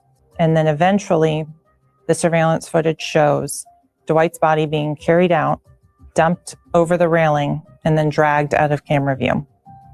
At this point in time, the police understand that not only do they have a spot of violence, they've got 3 unknown potential perpetrators, all dressed in black, that have kind of vanished into the ether. The first thread that you want to pull in the investigation is, who is this mystery woman? Because when Dwight enters the stairwell, he's literally giving this individual a piggyback ride. It infers intimacy, doesn't it? So upon further examination, this young lady has a blonde streak in her otherwise very dark black hair, and that kind of makes her stand out. Dwight's mother tells investigators everything she knows, and that includes one detail from the surveillance footage that she picked up on. I saw two people hurting my son, and there's a girl that went to his school. She was the last person who saw him, and she was there too. Miss Emile went on her cell phone carrier because Dwight's phone was missing. And so she starts looking at every phone number that has contacted him right before he goes missing. From that, she gets a hold of Christy Parisian, and she actually speaks to her and finds out that that's the last person that saw Dwight. Christy was a good student. She was in an Imperial Fashion Club. Once Christy is identified, law enforcement first goes and makes contact with her to see what they can find out, what she knew, if she knew the two individuals that are on scene.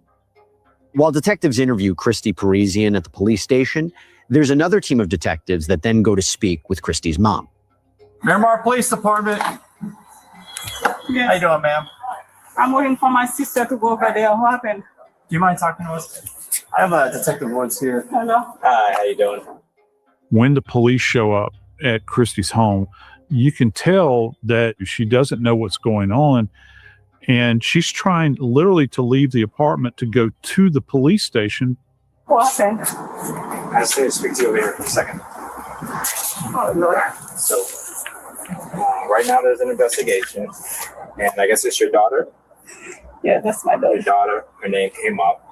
So, what we're going to have to do is we're going to have to keep you out of the house for now. Me?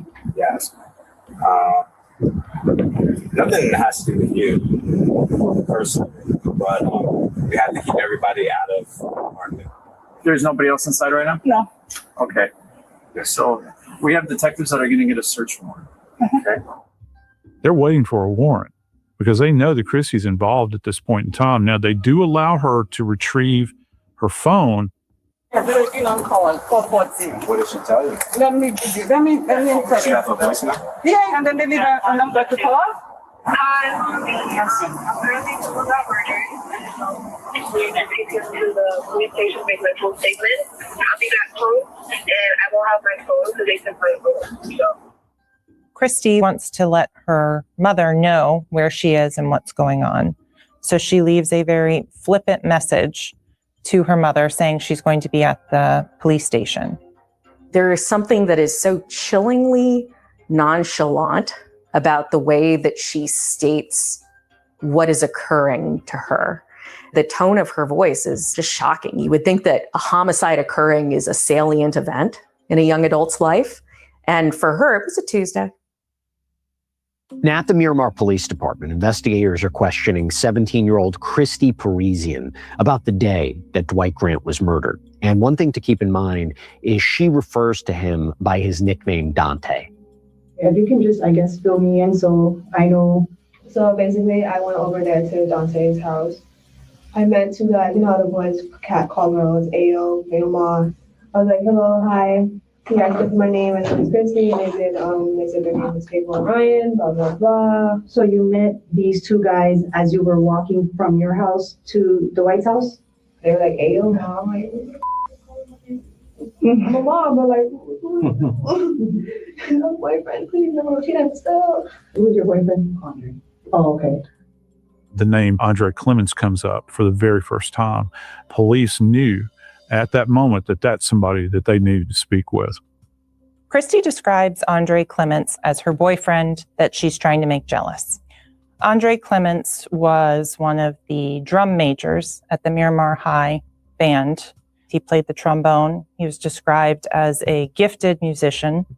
He had a lot of friends, was very popular, had a lot of girlfriends as well. You had already made up your mind that you were going to cheat on Andre. You were meeting with Dwight to like hook up with him, or hook up and cheat on my boyfriend because I found out he cheated on me? Who did he cheat on you with? Somebody from school? I really do hope not. Oh, you don't even know who he cheated? I found out he was cheating on someone, but his messages, I was being his stupid girlfriend, and I went to his story. Please. Look, we've all been married. I'm gonna sound like a really pissed off girlfriend right now. Don't mind me. That's fine. Don't worry about it. Christy says that she's going over to see Dwight because she's upset at her boyfriend, Andre Clements, who has cheated on her. And so she is going to cheat on him to get back at Andre. Could you like describe them? They were wearing black masks and they were wearing hoodies. Christy Parisian tells detectives that she met these two African-American men as she was walking over to Dwight's house. There was two guys. Were they tall, short? Voices. So I would say around 18, 19 on the boys, puberty guys. Nobody you recognize like from school? Okay. Ever seen them before? No. They came downstairs and they said, you my girl, blah, blah, blah. Who the is you? They said that to the white? And who were they saying it's their girl? They just said words. I didn't really hear them. So then they were arguing, and then what happened? They were arguing, so my girl, blah, blah, blah. He tried to run away, and then they grabbed him. They started to beat his ass, started to talk. At that point, my back was just turned completely away. I did not want to hear anything, I did not want to say anything. I did not want to be a complete witness to the entire thing. Christy says that they start getting into a fight with Dwight and that she just turns around and doesn't look. What were you doing the whole 15, 20 minutes? Really standing right there, with my back turned and not wanting to see anything that's going on. But you could hear I could hear the movement, I could hear the pow, pow, pow, and I was like, no. I turned back once in a while and I said, stop, and they didn't stop for me to shut up. Christy then goes on to reveal something even more puzzling to investigators. I gave him a knife. What knife? It was a knife. There was, oh, come on, girl, why are you holding back on me? It was a knife. But why didn't you tell us that before? Because I was scared. I'm sorry. So, they beat up Dante. They handed you the knife. You went to the corner.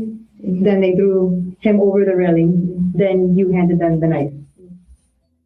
To call that an unbelievable statement is not to do it justice. You would have to believe that she's making out with somebody. They're attacked by people in all black. He's stabbed. He's bleeding. He's on the ground. But instead of calling for help, she said, here's your knife. It defies all comprehension that you would hand somebody who has just murdered somebody you were making out with, oh, here's your knife. That's a big tell here for the investigators. They know that she's not fleeing, even though I think any rational person that had witnessed the level of violence that would have been witnessed on that stairwell would have tried to create as much distance between themselves and these perpetrators as possible. That ain't what happened in this case. Christy, come on, man. Stop lying. Stop lying. That's it. Like honestly, like you're going around in circles and you're saying one thing and saying another, and then you keep going back and forth.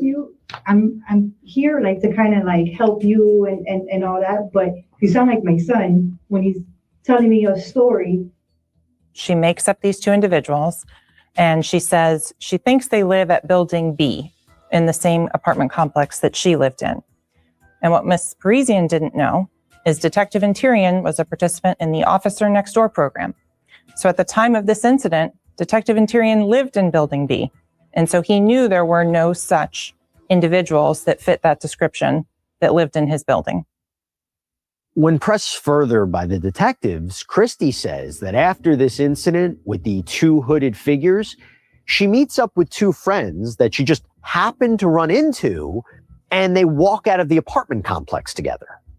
On the way back, you came with Andre and Jocelyn, and you guys went to your apartment first, or you guys went to Jocelyn's? Jocelyn's apartment first, and then we got something. And then we went outside and they wanted to burn all the clothes. So they burned all the clothes by the lake.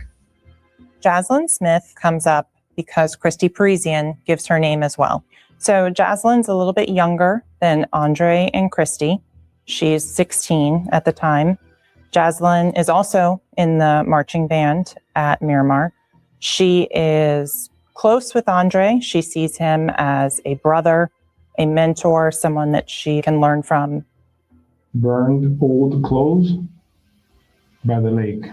Why did they, what clothes did they burn? Baby clothes. Baby clothes? Why would they burn it? They're like, we're trying to make you feel better. You look sad. But there's no marshmallows, so.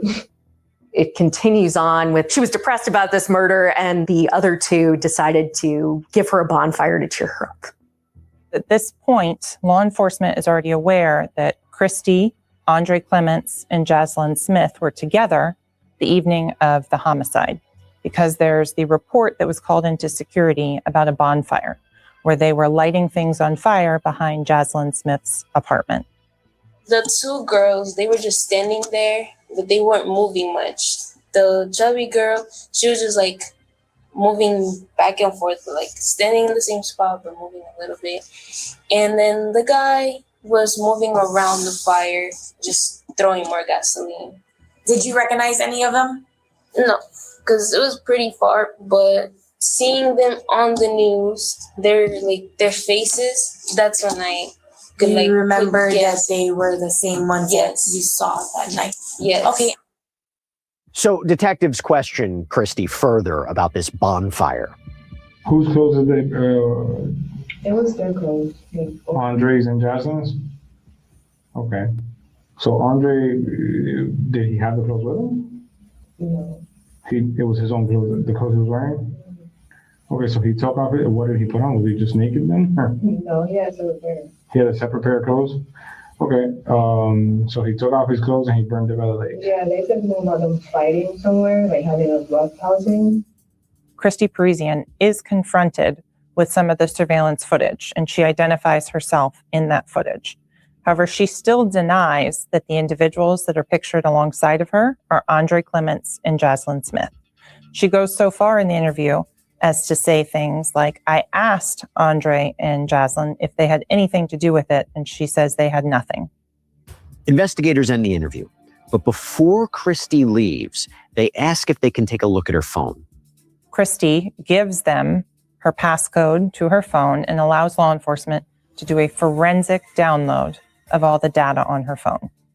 It's borne out that she's not necessarily as innocent as she may have let on, because they start to search her text messages and they find a text message that she received from her boyfriend, Andre, that said, murder is going to happen soon.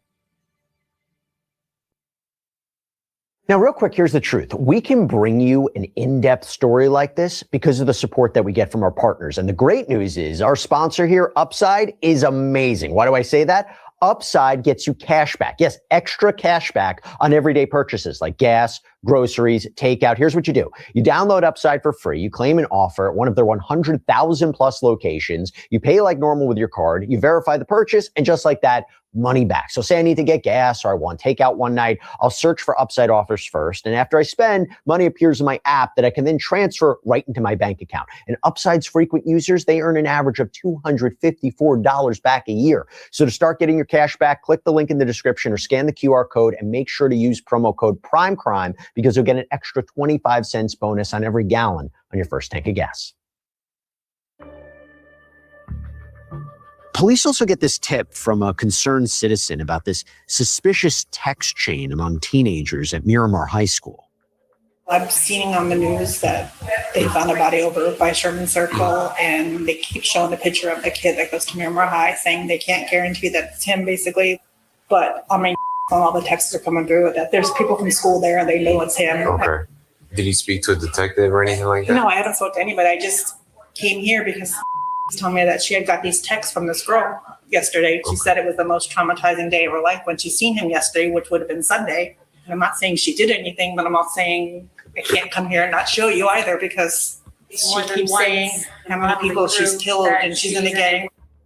Now, the big question for investigators, are these text messages just, loose talk among teenagers, or are they connected to the murder of Dwight Grant? There's a lot of text messages between Andre and Christy that kind of make you raise your eyebrows. For example, they talk about Bonnie and Clyde syndrome, someone who is romantically interested in someone who commits murder. They talk about stabbing people to death weeks before this homicide occurs. At one point, Christy writes a comment about what color she's going to get for a pedicure so that it will be red to match the blood when they stab someone to death. Now, while the texts speak to premeditation, investigators still don't know exactly what happened on the day that Dwight was murdered. So they turn their attention to 16-year-old Jaslyn Smith, the friend that was with Christy and Andre at the bonfire where they burned their clothes. When law enforcement goes out and makes contact with Jaslyn Smith, she's home. She's with both of her parents, and she speaks to law enforcement on her front porch with her mother. Jaslyn's father is bedridden and unable to leave the apartment. Andre told me that somebody had pissed him off, or somebody was messing with somebody else's girl or something. It had to do with some type of chick. And that he was upset that he needed to back up for a fight. He told me it was just a fight. Eventually, it starts coming out that Andre had an ex-girlfriend and that this ex-girlfriend had somehow hooked up with DJ and that Andre needed to do something to DJ about it. He told me to dress up in all black and follow him. Andre? Yeah. Okay. I wore a do-rag and everything. And walked up the stairs, and Chrissy was there. Chrissy had seduced him, from what I know. And Andre told me to follow him down the stairs, stay here, and just look intimidating, just scare him. And then we're rushing down the stairs because he got scared, and Andre's like, grab him. And we're both chugging him into the corner of the stairway. We pushed him in, and we were fighting. Jaslyn Smith tells law enforcement she doesn't think that any murder is going to happen. Jaslyn is told that they're going to have a complete change of clothes and then be prepared to get rid of all of the clothes that they used and burn them after. Andre was talking to him, and I was just standing there. He said this was a fight, and then he pulled out. There was a weapon. I was told to hold it. Jaslyn thinks that any weapons that are brought are just there for intimidation. She doesn't think anyone is actually going to get hurt. Andre took the weapon, and they were tussling, and he told me to hold down the blade. And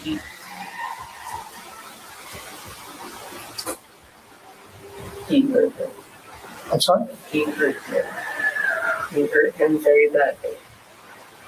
And then he told him, move him. Jaslyn. Yes. Now, Jaslyn's mom is clearly upset by what she's hearing, but she decides to come back and give her daughter some motherly advice. Do you know how much true crime I watch? You can't get away with nothing.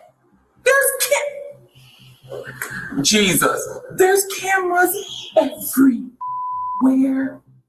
She's not wrong, because in this particular case, they actually have videography of her daughter along with this perpetrator, Andre, and along with Christy emerging from that stairwell on videotape. They can place them there at that specific location when Dwight's life was taken. This is some stupid. Stupid. Over some girl? Some boy? What adds even more to the senselessness of all of this is that all of this violence appears to be over Andre's ex-girlfriend, not even over his current girlfriend, Christy Parisian. Yes. But would this stop? No. I need for you to keep talking. It stopped, and it was over, and everything stopped. I was trying to just pretend and forget that it didn't happen. I already knew that if something like this was going to happen, I already knew the cops were going to show up sooner or later. And I already started preparing myself for the worst, Ma. What do you mean by preparing yourself for the worst? If they send me away, Ma.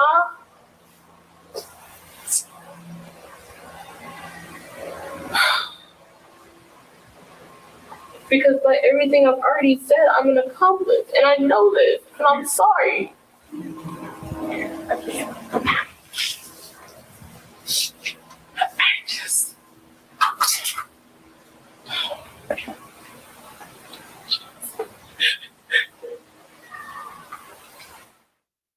Jaslyn Smith is then interviewed by detectives in the back of the squad car with her mother present. I'd like for you to kind of tell me step by step on how everything occurred? We had walked up the stairs. We had walked through the front gates of the complex. Immediately when we got in there, we had walked over to where the stairwell was while he was telling me to move this way to avoid a camera and to avoid being seen. And then he got a signal from Chrissy to walk downstairs. We walked downstairs and he had a weapon with him. He told me to hold the weapon. He had approached the boy and Chrissy had moved back and walked down the stairs. And who was the first one to say something to the boy? Andre. And do you remember exactly what it was that he said? No, but I do remember him saying, I'm pretty sure you know why I'm here and exactly who I am. So we're not going to sit here and pretend that you don't know any reason why I would be here or who I am. Okay. What did the boy say anything back down? He said, you hear Andre's voice, and then Andre had also taken off his mask. The boy tried to make a run for it. I ran and I helped Andre to tackle him and put him onto the ground. We're just holding him down. I'm telling him to calm down, calm down. We just want to talk. Had him into a corner. Chrissy came back down with the weapon and gave it back to me, and I'm just standing there, holding it, using it as a form of intimidation. Andre is talking to him, saying everything he has to get off of his chest, and saying how mad he is. And then he proceeded to say, you know what I have to do, right?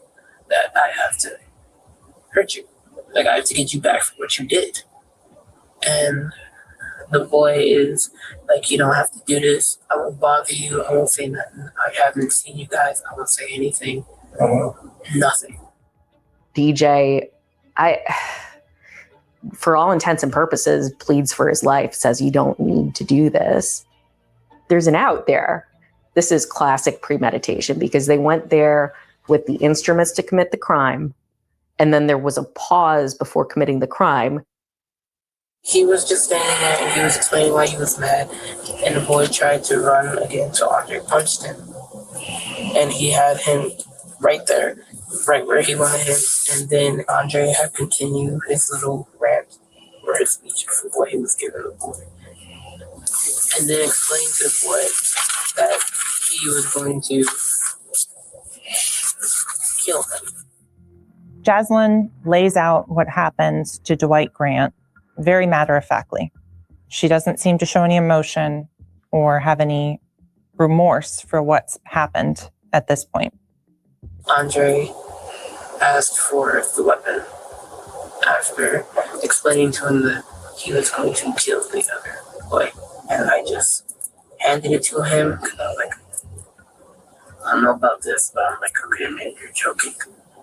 And he had taken a weapon and he had pushed the other boy into the corner and he was begging not to get hurt.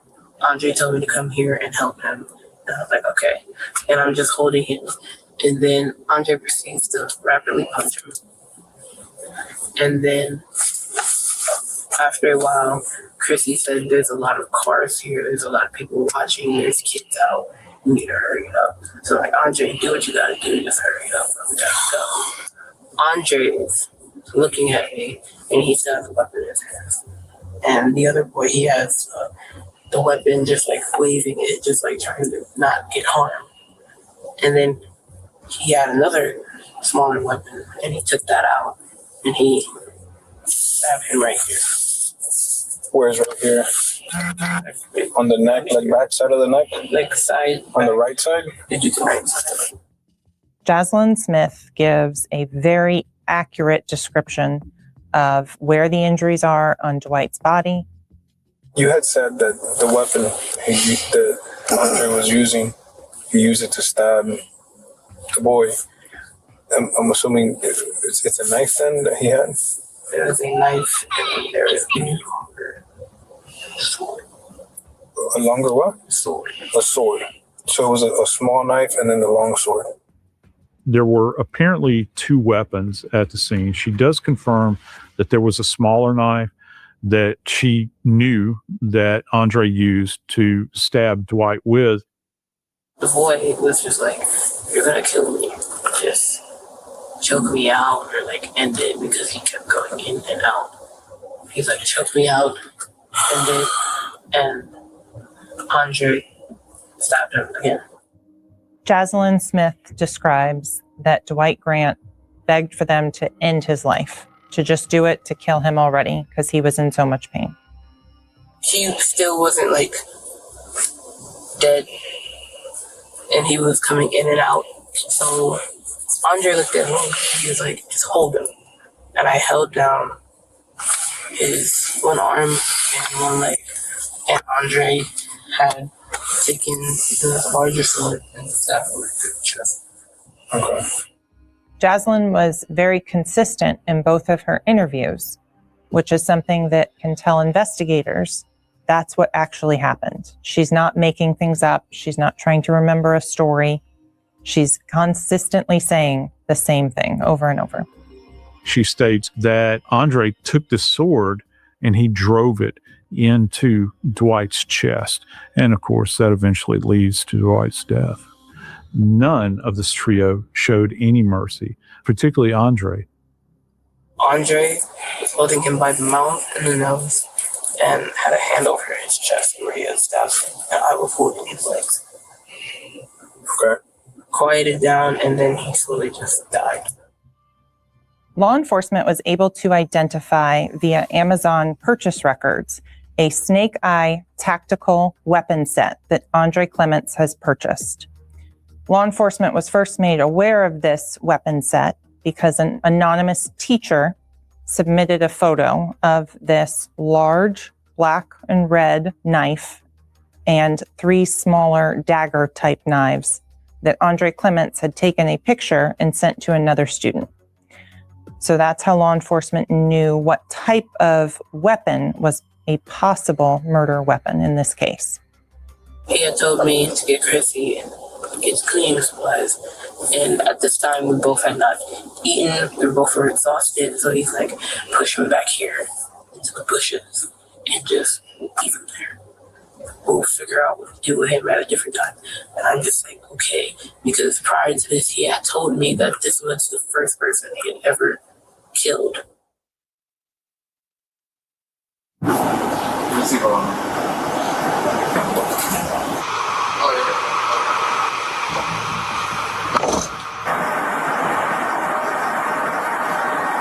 Have a seat. On October 23rd, 2021, less than 1 week after Dwight Grant's body was found, Christy Parisian and Jaslyn Smith are arrested for his murder. When Christy and Jaslyn were picked up, they were transported to the Miramar Police Department. The car was audio and video recorded for that entire transport. What did they take? Nothing. They took my phone. They took my phone too. We're not going to college. We're not going to go to Miramar. We're not going to Miramar. Let's all just go to the same one and be friends. I know, right? We all be cool. Put us all in the uniform. Uniform? Have uniforms? That place has uniforms. Yeah, got uniforms. Oh my God. I just got out of uniform. Jaslyn and Christy start talking about the fact that they are going to go to juvenile detention, that they're going to have to wear uniforms, that they think that they're going to get some sort of a probationary sentence based on their involvement in this. We got a warrant to take this. A warrant? I don't know. It's either they're getting the both of us serious, or they'll get him, or somebody's getting him, and they're just getting us. They also talk about, where's Dre? Why hasn't he been picked up? They make comments about, well, if they picked us up with a police car, they're going to send a whole SWAT team after him. Let's do this, let's do that, he says. Let's do this, let's do that, he says. We listen. Oh my God. You know, there's 2 girls. If he is the one that talked out of the 3 of us, and I find out he's not being picked up too, if he ain't being picked up, I swear. Law enforcement tried to take Andre Clements into custody the same night they did Jaslyn Smith and Christy Parisian. They were not able to do so. Mr. Clements turned himself in to the Miramar Police Department the next day. You're going to go with this gentleman. Hey. Hang on 1 second. I'm placing you under arrest You have an active warrant out for your arrest. You understand that? Yes, sir. Do you have anything on you that's going to stick me, poke me, or hurt me? No. Do you have anything on you that you're going to want to give to mom before you go? No, sir. Okay. Good? Yeah. All right. Turn it right this way. Mr. Clements surrenders. He asks to speak to an attorney. He doesn't give a statement at that time. He is taken to a holding cell, and he asks when he will get a psychiatric evaluation. Now that Christy has officially been arrested and is in custody, investigators need to interview her a second time. I can tell you that some of the things that you told us on Tuesday, we know for a fact to not be true. Right now, I think the best thing for you to do is to be honest, be upfront. Let's start on about the 11th of this month. You saw the message with me. Yeah. So that Monday, he dropped me off home and he found out that his ex-girlfriend was messing with him. Who's he? Who are you talking about? Andre. Okay. Andre. The Andre Clements? Very watching. I'm paranoid. I'm sorry. I understand. Don't worry. You want to protect your boyfriend. I do, but I don't want to go to jail. So It kind of puts you in a predicament, right? You're sitting here talking to us because of him, but you want to protect him? No. Christy did express some sort of fear and almost paranoia about Andre knowing that she was the one that spoke. Andre and I were talking about how was a girl I was in school, and Andre, they used to date, and he found out that and Dante had sexual relations with each other, and he got really upset about it, texting her, telling her, so when was this, blah, blah, blah. How did you find out that had sex with Dwight or Dante? So, basically, we were talking about it in the car, and he was like, so, I know had holes and stuff like that, and I was like, yeah, of course you know he holes. He was like, yeah, I know that Dante's one of those holes. I was like, I knew that. He's like, blah, blah, blah. Whole conversation. Was it a rumor? Did you see it on social media? It was a rumor on the school. And we got in the house and he started talking to her, texting her about it, and he was like, murder is going to happen soon. You know the messages. You read my phone, you read his messages too. You understand? I didn't think he meant like actual murder. Some of these text messages that occurred prior to the homicide really took away the argument of, oh, I just thought we were going to beat him up, because it's very difficult to take a text like murder is going to happen soon as I didn't mean it like that, especially once somebody is actually murdered. Fighting him, beating him up or something, a classic high school, boy, I mess with your girl, you mess with my girl type fight thing, but I didn't know it was going to be like actual murder. So, I saw the message, I put, so yeah, I'll help. I didn't think it would be actual murder. When Christy is downplaying what the plan was for the murder of Dwight Grant, she was doing that to minimize her own involvement as well as to try and protect Andre. Because at the time when everybody is arrested, they're still dating. She is still in love with him from the 5,000 some odd messages they exchanged from just October 1st to October 19th. She is head over heels for Andre. After that, he was just like, so how are we going to do this, blah, blah, blah. Christy actually relates to the police that there was a plan in place. Apparently prompted by Andre, she was told to, in effect, seduce Dwight, compel him to enter the stairwell. Christy is then going to wait a couple of minutes, and there was some sort of prearranged signal where Andre and Jaslyn would then come down and confront Dwight. They knock on his door, they go upstairs, Dante and I are in the staircase, start to kiss, hands on boobs, hands on behind, and they come down. Chrissy was the bait. He sends his own girlfriend out to be bait for this homicide, and then he and Jaslyn come upon them later and attack. He pulls out the big red and black, I'm pretty sure you found that by now. the big red and black sword knife thing we got from Amazon. I didn't know it was going to front of him killing me. Putting an actual stabbing stab device into the boy multiple times. Did you see who actually stabbed Dante? Okay. Several times. Several times? You know, one thing you start to wonder when you're seeing all these interviews is, did Christy have a moment where she thought she could intervene and stop what was happening? And detectives are curious about that too. At no point did you feel like, you know, maybe I should call 911. Maybe I should, like, do something about this. At that point, when someone has a knife in their hand and they're stabbing someone else, you don't want to be involved in the knife. You know? So at that point, I'm just scared. Luckily, frozen time that he actually doing this. Actually stabbing someone. And even after everything, not only the murder itself, but being arrested and charged for it, Christy doesn't seem to appreciate the seriousness of the situation she's in. Once we're done with all the paperwork and all that, then we're going to take you to, it's a place in Fort Lauderdale. It's called the Juvenile Assessment Center, which is the jail for juveniles. Oh my goodness. I don't have the answer for that, right? Because I don't work with them, but I think it's going to be for a little while. Just being honest. So you don't fail anything. No, first degree premeditated murder. You understand a life was taken. And you had your hand in that, taking it away. This is not some petty burglary or, you know, stole some candy, shoplifted. A life was taken. It's the highest crime you could possibly commit. But we can't talk anymore. So I wish you the very best. Investigators find even more text messages, this time between 17-year-old Andre Clements and his ex-girlfriend. Andre's ex-girlfriend. She had brought up the fact that Andre had told her he was going to murder the victim. She had confronted him and said, "You weren't serious about that, were you?" And he just said, "We're not going to talk about that."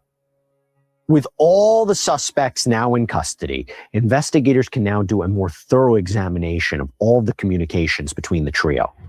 The text messages were a treasure trove of evidence. They showed that Andre Clements had premeditation more than a week before this crime occurred. He had decided that this was going to happen on the Sunday, and it had to happen before homecoming. He and Christy Parisian went back and forth, coming up with ways to figure out exactly where Dwight Grant lived. Christy Parisian also sent messages indicating that she had a family birthday party that she had to go to, but she was going to do whatever she needed to, fake crying, fake some sort of emergency, to not attend the family birthday party. While these messages are important digital evidence, investigators still need physical evidence to tie these three suspects to the murder of Dwight Grant. From the messages, we know there's a missing necklace. Andre Clements and Christy Parisian had matching gold heart necklaces that they wore as part of their relationship. Detectives, they eventually locate the necklace, the charm that was missing from Andre Clements, at the site where the bonfire, the burn site, occurred behind Jaslyn's apartment. The DNA results that come back also show Jaslyn's DNA on part of a rubber latex glove that was found. Search warrants are executed at both Christy and Jaslyn's homes, and there, investigators find even more evidence. At Christy Parisian's house, they'd find the boots that Christy was wearing. Subsequent DNA testing of those boots would show that Dwight Grant's blood was found on them.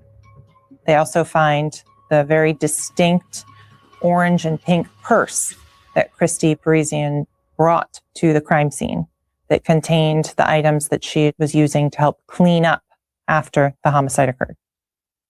Between the statements from Christy and Jaslyn, the surveillance footage, the phone data, the DNA evidence, investigators now have a solid theory as to what happened the night Dwight was murdered. Dwight fought and tried to escape, but was pulled back in. He was held down. He was told he was going to be killed. He was hit. He was stabbed 3 times. He was muffled. The statements from the witnesses that were there, Christy Parisian and Jocelyn Smith both put the sword in Andre Clement's hands when Dwight was killed.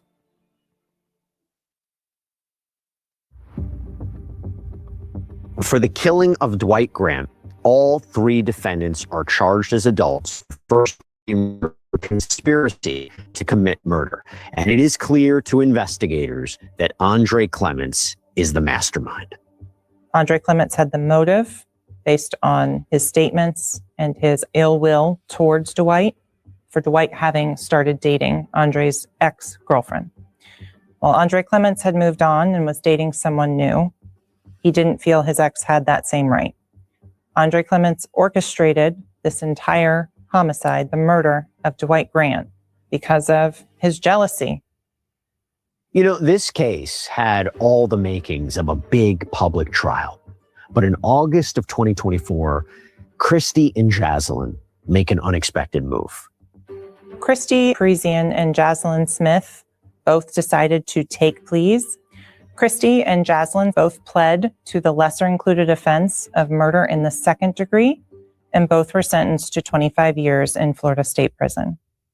But Andre Clements still wants to take his chance with the jury.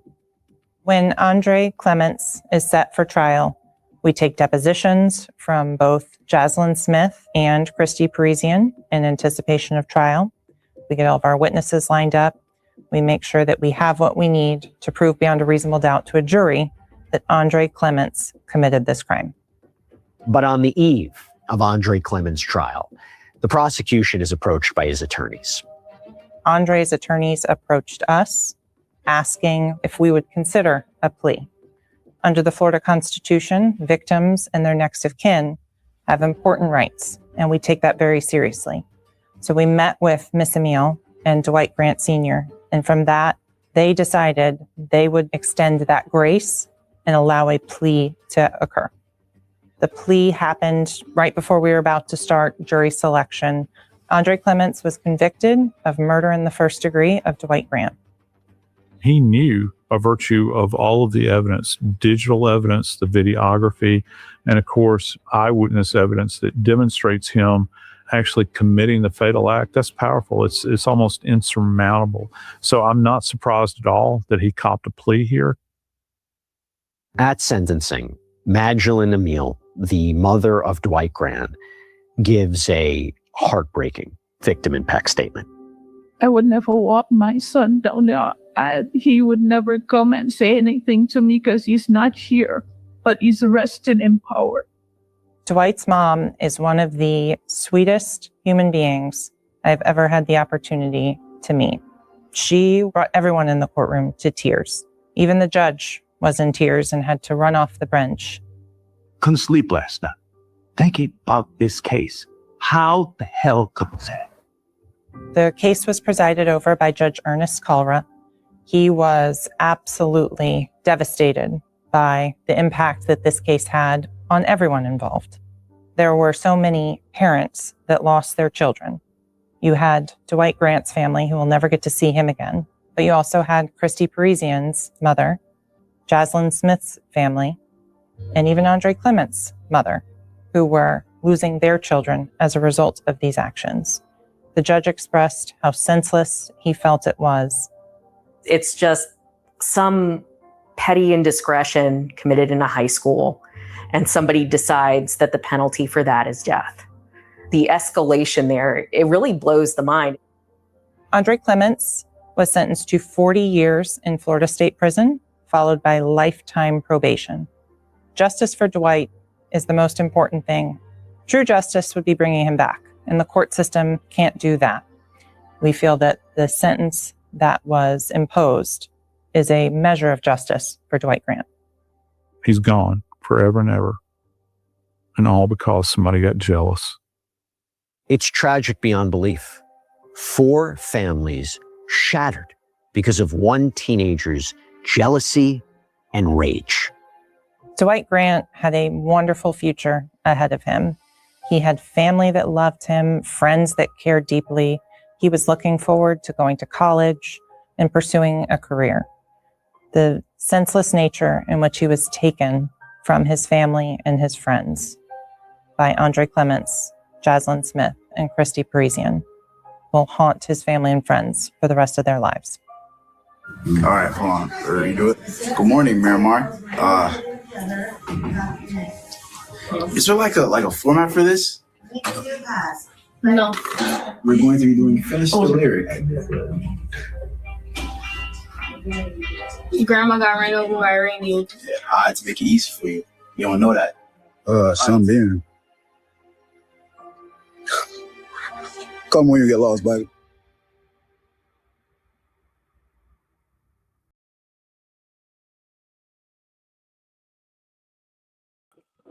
How we doing, people? I hope you all liked that. I hope you all thought that was okay. I only watched like the last 10 minutes, so I didn't really watch it. So, but it seemed very sad.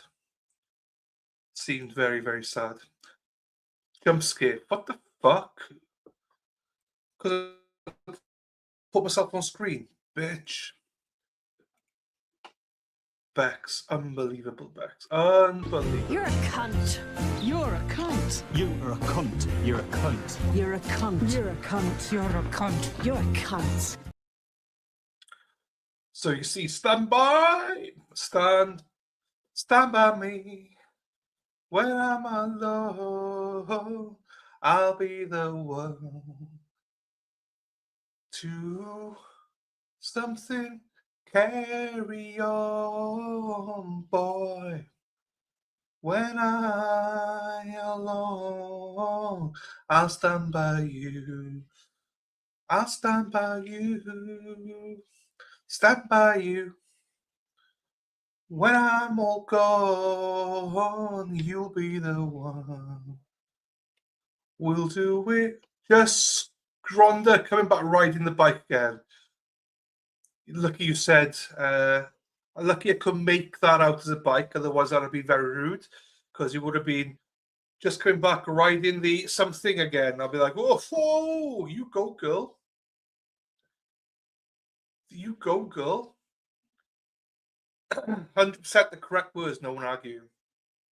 Stand by me.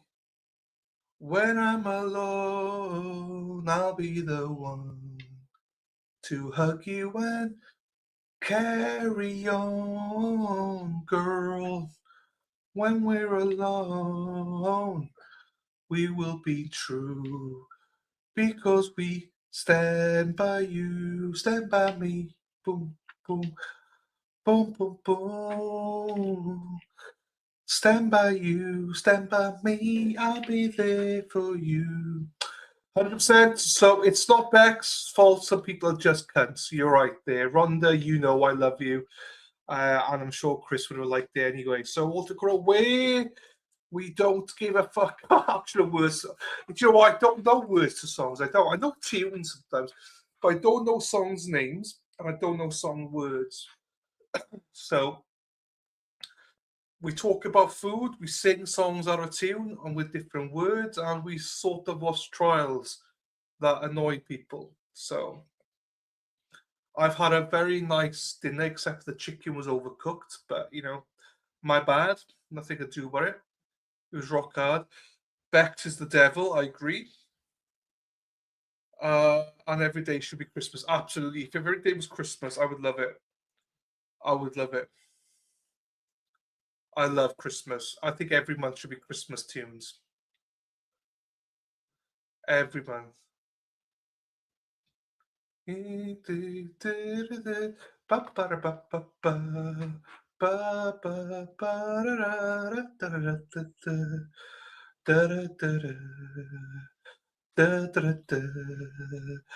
Badazza hates Christmas. You're a Grinch. So is Bexy Wexy. Bexy Band. The Grinches. Thank you, Rhonda.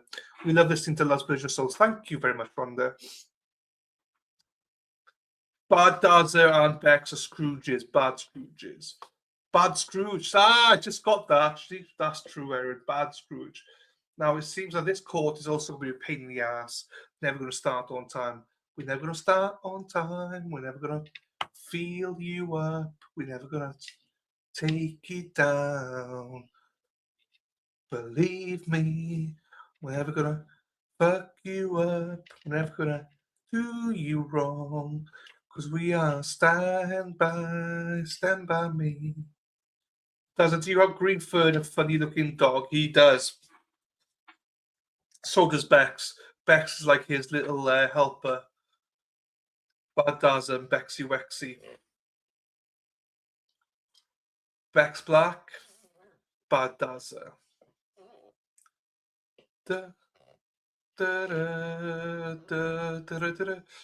Dave did come back. Dave left us earlier on. You're helping Jonathan. No, you're not. You're helping Badaza, sorry. You're helping Badaza. He needs somebody to sit on his knee. So we volunteer you. Dave and Berger, I had a go at, not a go, but I told Dave and Berger earlier on, Eric, he couldn't come in here and start fat shaming witnesses. He can call them wherever he wants, but don't comment on people's looks and weight, because if he did, then I'd be fucked, you know. So, and he disappeared, but I think he did come back for a little bit. So I love Dave. Just sometimes there's not many grey areas in this chat. That's the only way there's a grey area for me is when it comes to body shaming and looks. I don't like that. There's probably a delay for broadcasting a trial. There's a half-hour delay. So they were supposed to be back at 1:10 Eastern. No, 2 Eastern. So that means 20 to 3. So 2:40 for us. But obviously they probably started back on a little bit later than 2. But yeah, we are 30 minutes delayed. We are so. Wait, we have restrictions here now to only to body shaming and looks shaming. I mean, you can call someone a bitch or a liar, I don't care, but you know, you don't need to call somebody fat and ugly. Not that he did that, but he was alluding to that. So I get my clients' nerves. I do not allow body shaming of any kind, especially when they're talking about ourselves and respecting them. Yeah, that's pretty much the only rule I have here. I also know that some of you in chat have commented to me privately about it as well, so I do try and enforce it a bit more now. So because yeah, it is, and some have commented it's off-putting, so that's another reason. Obviously, you know, we don't know what goes on in people's lives, you know. So I'm very nice, no worries here. But you get on our nerves too, Marky. I got my that is funny, Marky. Good timing. But what did he say? Tickle my knees. Shut the fuck up. Oh, we haven't played that for a while, have we? Where is it gone? Hey man, just wanna let you know that sometimes you gotta shut the fuck up. And this current time is just one of those times you gotta shut the fuck up. I don't think you're a bad person. I just don't want to hear you talking anymore. You gotta shut the fuck up. You gotta shut the fuck up, Bex. No, we would miss you, Bex, for about 2 minutes, and then we'd get on with our lives, you know. No, I'd miss you, Bex. For broadcasting live from courtrooms, that meant the 6-minute delay for broadcasting live. I don't think it is 6 minutes, if I'm being honest with you. I don't believe it's that long, Wicked. I think it is shorter than that. But anyway, we know for this one it is pretty much 30 minutes. And I don't think there's much more than 30 then on top of it. Just the 30. And maybe a minute or two, but 100 in Merrimack. What's 100 degrees? Whoa! It was. I was walking out this morning. I was walking today. I was walking in the rain, just walking in the rain. Bex, now you're an expert, Bex. Why does every walk I do for the first 2-3 minutes, 2-3 miles, my muscles in my legs just kill? It feels like I pulled all the muscles. Like it's not on the shins, it's to the sides of the shins, between the calves and the shins, on the outside, on both of them. Oh, like I was struggling today with it, really struggling with it today. So I'm not going to walk that far tomorrow. and I'm not walking at all Thursday. I need to rest up because my legs are starting to kill me. I did 10 miles on Saturday. Are you stretching at all? No, zero stretching. I don't know what to do to stretch. Do you know what I mean? I got this bad boy, I suppose. No, I do not warm up at all. No warm-ups. Oh, I should do this, shouldn't I?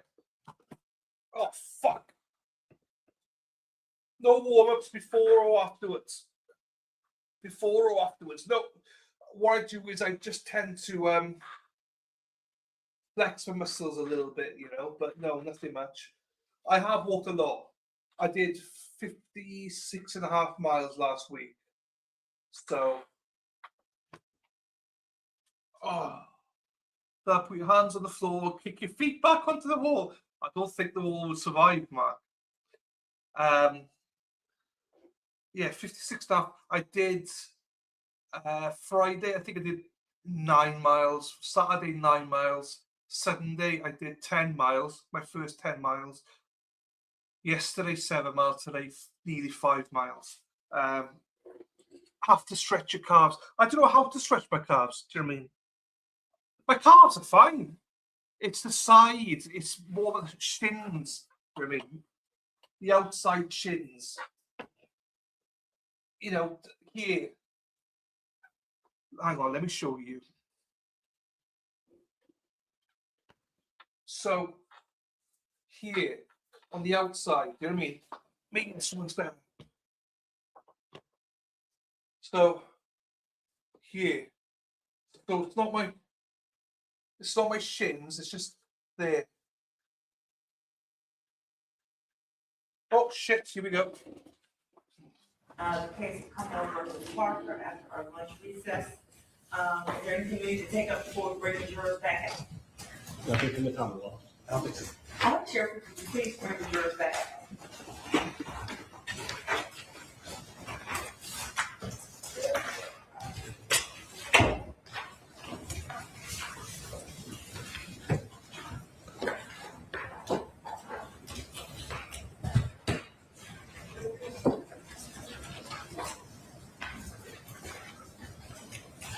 Like when I'm here now, I do stretch my calves and stuff because I'm obviously up and down on my tiptoes and stuff. But no,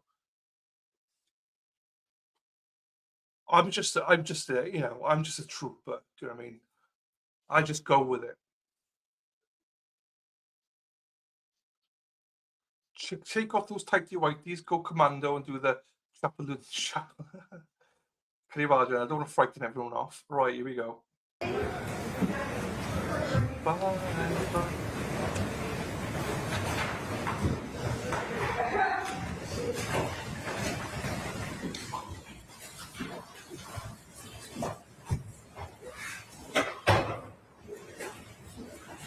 I have 14 jurors in the box. You may be seated.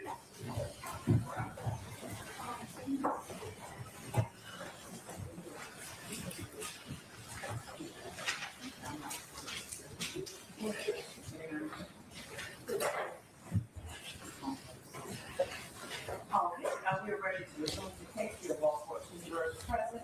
And the Commonwealth will call another witness. Yes, Your Honor. The Commonwealth will call Wanda Rusk.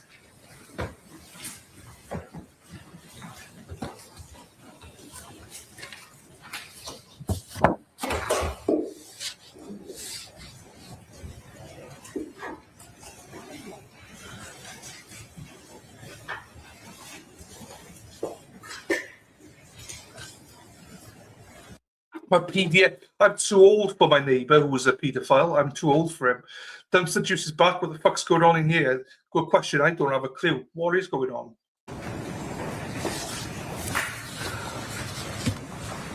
My paedophile neighbour just bought a new car as well. Piece of shit.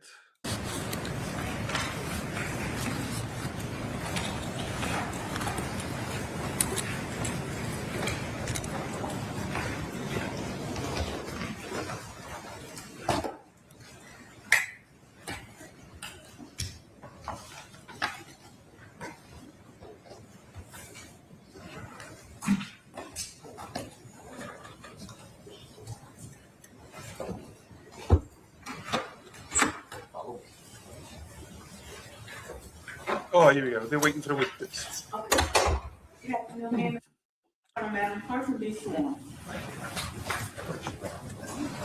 Do you swear affirm the testimony you're about to give is the truth, whole truth, and nothing but the truth?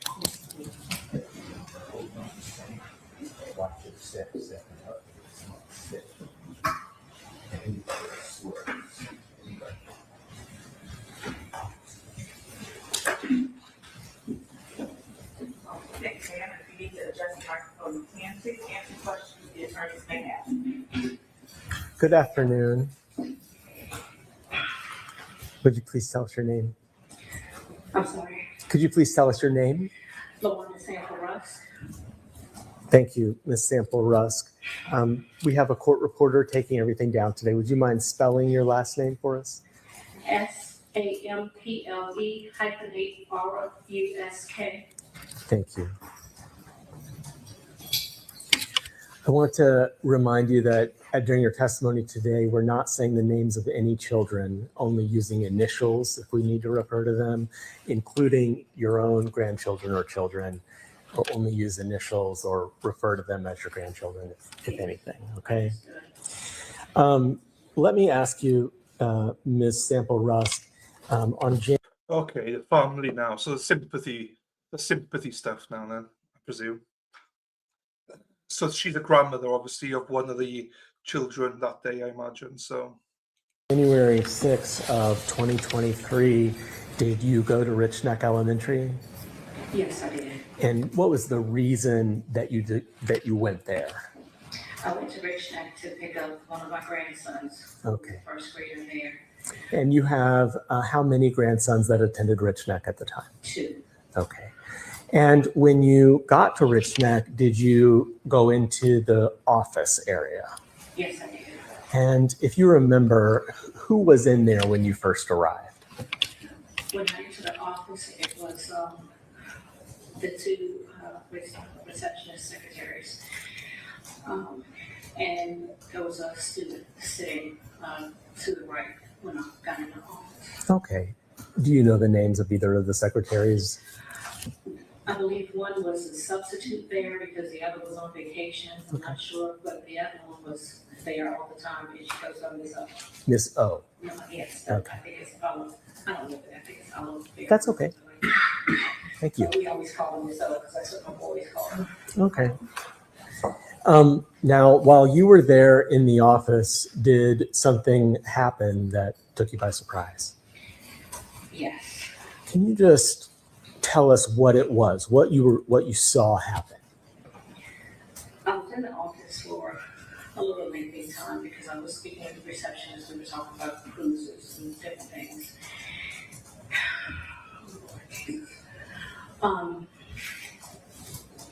sorry. You can take a minute, take a deep breath. It's all right.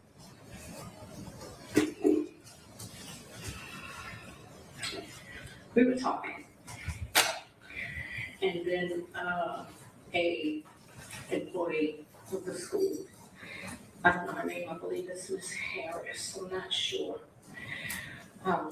She ran into the office and she said, she yelled something about a gun or shooting or something like that. So I was still on the side of the counter where I should be as a visitor in the school. The receptionists were still at their desk. But when the teacher ran in, she ran in and went straight to Dr. Parker's office and closed the door. Okay, so the teacher went into Dr. Parker's office? Yes, the entrance from the office. Okay. Because there's an entrance to Dr. Parker's office from the main office. Understood. So, and to both the principal and vice principal's offices from the main office. So after that happens, what's the next thing you see happen right there where you are in the office? As she ran in to shut the door, we didn't have any information. And then, or I didn't, I can't recall exactly, I can't recall verbatim, but we found out it was a first grade class. So you don't need to tell us what you heard, but really or what you thought was going on, but just describe it visually. Like, what's the next thing that happens in the office where you are? Miss O jumped up, got on the phone, and she called whatever code they call to the teachers over the intercom to let them know that there was something going on. Okay. I was a little hysterical because when I found out it was a first grade class, I was ready to go down the hall to find out what was going on because that's my kids down there. So Now, at some point, does another teacher come into the office? after that, we called the police, everything.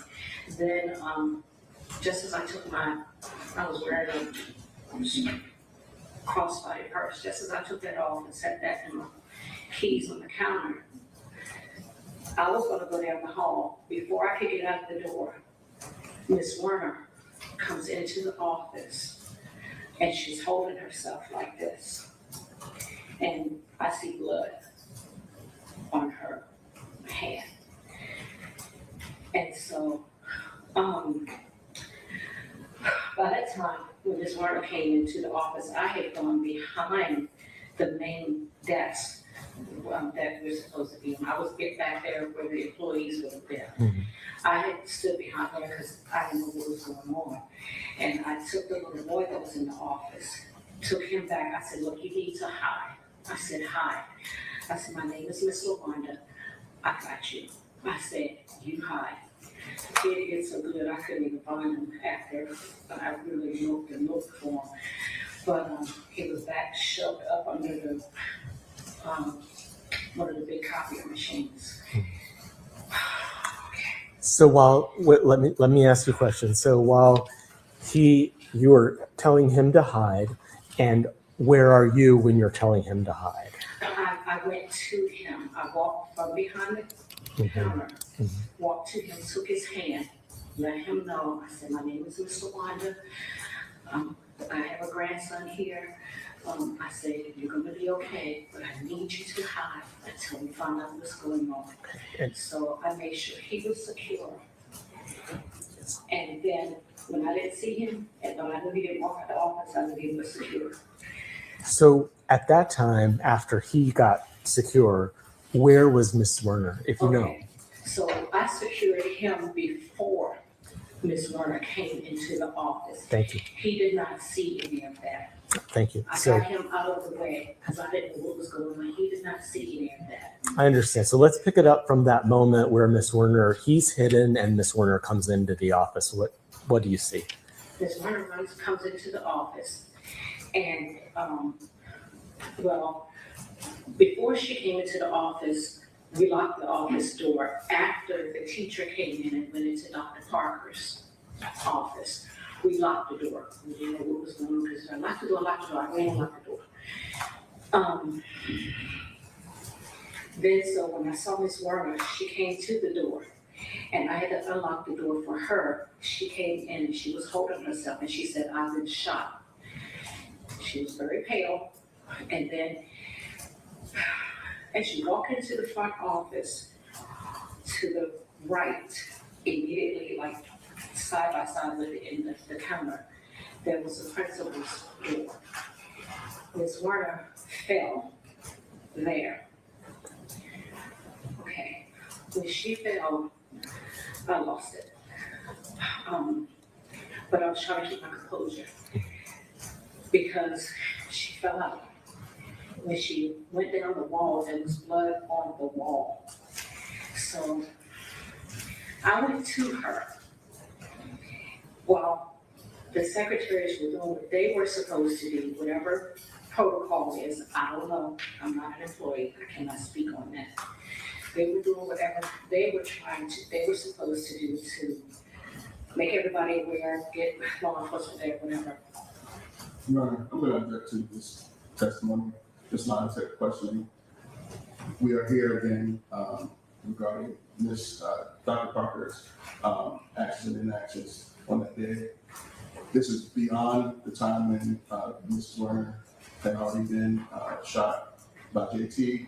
I don't see the relevance here. Dr. Parker's inaction caused exactly this that's being described. So this is exactly the same as the prior ruling regarding Ms. Kovac's situation in the classroom. This is the shooting's aftermath, and it is the result of Dr. Parker's willful inaction. But how? How was it her inaction that caused this? What about the first two witnesses that we heard from, the victim and the other person, the person who was really snotty on the stand? How about their actions? Especially the second witness did not leave. She was aware there was a gun. She did nothing. She left him in the class. How is it that the defendant here, it's their actions that led to this? What about other people's actions that were closer to the situation? I just don't get it. I just don't get it. This is all bullshit as far as I'm concerned. I mean, I sympathize. Don't get me wrong, I'm not trying to say I sympathize with everyone involved. It's horrible, but this woman should not be on trial right now on this bullshit. When you've got multiple people that could have stepped in and did something along the way. I'm very frustrated with this trial. So for him to say the reason all this happened, upset and stuff like that, is because of the defendant, when in fact we know that people closer to the situation did nothing. And everyone's ignoring me, so fuck it, I'll play it. Action. Again, how is that relevant? She's charged with child endangerment, and we're talking about the medical response and the response to the people that see that in the office. Is there still child endangerment happening right now? Is that what you're alleging? Absolutely. There is a result of the child endangerment. There is a prong of the statute that requires proof that the child was in danger and possibly deadly danger. And we have a grandmother who is shuttling a child to safety in that office as the event is unfolding. This event is entirely precipitated by the child neglect. But for it, none of this would happen. So let's streamline it, because it's going into narrative where she's just giving a narrative and not answering the question. Can you ask another question, please? Yes, and if I may just sort of inform the witness, I'm going to need to ask you questions, so just pause with me for a moment and we'll walk through it step by step, okay? Okay. At the moment that you have described where Ms. Zwerner fell down to the floor, can you tell me at that moment, you've said you were with her, do you know where the office receptionists were? Yes, she was on the phone. Okay. Nicole was on the phone. All right. And do you know where Dr. Parker is? I didn't see Dr. Parker. Okay. And do you know where the principal, Ms. Foster, is? I didn't see Ms. Foster. Okay. And so while you're there with Ms. Zwerner, and at the time that you let Ms. Zwerner into the office, did you see Dr. Parker or Principal Foster? No. Okay. And so after you have seen Ms. Zwerner slide down to the floor, what's the next person that comes to the office?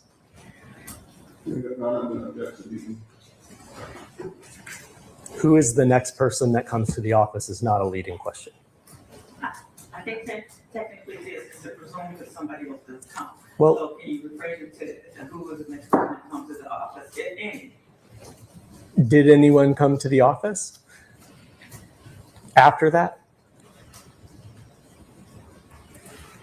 I don't remember. Okay. I honestly don't remember. Did you ever see a police officer? Okay, no, I can't speak on who came, but as far as the next person, okay, I want to be very specific with my answers to make sure I'm answering this correctly. Absolutely. Let me ask you a specific question. Did police officers come and attend to Ms. Zwerner?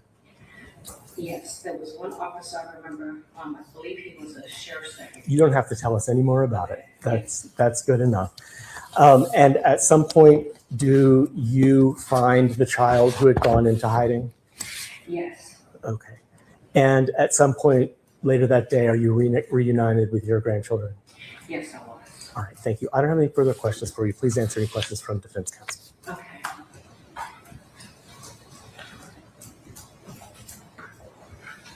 One moment, please.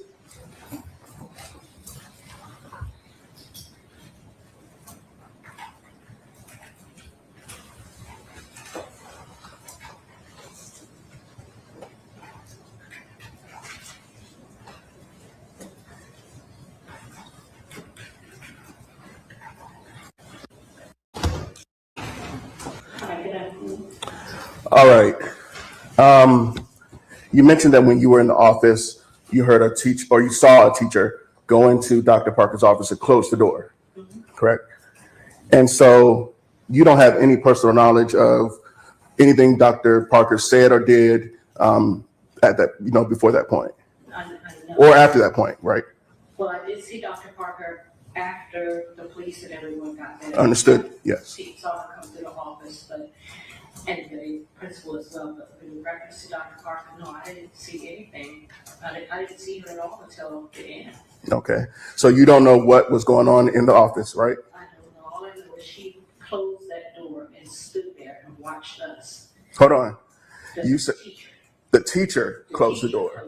I did not see Dr. Parker at all. Okay, so you don't know what Dr. Parker was doing in her office. You don't know what calls she was making or anything like that, correct? Correct. That is correct. Okay. You don't know what instructions she was giving, anything like that, right? No, I don't. Okay. Ms. Sample-Rusk, is it true that you filed a lawsuit in this courthouse arising from these events on January 6, 2023? Objection, relevance. Oh, it definitely. Okay, oh yeah, you come from. Okay. It's definitely relevant and it goes toward potential bias, Your Honor. Okay, how's it not relevant? Well, whether she filed a lawsuit in the suit or not, I don't understand how that's relevant to whether Dr. Parker committed child neglect. Connection. I think the law allows parties to cross-examine on a witness's interest in the case. If she's filed a lawsuit, she may or may not have an interest in the case. That's proper grounds for cross-examination. So you may proceed. Do you need to repeat the question? Yes. Please repeat the question. Okay. Ms. Sample-Rusk, you filed a lawsuit in this courthouse regarding the events of that day, correct? A lawsuit has not been filed yet. Okay. Have you made any demands of Miss Dr. Parker or her attorneys? I'm not sure I understand that. Have I made any demands of her? I'm not sure. Can you? I don't understand. I want to make sure I answer Understand. correctly. Right. Regarding a potential settlement, or have you made any demands whatsoever of Dr. Parker or her attorneys related to that event, to that day? I have not known. And as far as I know, there has not been a lawsuit that has been filed yet. Yet. Okay. Do you know whether one has been drafted? No, I do not know that. Have you retained an attorney? Yes, I have. Okay. And is it your understanding that a lawsuit, whether it's been filed or not, would be against Dr. Parker as a defendant? That is correct. Okay.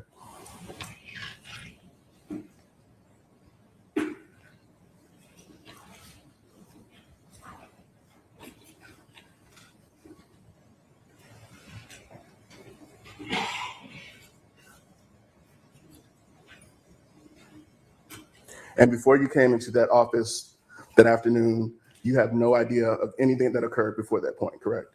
That's correct. No further questions. Can you read the rest? Yeah, Your Honor. Thank you. And the status for this witness. Do you want her subject to recall? I would ask that you release her. Okay, any objection? No objection. Oh, so that means you are released.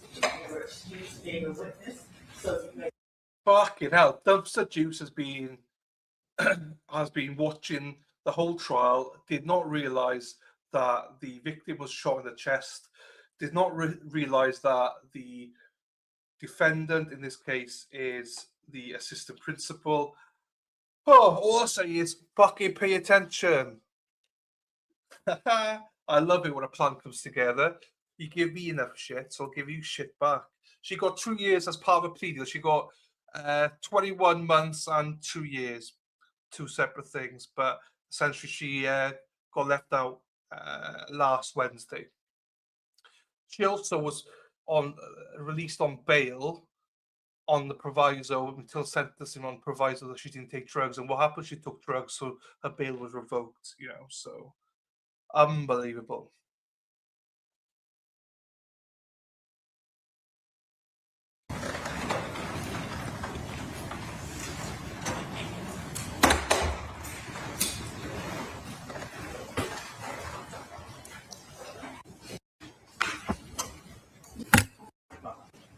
Okay, good afternoon. And I'm a forensic specialist for the Forensic Services Unit of the Newport News Police Department. And as a forensic services technician with Newport News Police Department, what is your regular job? What do you do? I respond to major crime scenes, to include homicides, aggravated assaults, any death investigation that is unnatural or unexplained, and just anything else that is deemed needing forensics. And when you get onto a scene, what do you typically do with physical evidence that you find? Typically, I initially take photographs, and then I identify the evidence that I see, and as well as search for additional evidence. And I collect that evidence and will either usually process it for fingerprints or swab it for DNA, and potentially send it to the lab at a later time. But it then is secured in our forensic services unit.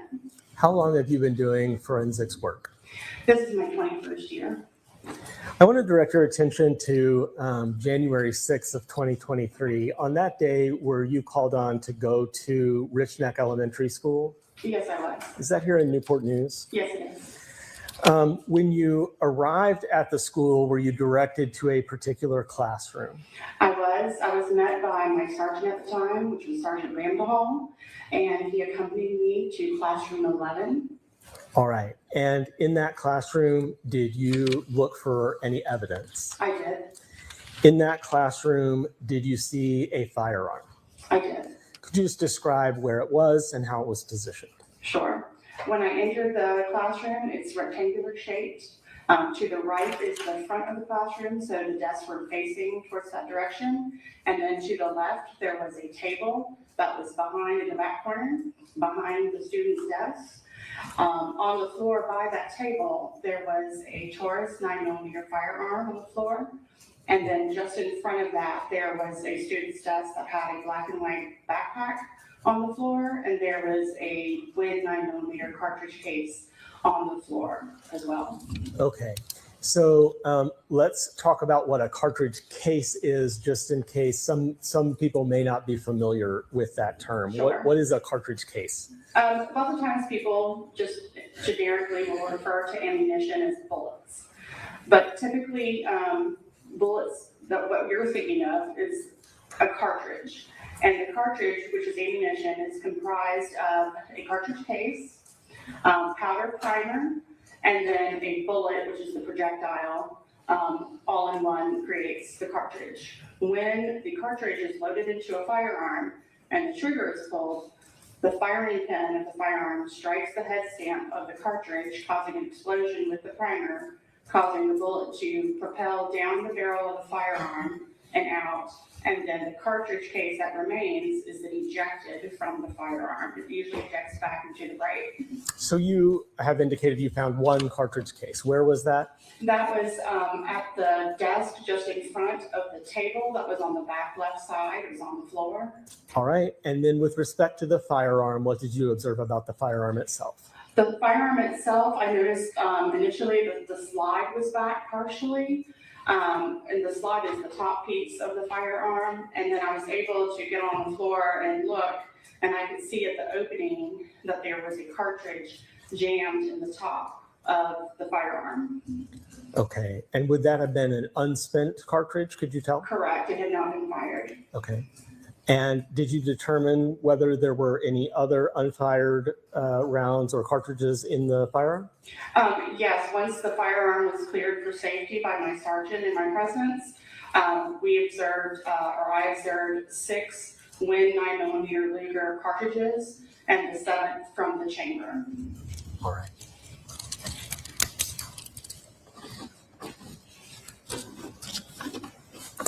Thank you, Ms. Wells. Please answer any questions from the defense counsel. Sure.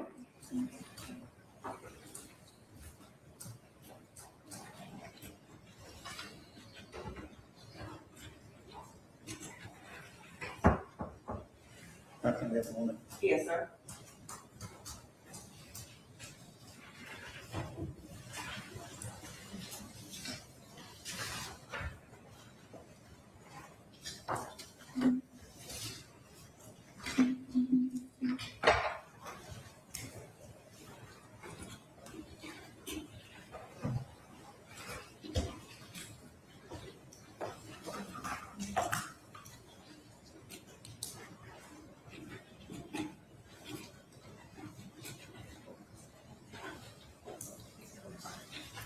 No, we don't have any questions. Okay, no questions. All right, the status for this witness. She'll remain on call, Your Honor. Any objection? Okay, so Ms. Wells, you're free to leave the building, but you're still sequestered, so you cannot discuss your testimony until you receive information that the case is over. All right. Okay, and they have your contact information, they need to call you back. Yes, Your Honor. Thank you. Thank you. All right, next witness. Commonwealth calls Jennifer West. All right, thank you.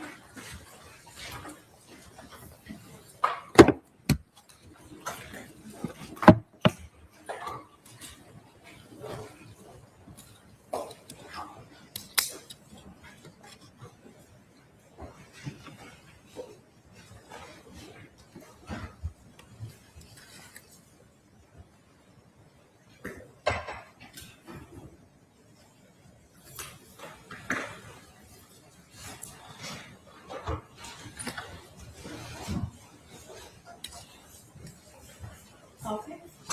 Please stand in front of the Madam Clerk to be sworn in. I'm gonna get walk all the way around the front.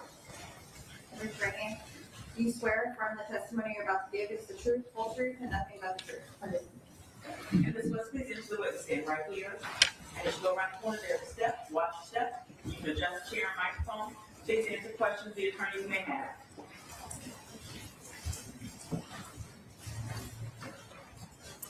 Good afternoon. Hi. Could you please tell us your name? Jennifer West. And Ms. West, how are you? So, so for the civil case, they charged 3 of them: the principal, some guy on the committee, whatever, and Ebony Parker as well. For this, I just like, if you're going to charge this woman, then everyone should be charged that was in the school, because so many of them, none of them called the police. No worries, Ron. Seen a little bit, medallion. I think she was for both, Leadai. I think she was charged for both federally and state. So I can confirm that with you now.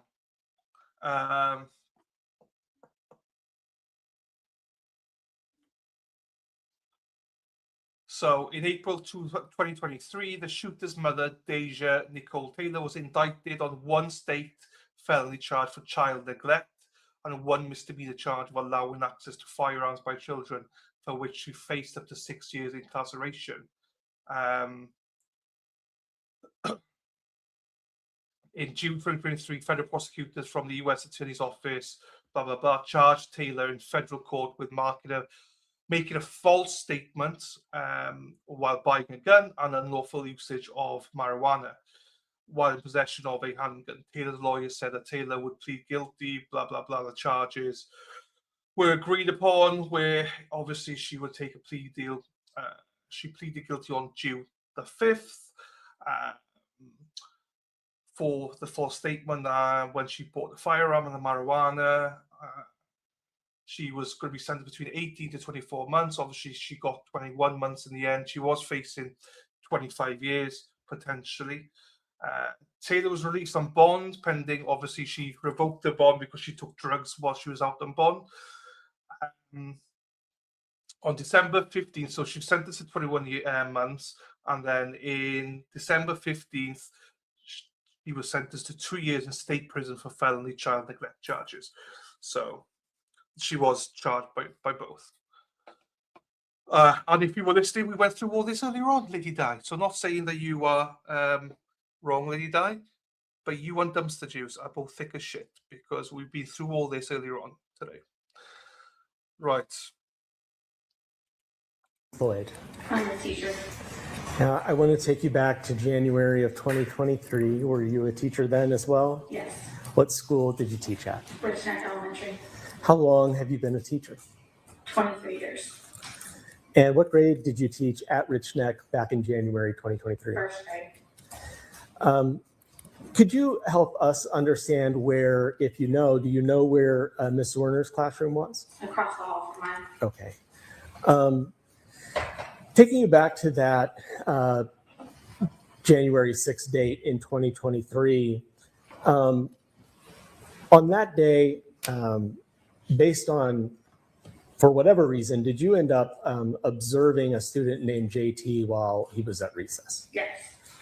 And where was your class at that time? Also at recess. Okay. And while you were observing JT, could you describe, just as if it was a movie that we were watching, just the actions that you observed? He and another And I'm sorry for interrupting you, but I need to at this point because I forgot to remind you, we're not using any names of students. You can say a student or you can use initials, but please don't say the names of any students. He and another student kept going behind the rock wall, and there's a large tree on the playground. They go back there and come back out, and I just was watching their interactions. Do you know the initials of the other student? RR. And do you know the initials of the first? Okay. So describe for us what exactly JT and RR were doing in as much detail as you can remember. It's hard to remember specific details, but I did write down notes the day of, and I reviewed those before coming. When you reviewed your notes, did that help you refresh your recollection about what happened? Yes. Okay, well, then what happened? They were staying together, very close together. They kept going behind the rock wall, going behind the tree, kind of being secretive, trying to avoid other people. Okay. I'll agree that the trying to avoid other people part should be stricken. Okay, so sustain, strike that part, trying to avoid other people, but you can't consider going behind the rock wall. Next question. Ms. West, when recess ended, did you have a conversation with RR? After we got back in the building. Okay. And before I ask you to tell us what RR said, can you just describe his physical demeanor, how he appeared to you? So I asked him to come speak with me to ask him about what we had observed at recess. And before you tell us what he said, I just want to know his demeanor, how he appeared. He was visibly shaken, nervous. I asked him what they had been doing, and he said... Okay, hold on. Before you tell us what he said, I'll ask judge and counsel if we need to voir dire this witness.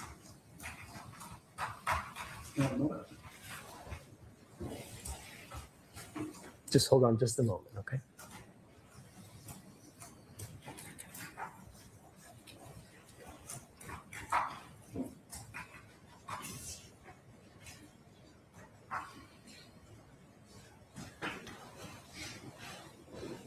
Your Honor, I think based on previous rulings that the court will allow her to testify, but we're objecting for the record that these statements that she may have heard from RR are hearsay. Okay, you're continuing, exception is noted, thank you. All right, you may proceed, Mr. Jenkins. Tell us what RR reported to you. He first said he couldn't tell me, and I reassured him that he could. And he said, I can't. He said that he would hurt us, that he would blow us up. He was referring to JT at the time. And then he said that JT had a gun. And at that time, I asked him what it looked like to kind of confirm whether it was real or not. And he said that he saw the bullets. And I said, well, what color? And he said they were bullet colored. And at that point, he was crying. And I had RR come into my classroom. And then once RR was in your classroom, did you place a call? I did. I called the front office And what was the purpose of that call? to report what RR had told me. Okay. And who answered the phone? Mr. Sims, our music teacher. Okay. Thank you. If you could give me just a moment.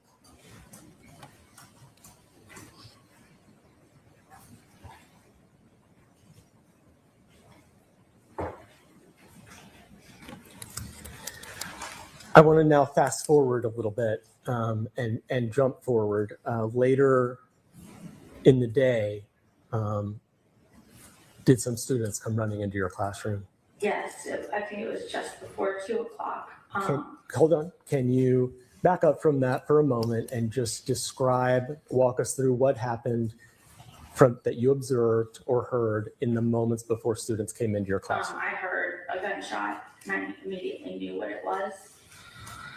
And I went to my classroom door, opened it, and Abby's students came running out, and I ushered them into my classroom. And I could see that Abby was standing. She had just exited her room, and I could tell that her hand was bloody, and there was blood on the floor. Once the last student that was on their way out came out, I shut my door and proceeded to lock down, turn off the lights, and settle the students. In as much detail as you remember, can you describe the behaviors that you observed, the demeanor that you observed of the students as they came in? They were terrified. Many of them crying. RR was situated behind me. I was sitting on the floor with the students around me. And he kept repeating, I told you. I tried to keep you safe. I told you. And I just kept reassuring. There were a few students who were trying to tell me what happened, but I didn't want my class that didn't witness it to hear all of the details. And I just kept reassuring them that we were okay. Were some of the children were crying? Yes. Okay. All right.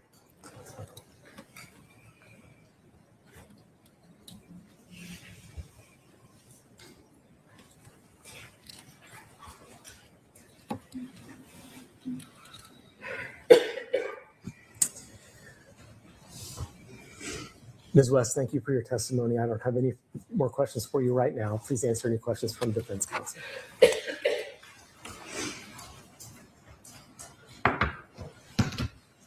Yes, sir.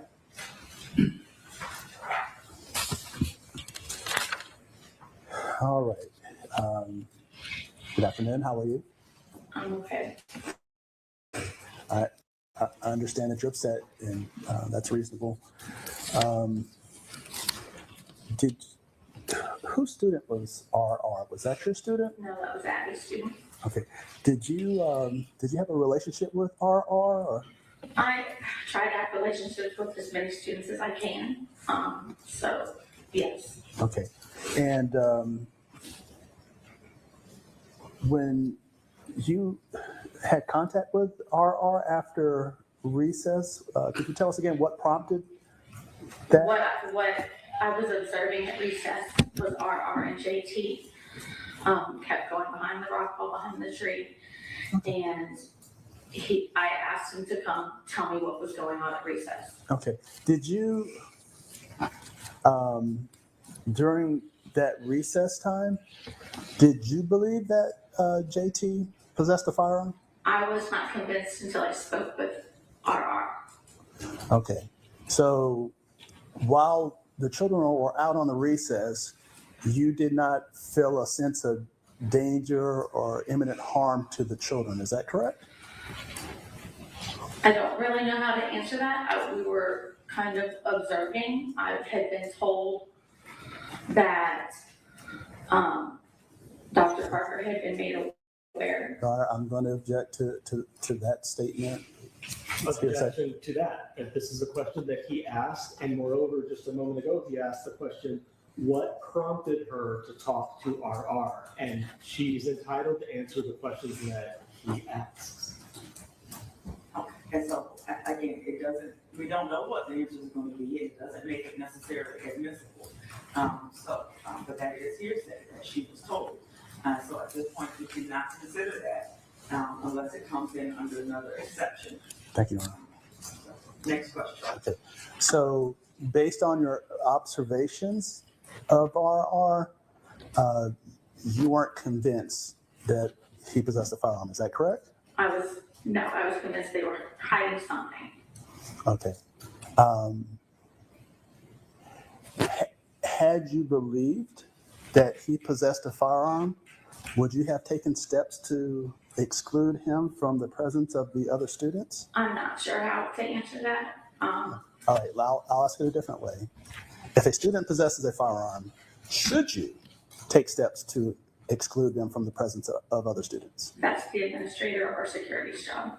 So as a teacher, you don't feel like if a child possesses a gun, you should take steps to ensure the safety of those classrooms? If a child possesses a gun, I rely on people whose job is to check the child.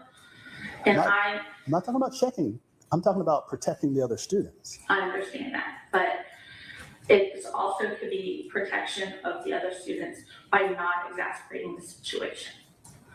Okay, so you're saying if a student possesses a firearm, it's better to leave that student in the presence of other students so the students won't become exasperated? Is that what you're saying? No, I'm saying I would contact security and administration, and they will handle the student. Okay, so you're essentially saying it's not your responsibility to protect the students. That's not what I'm saying. What you're saying is you're going to rely on somebody else to protect the students. Is that correct? Sure. Okay. All right. Did you have any conversations with Dr. Parker prior to the shooting? Yes. Okay. It was, I don't know that I would call it a conversation. It was an interaction that lasted about 5 seconds. Okay.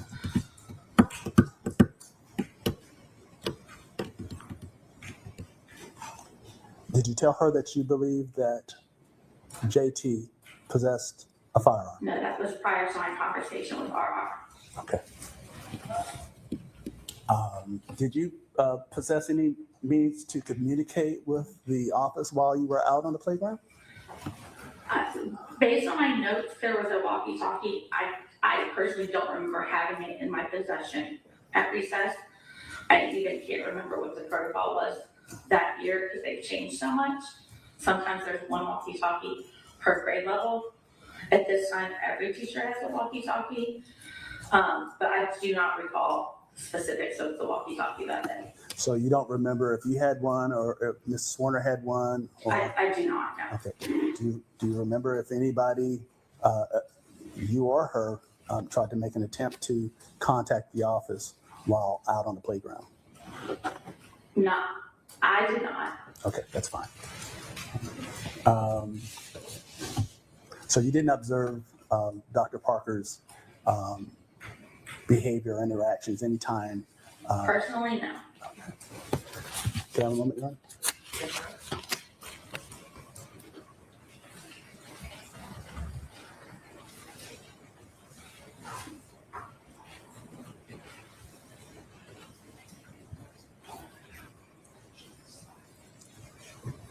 Like, it might just be me, right? And it probably isn't just me. But, you know, it's as if all the teachers and everyone going on there now blaming the assistant principal. The principal was in the building. They literally take zero responsibility themselves. This woman's like, no, the children are my, I was worried about them. So you're happy to leave a gun with a child in the room with all these children? I just thought your decision. It's just like, I don't understand this. I really don't. I just don't get it. And how they even believe and can sit there and think that they have no responsibility in any of this stuff. That they did everything by the book. It's like, fucking hell, if we did everything by the book, we'd be fucked. You know?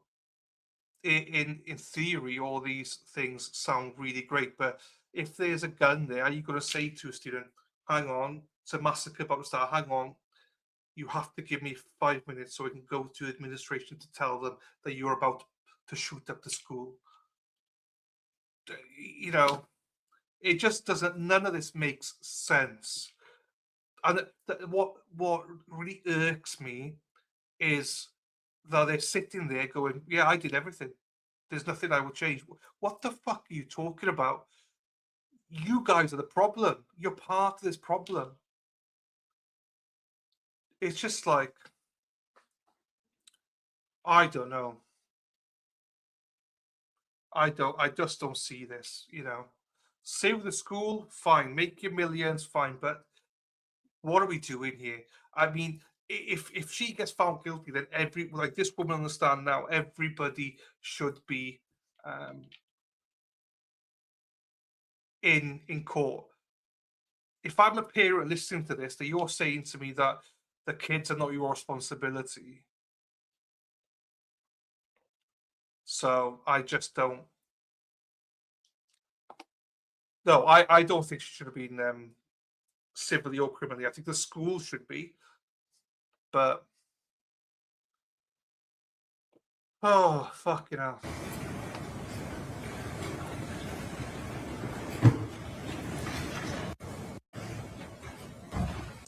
When I asked you the question about the walkie-talkie, I believe you indicated that when you looked at your notes, you saw that you indicated there was a walkie-talkie. That I had one after recess. I do not remember the specifics of it before. What do your notes say? That I heard Mrs. Kovac on the walkie saying that she had the shooter. Okay.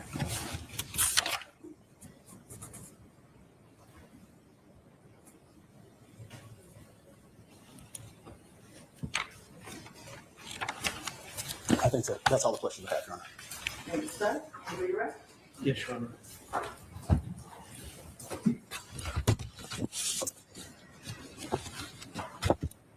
At the time that you hear Ms. Kovac on the walkie-talkie, where are you? In my classroom with mine and Abby's class.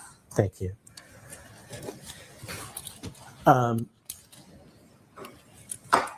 We know, as you testified, you were observing RR and JT at recess.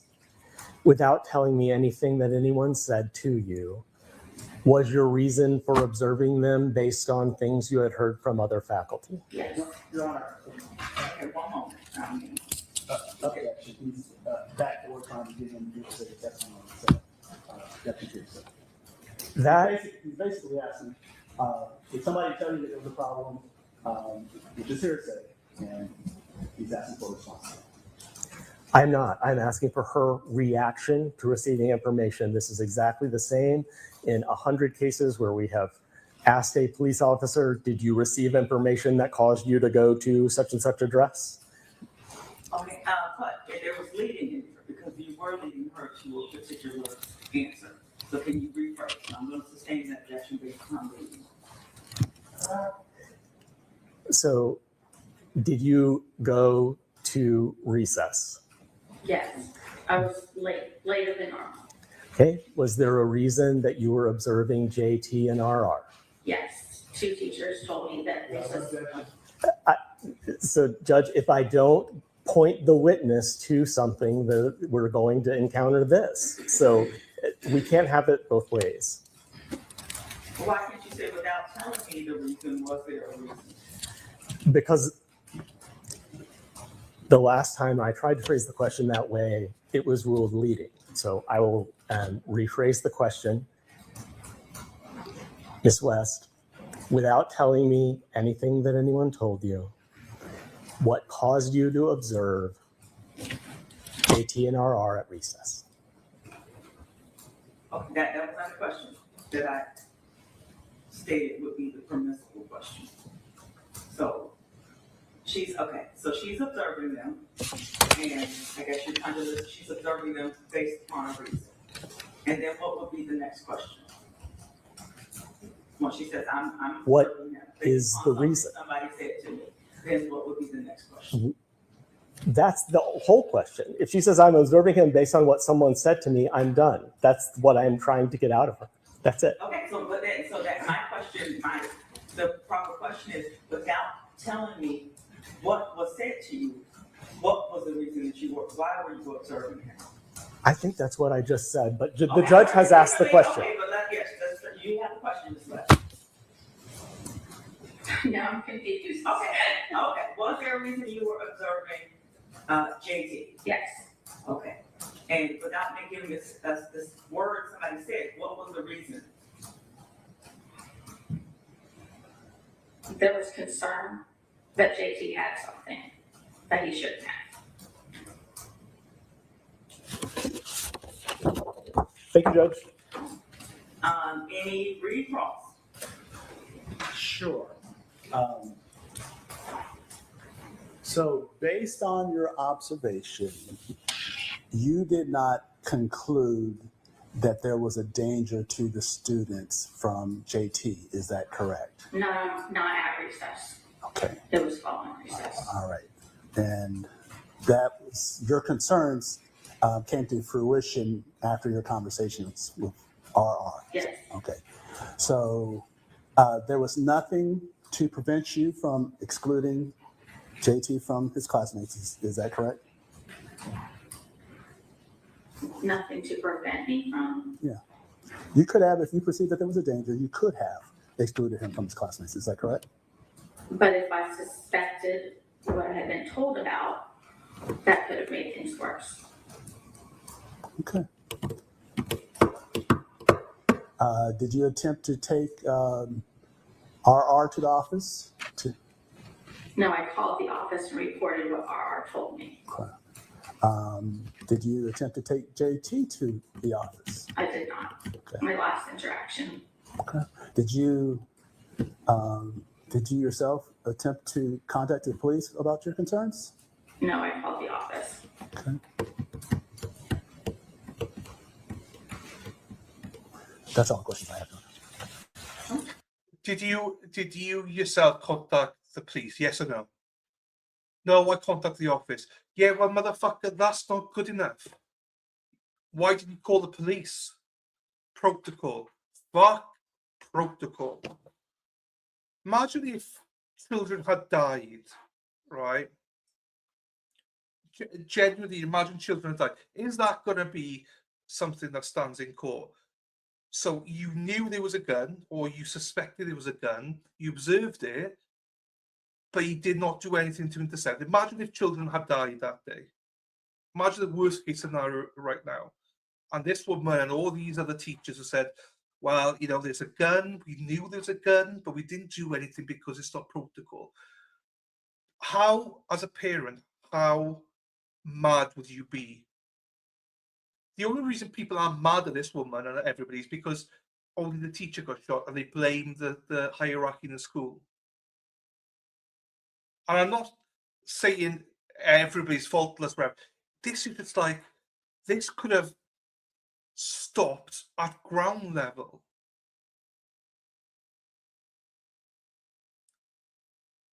Like, if you phoned the police, if you separated the child, you know, if there's so many things that you could have done to prevent this, and you're just bloody lucky that that teacher survived, and also that no other children died that day. That is luck. That's just miracle, and nothing else happened that day. So for these teachers to all be like, oh, well, protocol. No.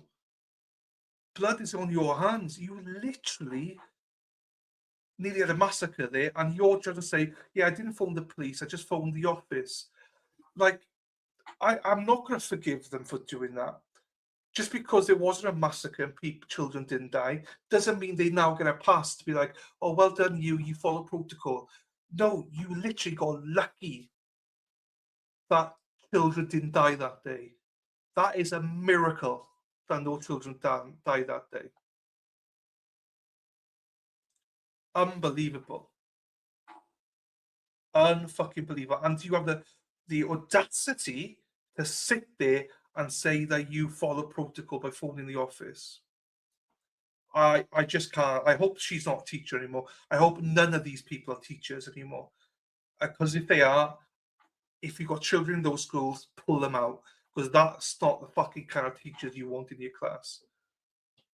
The kind of teachers that don't give a shit about your child. All because of protocol. Fuck me, I would not want my children to be in school with these people. Selfish, fucking, oh, it's infuriating. How there was not more people killed. I think if he was a little bit older, there probably was more of a massacre. The protocol was that they had to call the administrators for them to deal with it, basically. For anything that happens. But common sense says, if there's a shooting, you deal with it in the moment. There's so many things you can do in that moment. But these people that are on the stand think that they are God's gift and think they did nothing wrong. No, they're absolute arseholes, in my opinion. Absolute arseholes, in my opinion. Anything further for this witness? No. And fucking shame on them. Shame on them. And I hope people do shame them because they're on the stand. Answer that question. Did he phone 911? No, I phoned the office. Who gives a fuck that you phoned the office? That's not going to save lives. Phoning the police might have saved lives if there was a need for it. Obviously, no one died. But no thanks to this woman. No thanks to all the other people that have taken the stand. No thanks to any of them. We could literally be looking at a massacre here, and all these pieces of shit, they're all on the stand going, oh, well, I follow protocol. Fuck you. Fuck you. Fucking stupid cunts. And status of Ms. West as a witness. I'd ask that she remain subject to recall, constructively sequestered. Same. Okay. So Ms. West, you are still a witness. You are still sequestered. You may not discuss this case until this trial is over. You are free. Please take a break. To retire to the jury room while we take up. All right, and it's been about an hour, which is a good wake up, stretch break after lunch. So we'll ask the jurors to retire to the jury room while we take up a motion.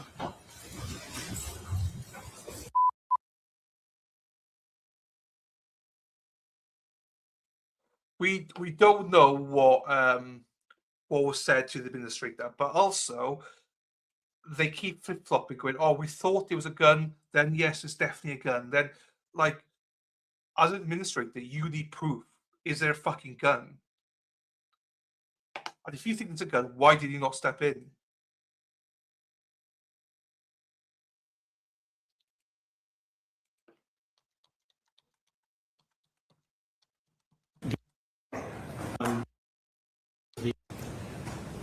You want to say 9:30? Just. I'm pushing. Okay, well, 9:15. Just. Okay. Going on.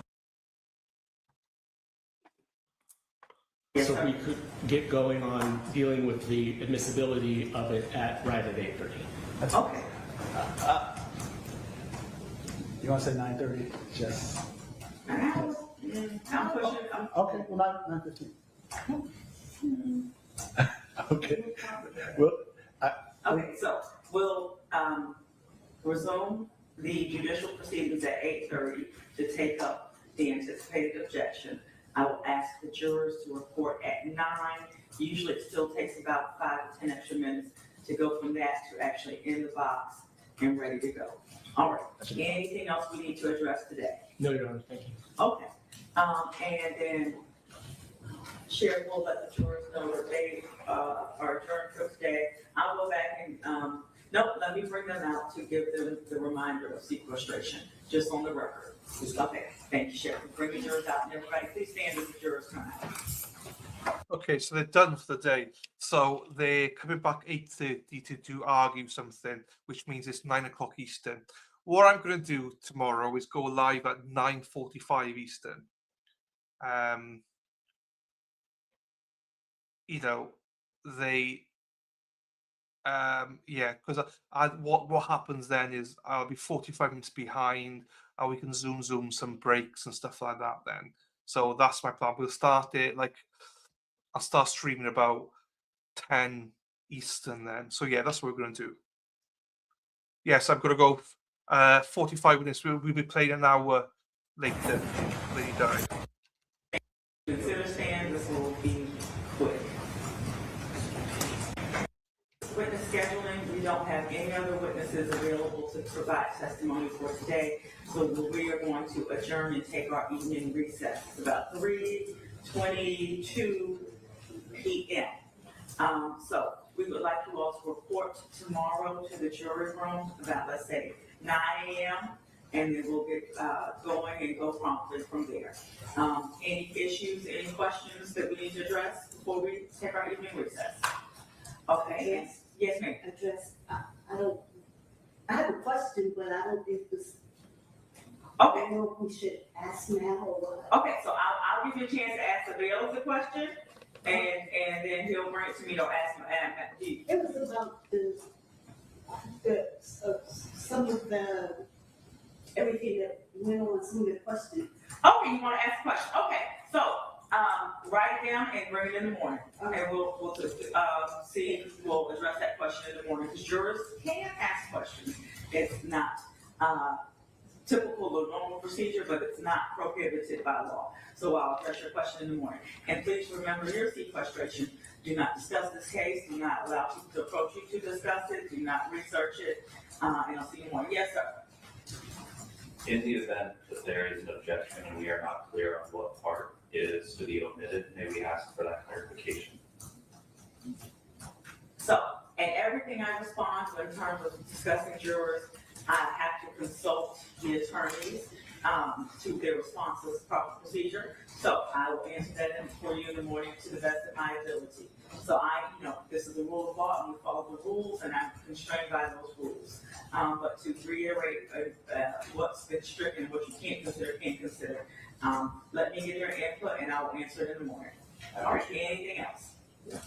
All right, so Sheriff will escort you out. Thank you very much. Okay, and the attorneys can research that and give me your positions in the morning as well. Yeah, you cannot take them home, and again, they'll be secure here. I know we have at 3 p.m. we get a shift change at Bayless. But yeah, leave them there. Thank you. In the morning. Thank you.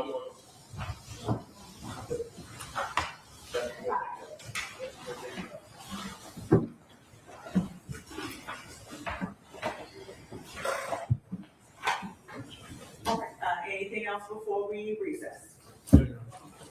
Okay, nothing. Anything else before we recess? No, Your Honor. I will let the court know that I do have some concerns at this moment. We can talk about it tomorrow. For this, it seems like the jury members are aware that some of them, or one of them, or some of them have questions. It sounds like there may have been some discussions that I'm very concerned about. Okay, we'll address it in the morning. And again, one wanted to ask a question, but we don't know what her question was. And we'll get your positions on how we want to treat that. And then other gentlemen wanted to know if he can have clarification on the objections when it's overruled and stricken or sustained and what he can consider and cannot consider. So give your positions in the morning, time to research it, and we'll address it in the morning. Thank you. All right. Anything else before we recess? No, Your Honor. No, Your Honor. Okay, we're taking our evening recess. See you all in the morning. Thank you very much. Okay, so there you go. That's interesting. right at the end. So tomorrow will be a little bit interesting, I think. So as I say, I will go live. I might actually make it a little bit later. I might go live at 3 o'clock. 3 o'clock. 3 o'clock, but that's the time. I might go live at 10 o'clock Eastern, because it sounds like they're not going to be on time for anything. Do you know what I mean? So we can zoom through some more stuff then. So because, you know, some dumpster juice, for instance, does not pay attention to fuck all. So yes, 10 o'clock Eastern, 3 o'clock Badaza time. So that's the plan anyway. I'm just pissed off with all this anyway. So we'll be back tomorrow, people. So yeah, bring it on. And as I say, we'll come up from behind just the way you like it. And we'll get through it quicker that way. So thank you for today, everyone. Nice to see you, Dunster. Nice to see you, Anthony, if you're still here. Nice to see everybody. And I shall see you at 3 o'clock Eastern tomorrow to go through it. Right. Just because the other reason is because just in case we don't get to see the lawyers arguing and stuff, then we're fucked. So anyway, take care. Have a great evening. Enjoy yourselves. Behave. Peace out.